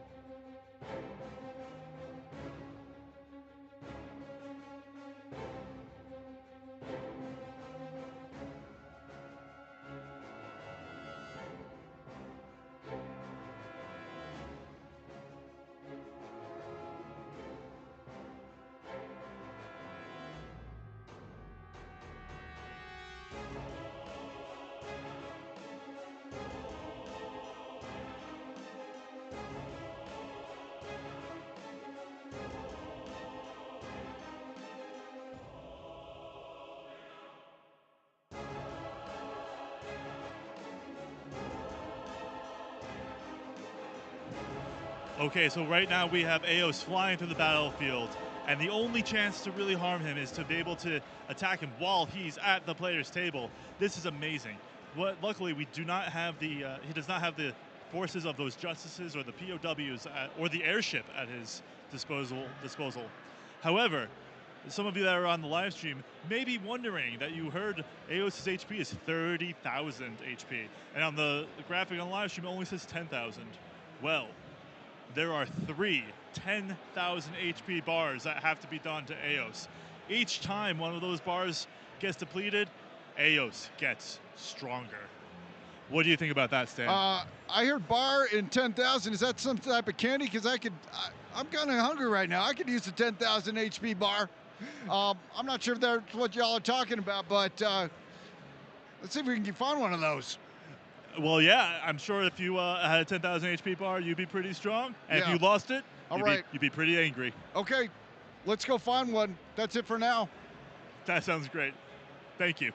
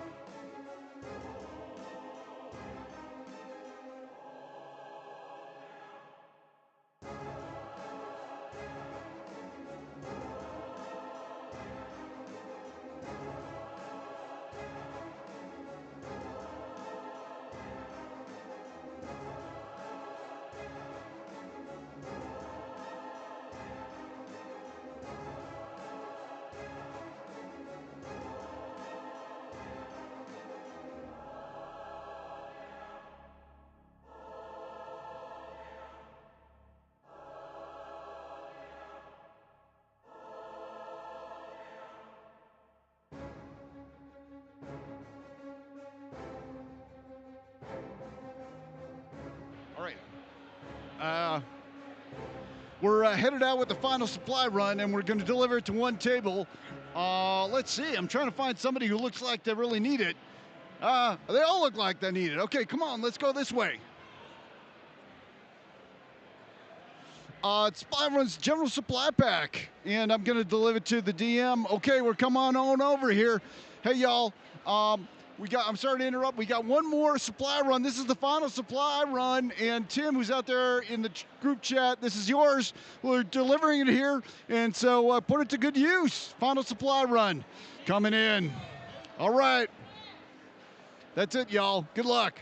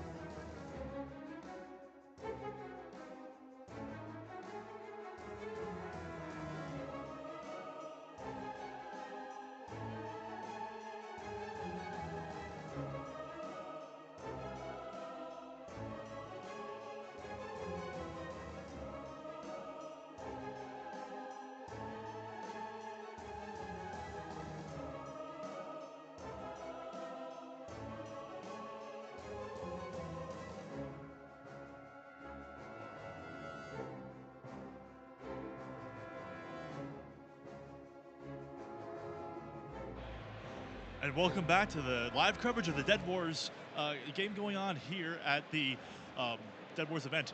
We are currently about halfway through AOS's first health bar at 6,000 HP. Booyah! Booyah! The energy here is electric.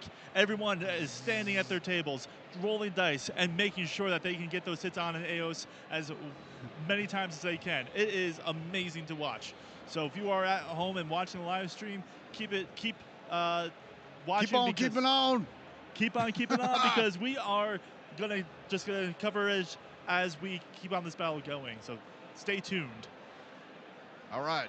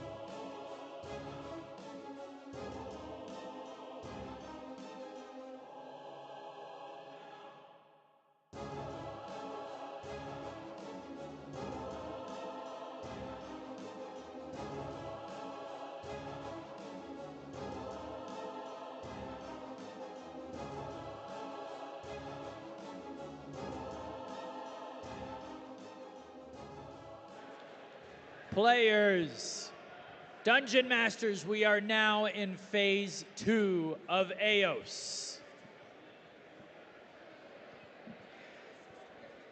Fine. I admit it. You have proven your valor.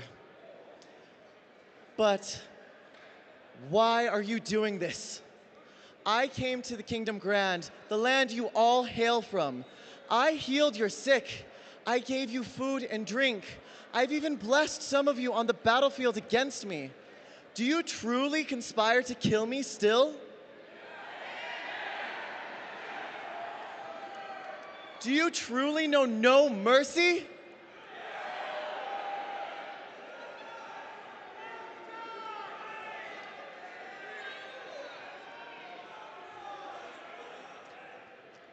Fine. If that is truly what you wish, I hope you enjoy every moment of this.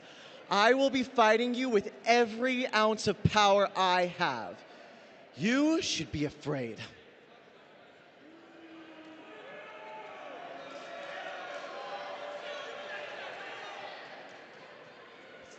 "30 minutes left, players. We must play efficiently.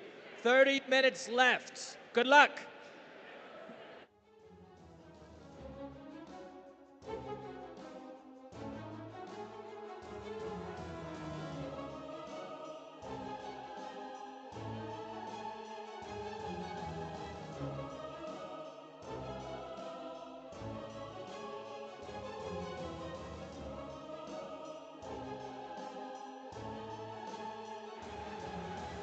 Well, that's a scene that warms my heart. We saw that loyal wreath kind of askew there on Eos, and he looked like he'd seen better days. What do you think, Rob? Definitely, yeah. He's looking a little bit disheveled. Looks like he's losing a bit of his cool.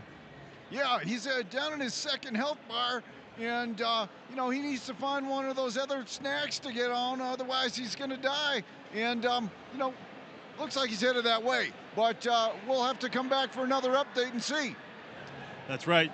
We're going to have to see how this battle goes, because right now, like you said, he is down 1 health bar, getting stronger, getting a lot more tired looking, and we're going to have to see where this goes in the next 30 minutes. All right, we'll check back in a bit.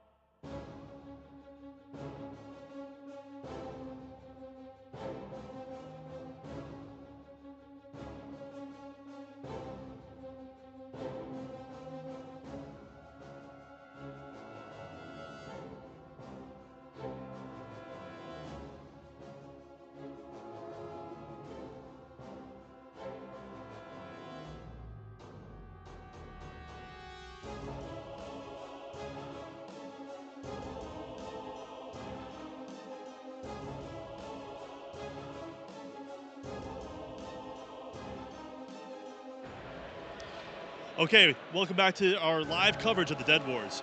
Now, as you've seen, Eos is looking pretty disheveled and getting knocked back by our adventurers and our heroes. However, this isn't the only wannabe god we have to worry about. I was going to ask, can you give us any updates on Skotos?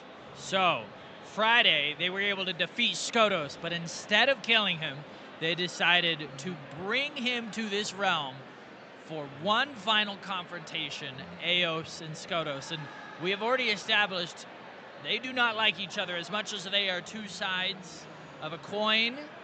They repel against each other. They despise each other.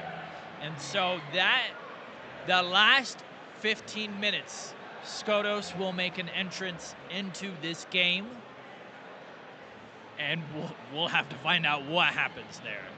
That is amazing.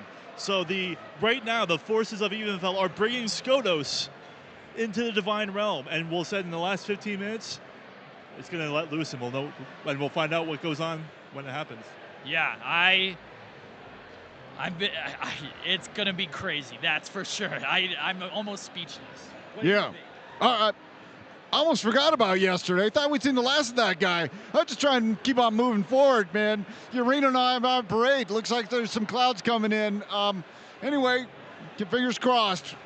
Well, definitely, if you've been joining us on this live stream, make sure to stay tuned because this last 15 is going to be quite a sight to see. Yes. All right. Thank you. All right. See you later now.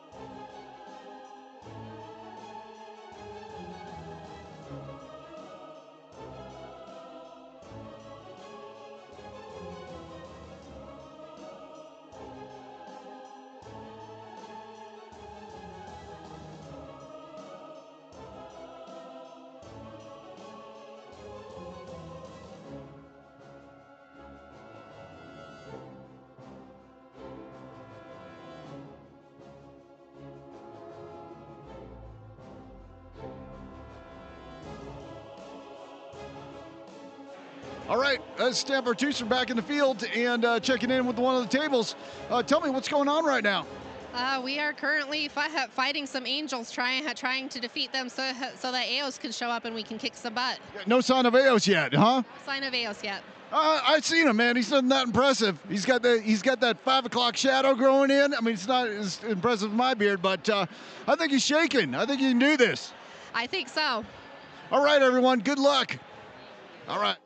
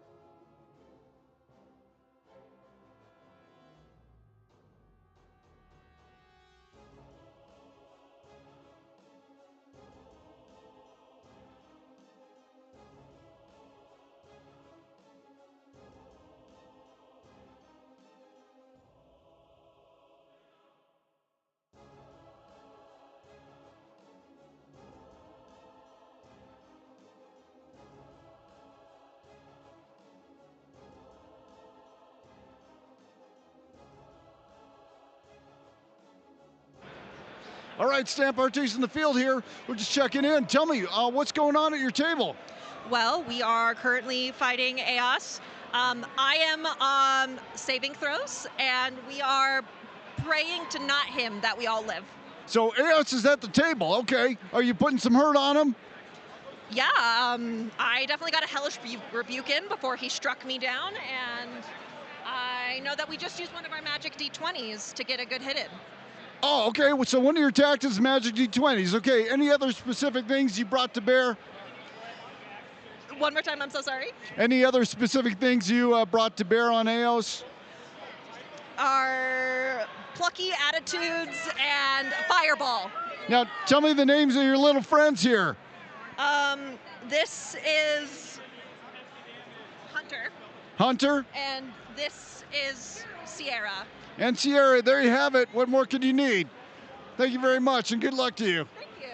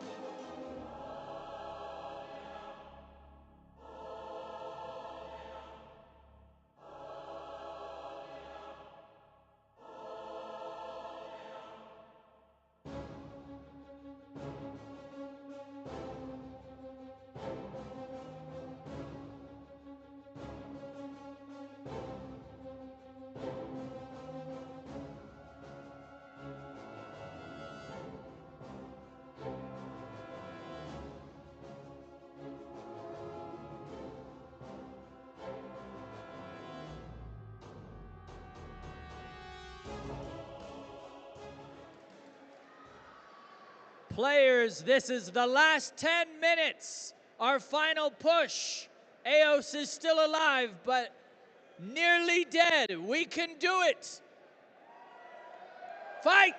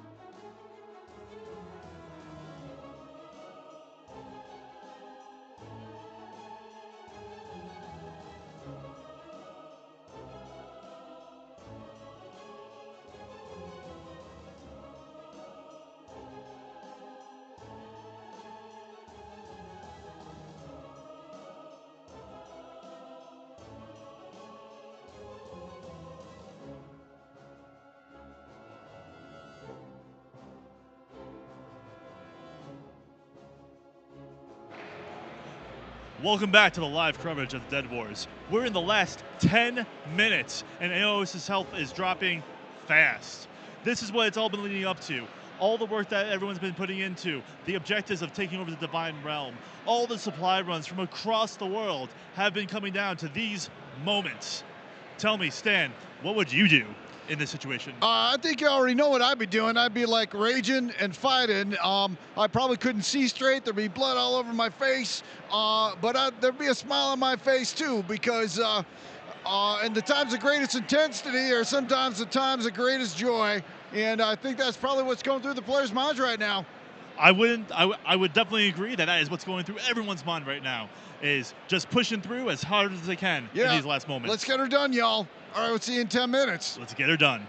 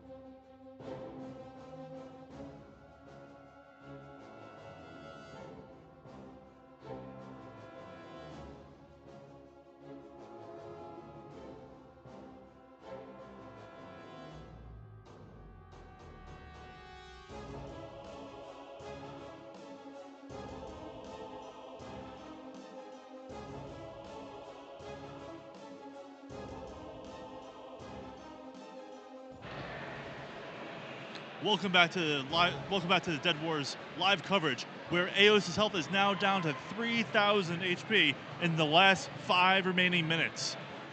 Stan. Yeah, 3,000 still sounds like a lot, but I suppose it's a lot less than he started out with.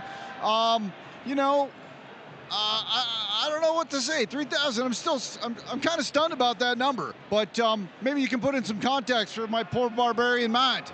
Well, if you look at it, and he started with 30,000, 3,000 means that he only has 10% of his health left, and it's falling quickly. I'll take your word for it. Okay, let's see how it turns out. Well, I was going to also say, I know that we just saw that Lieutenant Winter had done 75 damage alone. So if we have a lot of Lieutenant Winters out there, they're definitely going to have to make a difference. I think you're some type of warlock, and I would like you to stop your confusing jibber jabber. Thank you very much. I'm just hearing in right now. We're coming to an end of our commentary. It's been a pleasure hanging out with y'all, and I appreciate the opportunity to be here. Yeah. This has been an amazing experience, and I've been really happy to be able to cover these 2 days. Just to let you know, this is Rob Egan. And I'm Stan Pertus, and we are from Boss Battles. Come on, check us out. Check us out at Boss Battles, and hope to see you soon.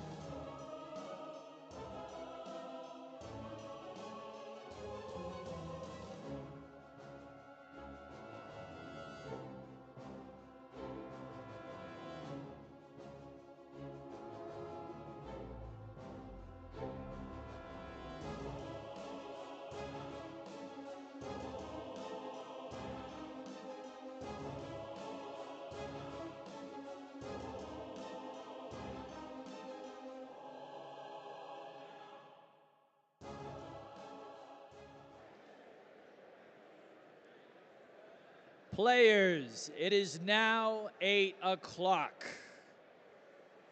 Pencils and dice down. Dungeon Masters, whatever damage you need to report, get to your generals. We are going to spend 5 minutes calculating the final bits of damage. When at 8:05, we will announce the total damage done, as well as the total attendees for the Dead Wars. If you can hear me comfortably, stay in your seats or make your way slowly to the stage for the final announcements. Also, my generals and my VIPs, make sure you're here as well. Thank you.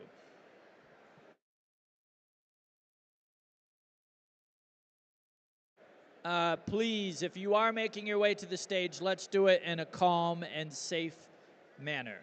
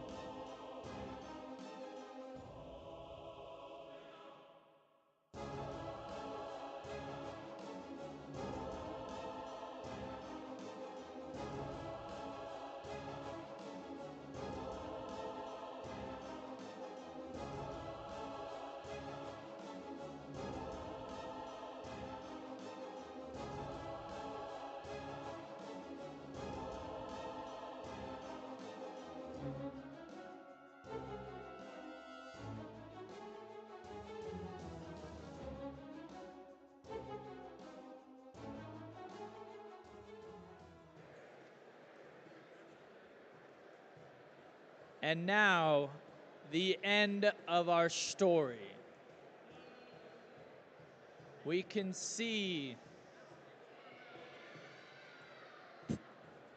All right.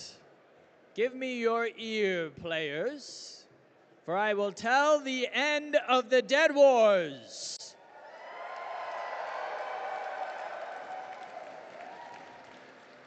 Eos, grieveless, wow, that's a word.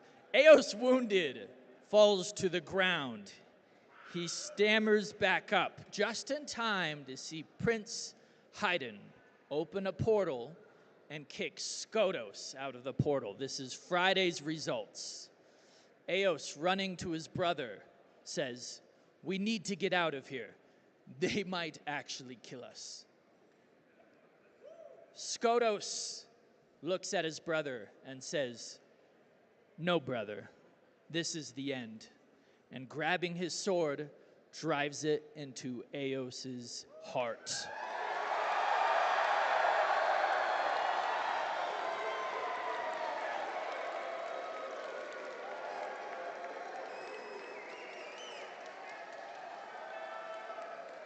Both of the princes fall into the dirt and die.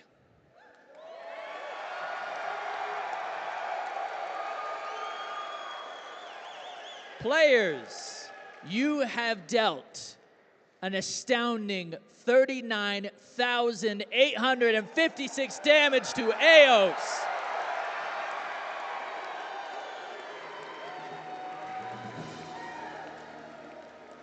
You have slain gods today. With that, I will also announce we had 1,475 warriors in this Dead Wars. Thank you.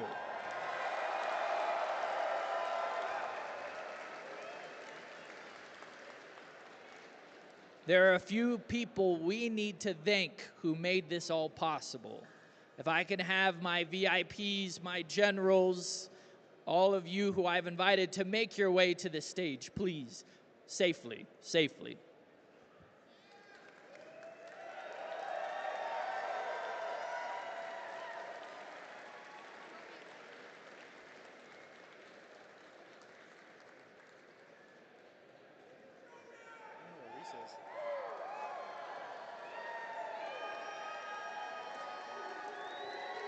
The Duke.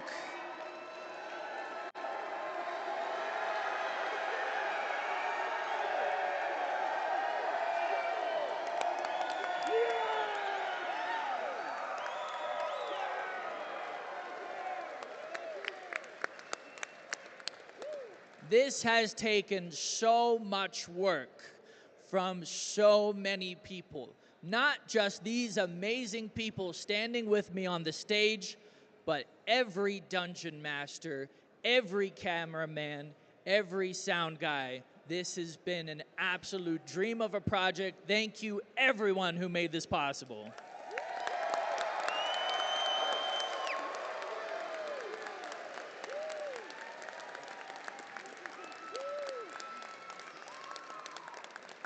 Thank you all. Hold on, Andy. Oh no. Oh no.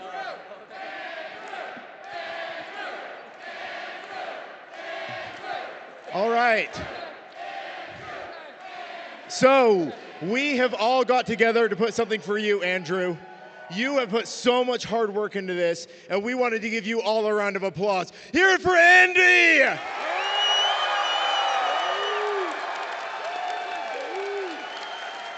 Okay. And we got one more thing. We had as many people as we could, can you hold this for me? Come through and sign the book for you. You have all these players who came in and signed it, table by table by table. If you guys have not had a chance to sign this yet for Andy, please make your way over here. Let's hear it one more time. Okay, don't flood. All right. I will leave the book near the stage, but don't mob the stage right now, please. Okay. For the prizes, and the raffle, we will be announcing that upstairs at our merchandise. I will need those who have their cards to be able to give us their cards at the merchandise booth. We have the tickets and the D20 for the raffle. Ooh, well, we're going to do that at merch. We are going to do that at merch. Thank you again, everyone, for making this possible. Have a good night.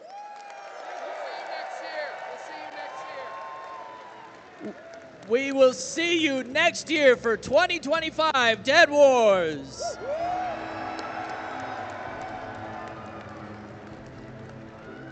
Thank you.